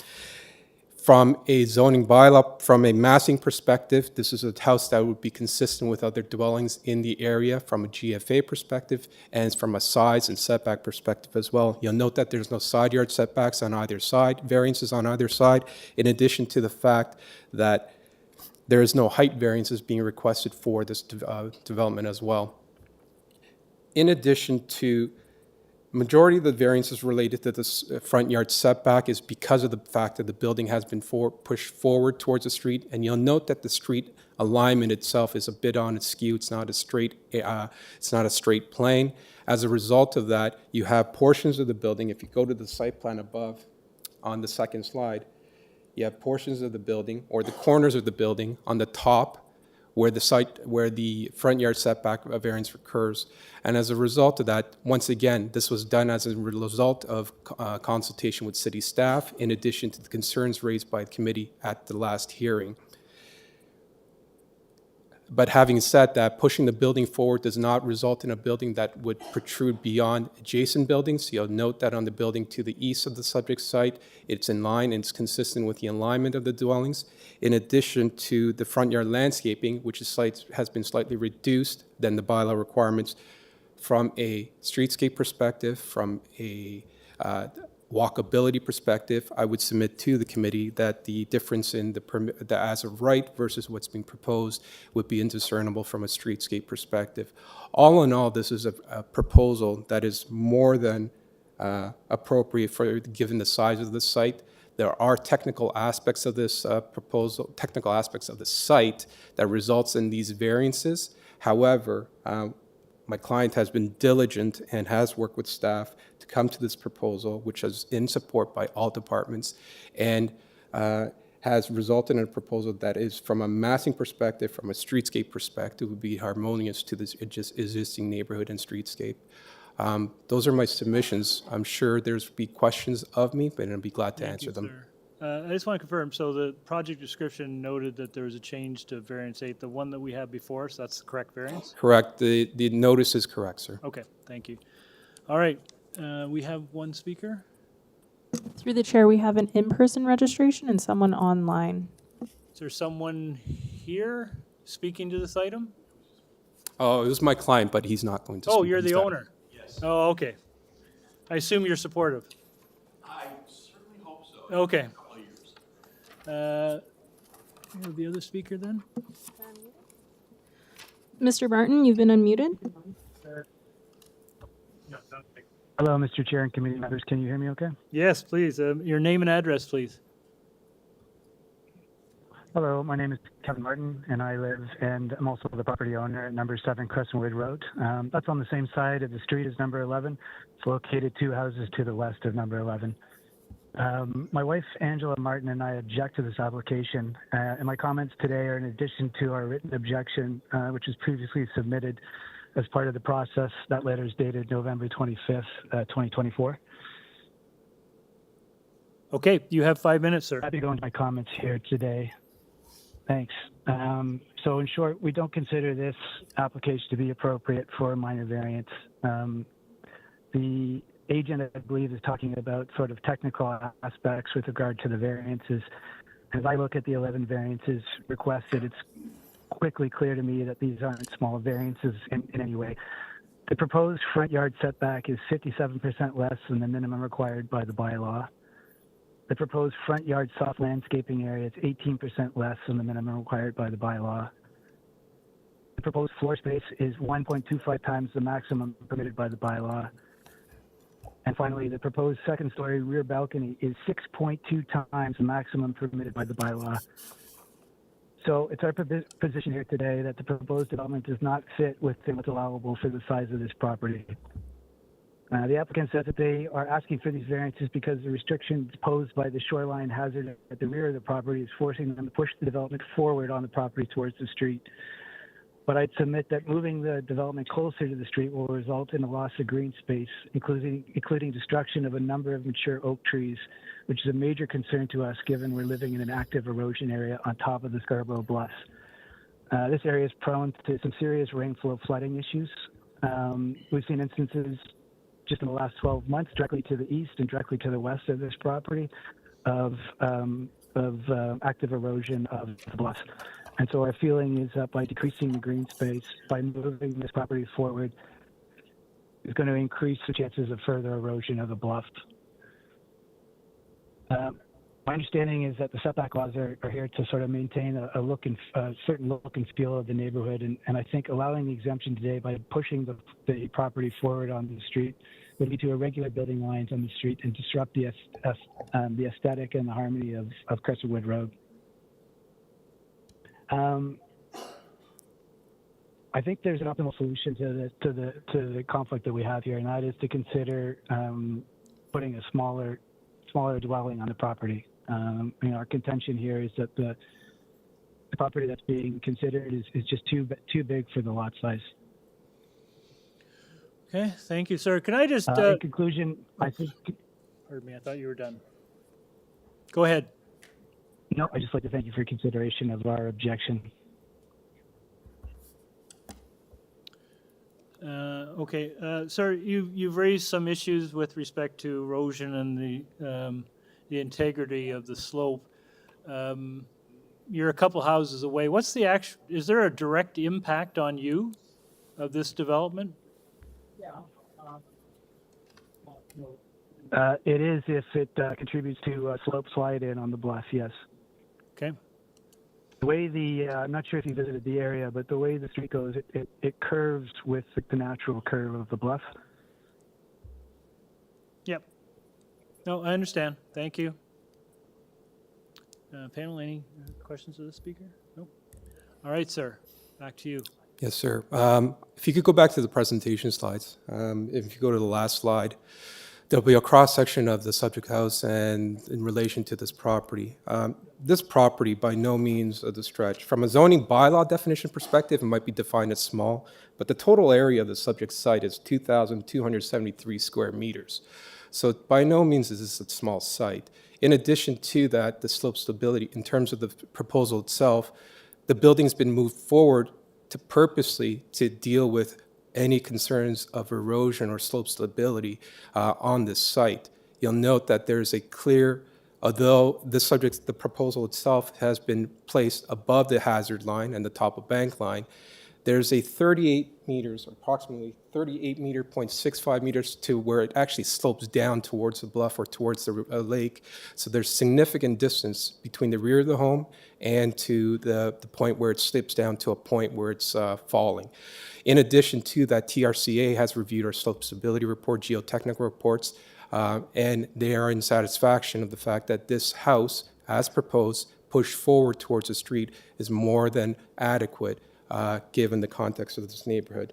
And once again, the existing foundations of the existing dwelling itself are being maintained, which further contributes to the overall stability of the rear. So in terms of the erosion that's being considered, it's not really related to the front of the dwelling itself, it's actually related to the rear, and we've done everything that we can in consultation with all the experts to ensure that slope stability is maintained. With regards to the building being pushed forward, once again, it is related to the slope stability, in addition to the fact without impacting the streetscape in the sense that the house is being pushed above or forward beyond adjacent dwellings. You'll note that the street is once again on an angle, and as it relates to the house to the east of the subject site, it's in line with that angle of the street, so it's not sticking out or protruding out beyond the adjacent dwellings. This is a house that is not a single square block. It's actually been carved into a L configuration, which softens the edge or the manner in which it presents to the streetscape. So it's not a single plain wall that would present itself onto Crencerwood. There was also discussions with regards to that this is, from a numbers perspective, that this is too large to be a minor variance. And I would submit once again, there's technical aspects of the site under the zoning bylaw which defines the developable area or total land area to be smaller than what it really is. From a actual, factual, and real life perspective, this house can be more than accommodated on this site. Like I said, the site is approximately 2,300 square meters in size. We are on the top of bank, and from a technical and from a planning perspective and technical perspective, this is a more than appropriate size of building for this site. Thank you, sir. You may have covered this, the community planning report, which is dated November 27th. Actually, sir, there's a more recent report, Yeah, January. I thought I saw it. I'm just looking for it. Yes. Did it clear all those? Yes. So Okay. January 7th report basically says they're in support of the revised I application. thought I saw it. I just trying to. Through the Subject chair, we to- have the report on the screen. If Yeah. Is it in our package? Yeah. it is. Yeah. Yeah. I thought I saw it. I just wanted to confirm. Correct, sir. that- And it's subject to substantially in accordance with the site plan and the basin plan, which we have no Okay. issues with. Yeah, I just was searching for it and I couldn't find it. All right. Any questions? Yes, Ann? I have no questions. Okay. I'd like to speak. Okay, let's go into committee. Okay. All right. This is the second time we've seen this application. We sent you back. We said no. And I'm happy to see that you've done your homework. You've moved the house forward, away from the bluffs. You have reduced the size of the house. You have deleted the rather awkward driveway at the front. And you have gone back to TRCA and have their approval. We also have a community planning who are suggesting that the design be established so that you build in accordance with both the site plan and the basement plan. And it wasn't until I read the letter from the owner that I realized that the owner was proposing to keep the existing basement, because that's the area that's going to, if it's disturbed, that would be the area that could start to erode back into the bluffs. So I was really pleased to see that that is part of your proposal. So I think this is a good proposal. It's on the bluffs. They're recognizing that the lands can be developed, but they're putting in a number of figures to ensure that this area does not, to the best of their knowledge, create to further erosion of the bluffs. For your information, this is a very active area of bluffs, and you probably read the councillor's letter where he talked about the park that's about 10 houses down here, and it lost about, I guess, a third of the park. It just went whoops, and that was it. The whoops, of course, just to add to this, the whoops, of course, of the lands that come off the bluff make up the Toronto Islands. Okay, okay. So you There you go. give We don't some need and any you more take some. islands right now, okay? All right, so is that are you? I going would to move a recommend motion? approval. I put forth a motion for approval, subject to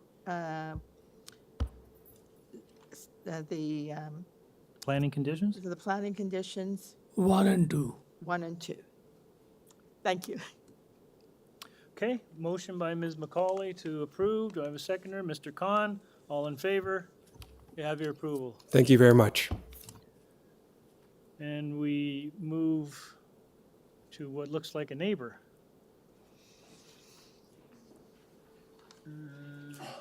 Hang on, that's my next agenda package. Hang on a second.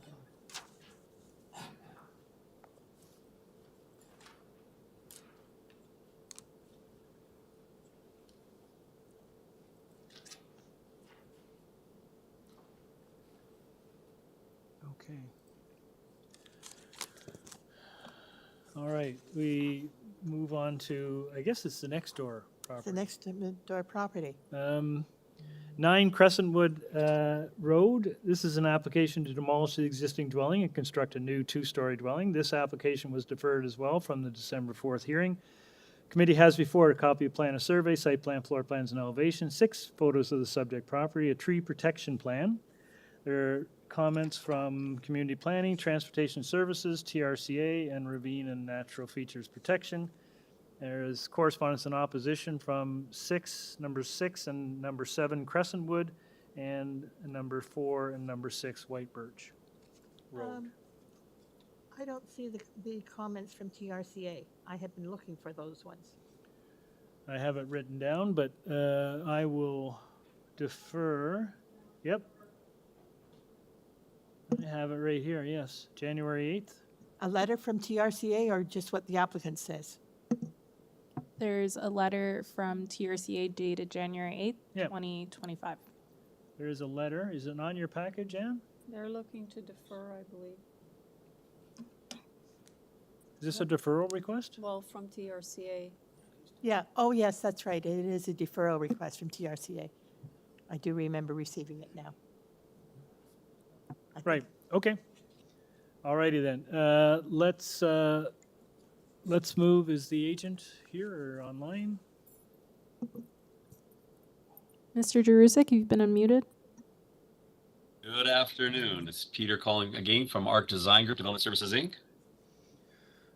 Good afternoon. And, regarding this, Yeah, if you can just, I guess one of the issues is going to be that TRCA doesn't appear to be satisfied with the material that they've received on this application. Through the chair, can we get the address for the record?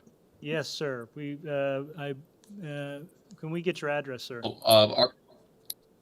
Sure. Peter Druzek, Arc Design Group, 60 Thistledown Crescent, Whitby, Ontario. Okay. Again, can you just, if you want to speak to the rest of your proposal, but I think we're concerned a little bit about TRCA's position on this application.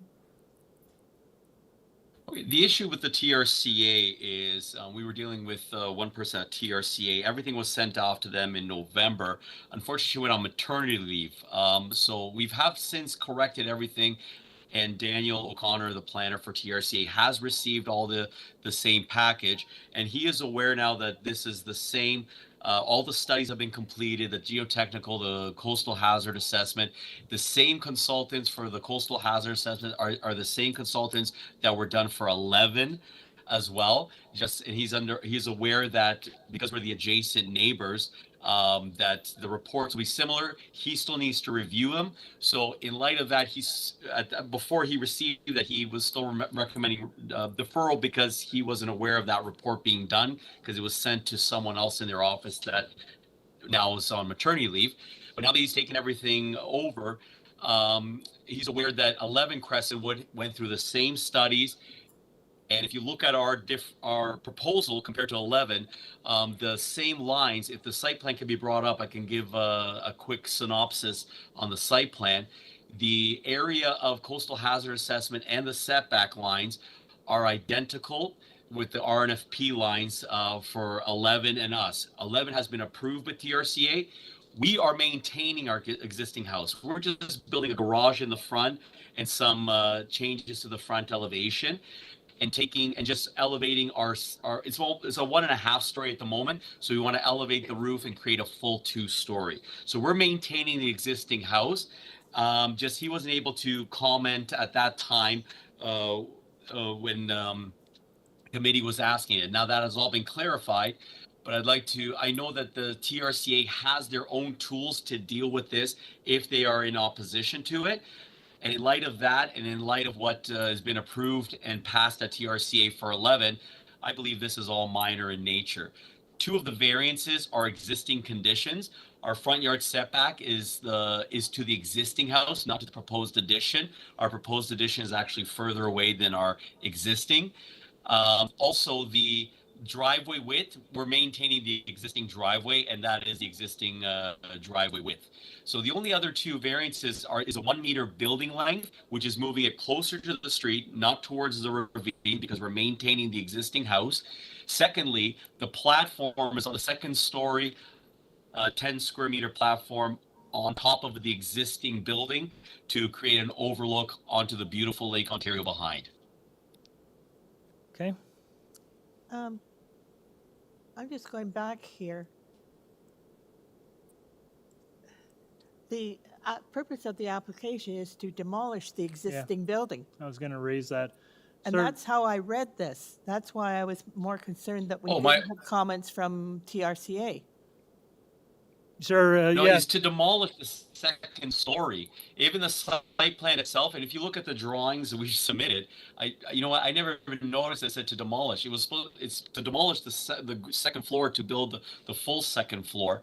But if you look, we're proposing it on the existing foundation. The whole ground floor is to remain, because that was something we've been in discussions with TRCA. We did come to the committee a few years back with a brand new house proposal. Back then, going through the committee, it was recommended, can we do anything to maintain it? And that's why we've come now forward with maintaining the existing dwelling. I apologize, I never noticed that the notice said to demolish. That's not our intention. If you look at the architectural plan submitted, we are maintaining the existing house. We're just taking off the roof to make it a full 2nd story. The ground floor remains as it is, and we're only building at the front. okay. Ashley, can we amend that Yep. project description? Through the chair, can I just get clarification? Is the entire 2nd floor being demolished, or is this just a 2nd story addition? It's a 1.5 stories. So the 2nd story has sloped roof lines. So we're removing the roof and just elevating the existing stub walls that are there. Some of the walls there's dormers and existing walls that might be 4 feet out. So we're just elevating them up a little bit further to create a new roof, which will be full height 2nd story. Right now, in some portions of the 2nd story, we do have sloped roof lines. So we're going to make it a full 2nd story on the 2nd floor of the existing building. So But the ground floor and the basement remain as is. So through the chair, we will, for the record, we will correct the application purpose in the decision and the minutes to state that this is a 2nd story addition with no changes proposed to the 1st Right. and basement levels. Right. Okay, that makes sense. All right. Panel, any questions? Any further questions?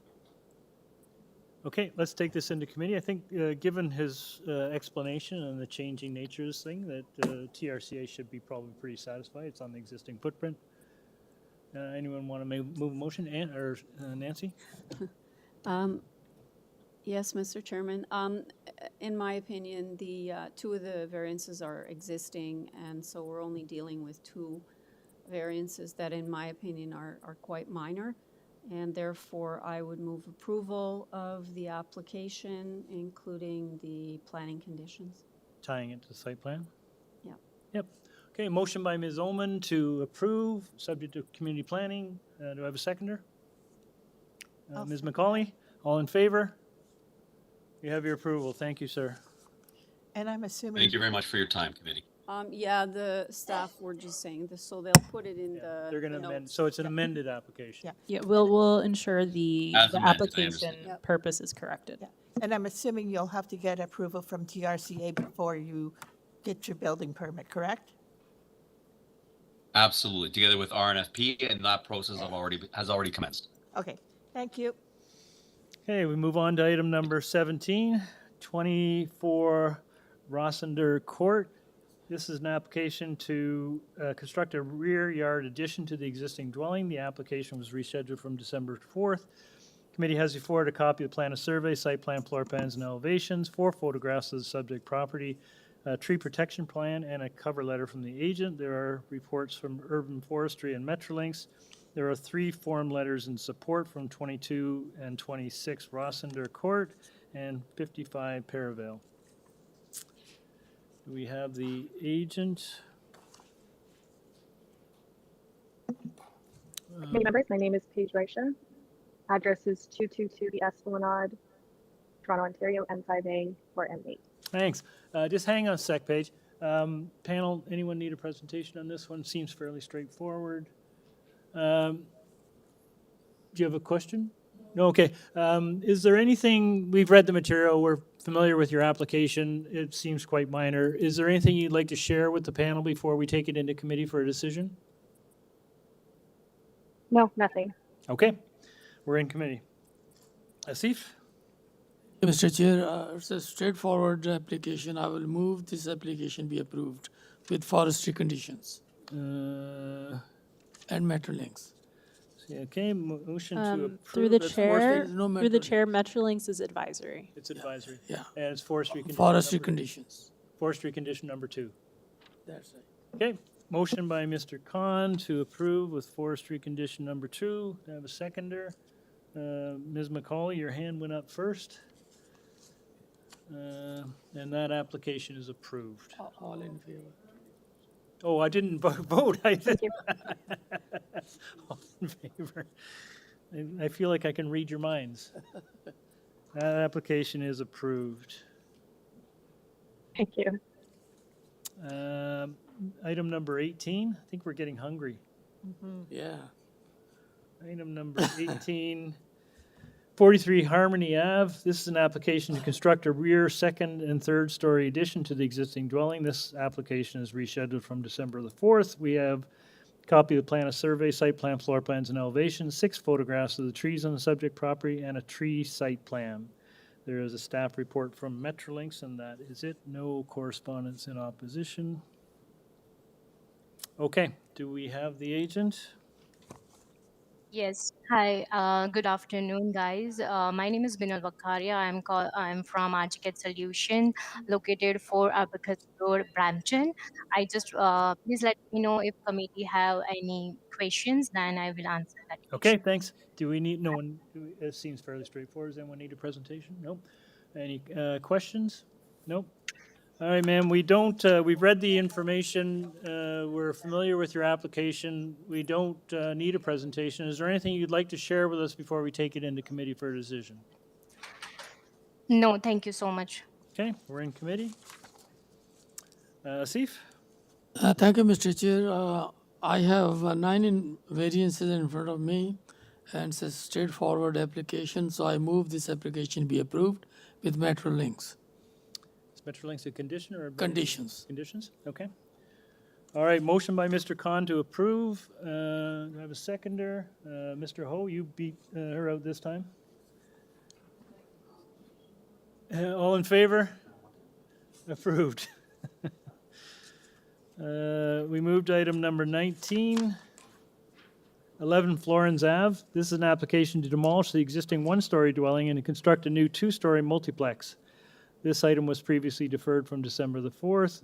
Committee has before a copy of the plan of survey, site plan, floor plans, and elevations, revised plans, 13 photos of the subject property, and a red line public notice.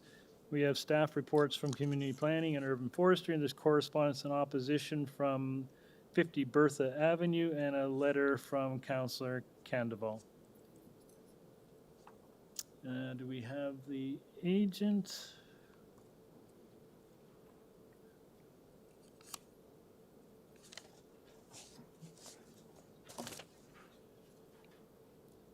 Hi, good afternoon. Good afternoon. Your name and address, please, sir. MD Moinul Islam, 35 North Uttar Boulevard, Scarborough. I'm representing the application as designer. So yeah, that there was deferral on 4 December of this application, and we had to revise some a number of items, and we actually removed from the previous application like almost two variants we removed, and two we significantly reduced the parameter. So yeah, if there's any questions, I will help to get the answer. Miss, I have a question. Yes, okay. Ms. Owen? I have a question. From the notice we have in front of us, are you removing variance number 5 for the floor space index? Or is that staying? Yes, Yes, you're it's removed. so number 5 is gone. Is there anything else? Yes, it's removed. Is there anything else you're changing on the other 4 variances, or they all stay the same? There was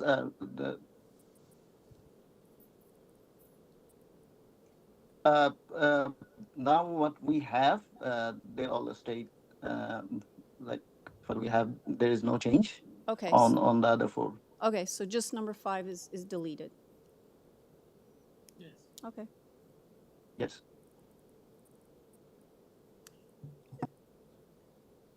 Okay. The, So you've substantially reduced your, yeah. you've substantially, so let me get, you've substantially reduced your FSI, but you still got the same height variance, the same. So where have you made the changes to reduce your FSI to where it is? So you've actually, like it's 130 odd square meters that you've reduced. How have you changed your application to reduce your FSI by that number? FSI has been reduced by to going multiplex. So Oh, so you haven't reduced your FSI, you not just don't applicable need the FSI variance. right now. Okay, thank you. Yeah. So you haven't changed, Right, you haven't changed your application, but it's, now that it's a multiplex, it doesn't require to meet that bylaw. There you go. Okay, Exactly. Yeah. any other questions? Yes, Asif? Thank you, Mr. Chair, through you, sir. I would appreciate to know variance number 2, you are saying setback from sideline. Which sideline you have? It's on the left side.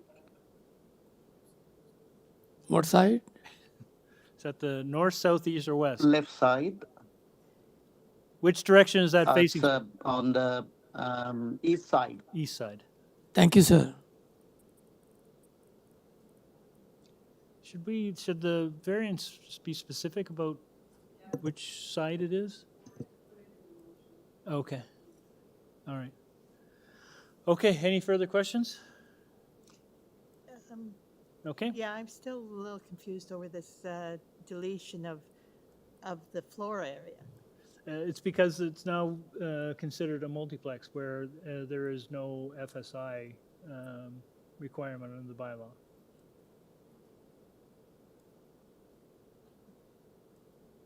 And how do we declare this as a multiplex? We just say so? It's in the purpose. It's a 2-story multiplex, yeah. So it is, I guess it has what we would maybe call a secondary suite, but it qualifies as a multiplex.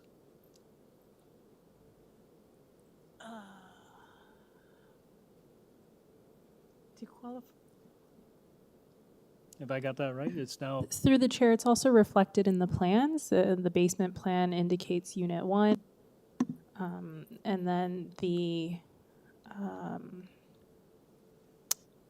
I believe it's the second floor plan, and the main floor is Unit 2, but we can get that clarification from the agent, should you wish. Yeah, because Yeah, on the basement, there is part of the area is with the unit number 1 that has been on the first floor and second floor, and other area as unit number 2, you would see on the rear side. Can you actually highlight where it says unit 2? It's under On the basement. there's like, I think it's I will admit, I've never quite understood the difference between a multiplex like this and a unit with a secondary suite in the basement. It's kind of the same. yeah. Yes. Okay. It makes a difference in terms of the size they can build. In which bylaw? So we just call it, we change the name and This is something I know city staff are looking into. When the multiplex changes were brought forward, there was some concern raised about that. I remember one of our previous applications, it was called a multiplex, but it was a single-family dwelling with a basement apartment. Looks a lot like this one. Yeah. Okay. Any further questions? Oh, are we? Okay, let's go into committee. Okay. Nancy? Through you, Mr. Chairman, I feel that this is appropriate development for the site. The variances are minor. I move approval of the amended application, deleting variance number 5, and also with respect to the side yard, variance number 2, if it could just be noted or inserted that it's the east side yard. Forestry 1 and 2? And Florence? No, Forestry 1 and 3, pardon me. for Florence? No, that's Through the chair, there's no forestry conditions. Well, it's written down on my paper here. yeah. You probably did what I do. There were previous conditions in the previous iteration, but since it's been revised, forestry didn't I have understand. those conditions. Yep. I have it written down. I apologize. Second. Seconded by Mr. Khan. All in favor? Opposed? Ann, sorry. Motion I'm carried. reading the community comments, or the planning comments. I'll agree. Okay, that motion is approved unanimously. Thank you. Do we do number 20 in the morning? Is that the afternoon? Thank you, Mr. Chair. Still Morning. Thank you. Our last item of our morning session is number 26 McGrath Court. This is an application to demolish the existing two-story dwelling and construct a new two-story dwelling. This item was rescheduled from the December 4th meeting. Committee has before it a copy of plan of survey, site plan, floor plans, and elevations, 4 photographs of the subject property, a cover letter from the applicant. There are staff reports from community planning and urban forestry, and correspondence and concern from 8 McGrath. Okay, do we have the agent?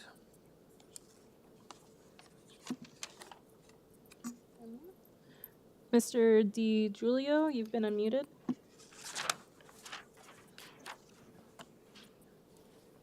Good afternoon, sir. Stefano.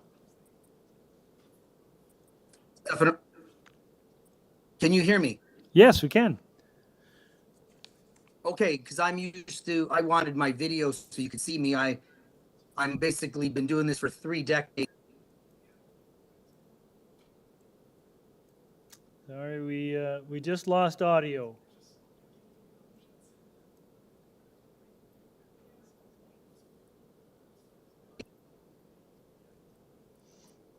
How about now? That's better, yep. And you can hear me, sir. Yes, we can. Okay, this has been a long day. I've been with you guys all day long since the very beginning, and I like to say you guys have remained very kind and very patient for everybody. I've basically had a heart attack maybe 3 times, being the last person of the morning, with tremendous cases before us. And with you guys probably starving and wanting to end the morning, I'm grateful that at one point I panicked. No, you did not hear number 20. This is me. I am Stefano DiGiulio with S. And I've been waiting since the 4th of December to be able to talk to you guys. You're just because this has been a long journey. Yeah, okay, you're just breaking up a little bit on the audio, sir. I don't know how close you are to your microphone. Okay, is that better? Is this better? Yes. Okay, since you've been waiting so long, sir, we probably just give us a quick overview because What I mean by that, you've planning has put a report in limiting a couple of that your is not, variances. yeah, so it's appeared to me that it's almost like the devil is in the detail. I have been doing this for 30 years. And sometimes there's houses that are designed where you deal with the planners of whatever municipality. I deal with annually maybe 30 different municipalities. And I pride myself in creating custom homes that serve the needs of the client, the economic times, and the system that we're in, respecting the processes from day one. So why I say that is because from February onward of last year, my clients have invested tens of thousands of dollars in accurate surveying, having precise drawings to suit their needs. The neighborhood that they live in is over 60 plus years old, where the homes are, I would say, of a time and age where the architecture was very poor, and most of the homes have massive monolithic garages that protrude forward, and the entire south side of McGrath Court has that typology. It's not personal, it's not meant to be offensive, but the reality is there's not much architecture in those homes. So whenever a client hires me, I tell them of my two mottos of my firm, which is more curb appeal, more living space. So when I engage the owner, who's available to speak directly to you, he's been waiting all day too. We developed a house that has a beautiful front porch. We maintain all the setbacks. We don't basically go too forward on the property, but we design for a beautiful exterior front facade with a community-oriented front porch, because the owner of the home is a big leader in her community and wants to feel that all the children of the community could come to her home in need. She is the generation like mine, where we're sandwiched between young children, not even teenagers yet, as we're already rendering our time to help our aging parents.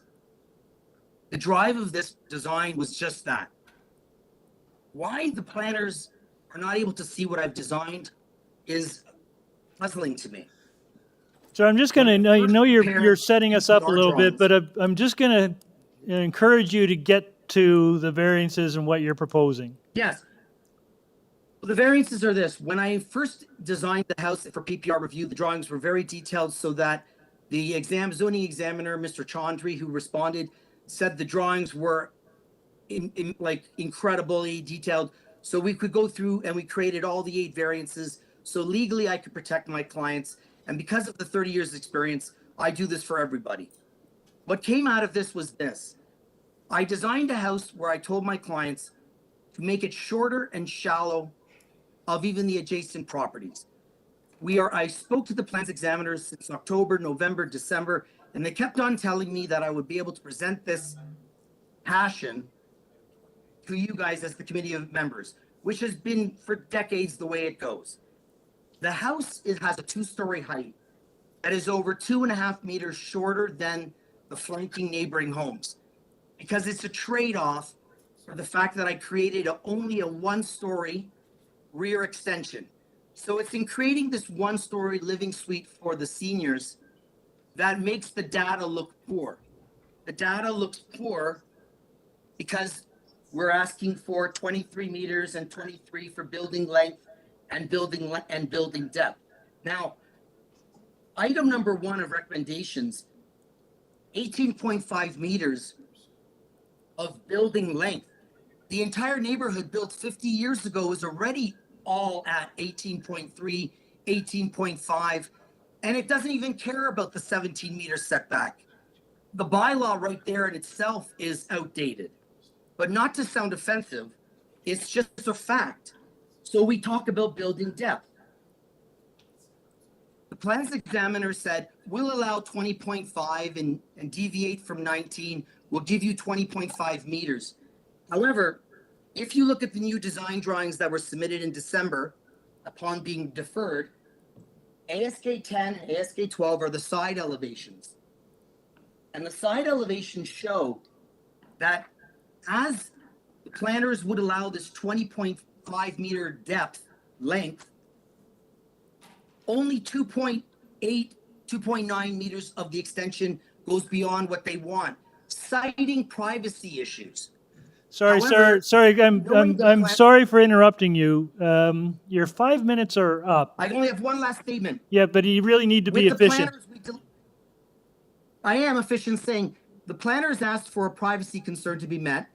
We pulled back all the windows of the rear one-story addition to be behind the 20.5, and I brought it to the planners' attention, and they told me that I was supposed to speak to the committee today on this.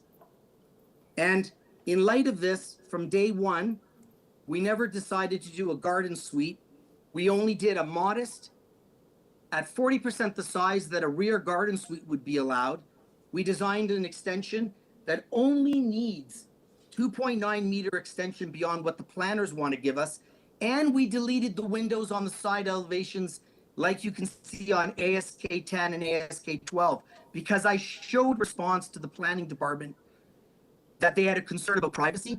I also sent global mapping that the backyards of the entire street along the south side of McGrath Street has one-story decks, one-story contraptions with covered roofs that are actually in line with this addition, which is to accommodate multi-generational living. Okay, sir, I'm going to cut you off Thank you.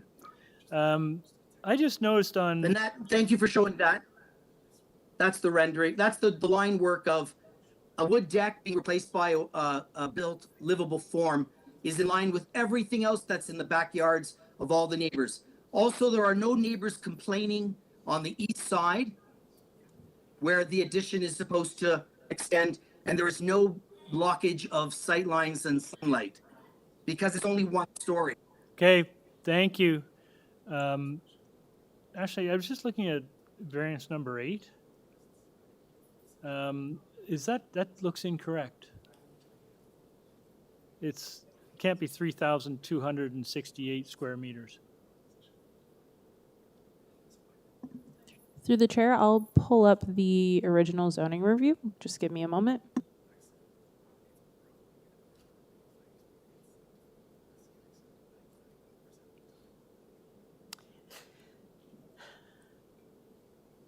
Yeah, while we're waiting, yes, Ann? While we're waiting, I believe that this is a deep lot. It backs onto a park. We're still doing questions, right? So we're not Right. committee yet? Okay. Yeah.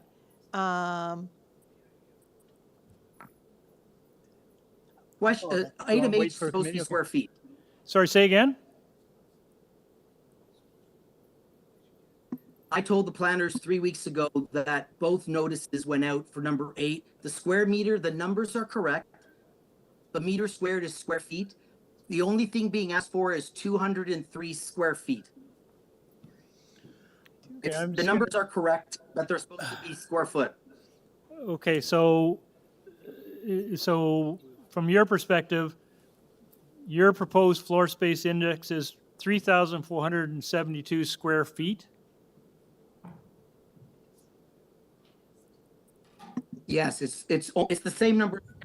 3472 being proposed, which is 63% and 60% floor space index by the definition of. There's a very big long chapter that reads about this neighborhood, but it ends up being 60% GFA, which is 0.6 floor index space. We're asking for about 63.7, and it converts into real life as only the back room, 204 square feet. Okay, hang on. I'm just trying to clean this up. So through the chair, I went to the original zoning review. It is written in square feet. The numbers on the notice are correct, but it should say square feet, not square meters. Okay, and that's okay? We can use square feet? We usually use square meters. We typically do, but for some reason, the zoning examiner is using square feet. So I'd like us to be consistent Okay. with the zoning review, and we'll make that correction. Okay.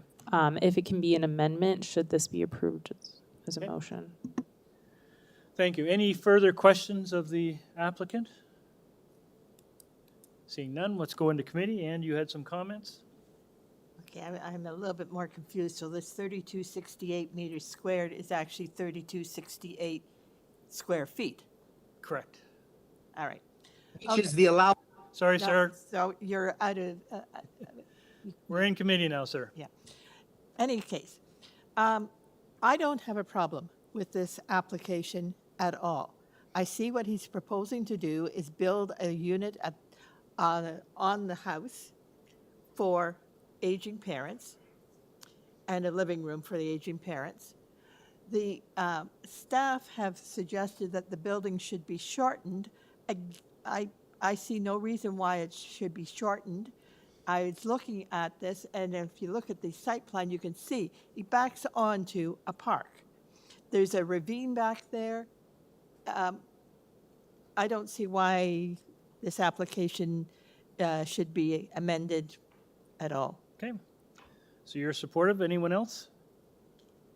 I would agree with you. I think it's a supportive applicant, and particularly because, as he pointed out, many of the homes in and around there are longer length already. They're very deep lots. I don't think this would pose a negative impact on anyone. So if you wanted to move a motion to that effect, Dan? I'll move a motion for approval. Forestry number 3. Forestry condition number 3 only. Okay. Motion by Ms. McCauley to approve this application. As I have a amended. seconder. Through the chair, as amended? As amended. As Thank you very much. amended. Mr. Khan, seconds. All in favor? Okay.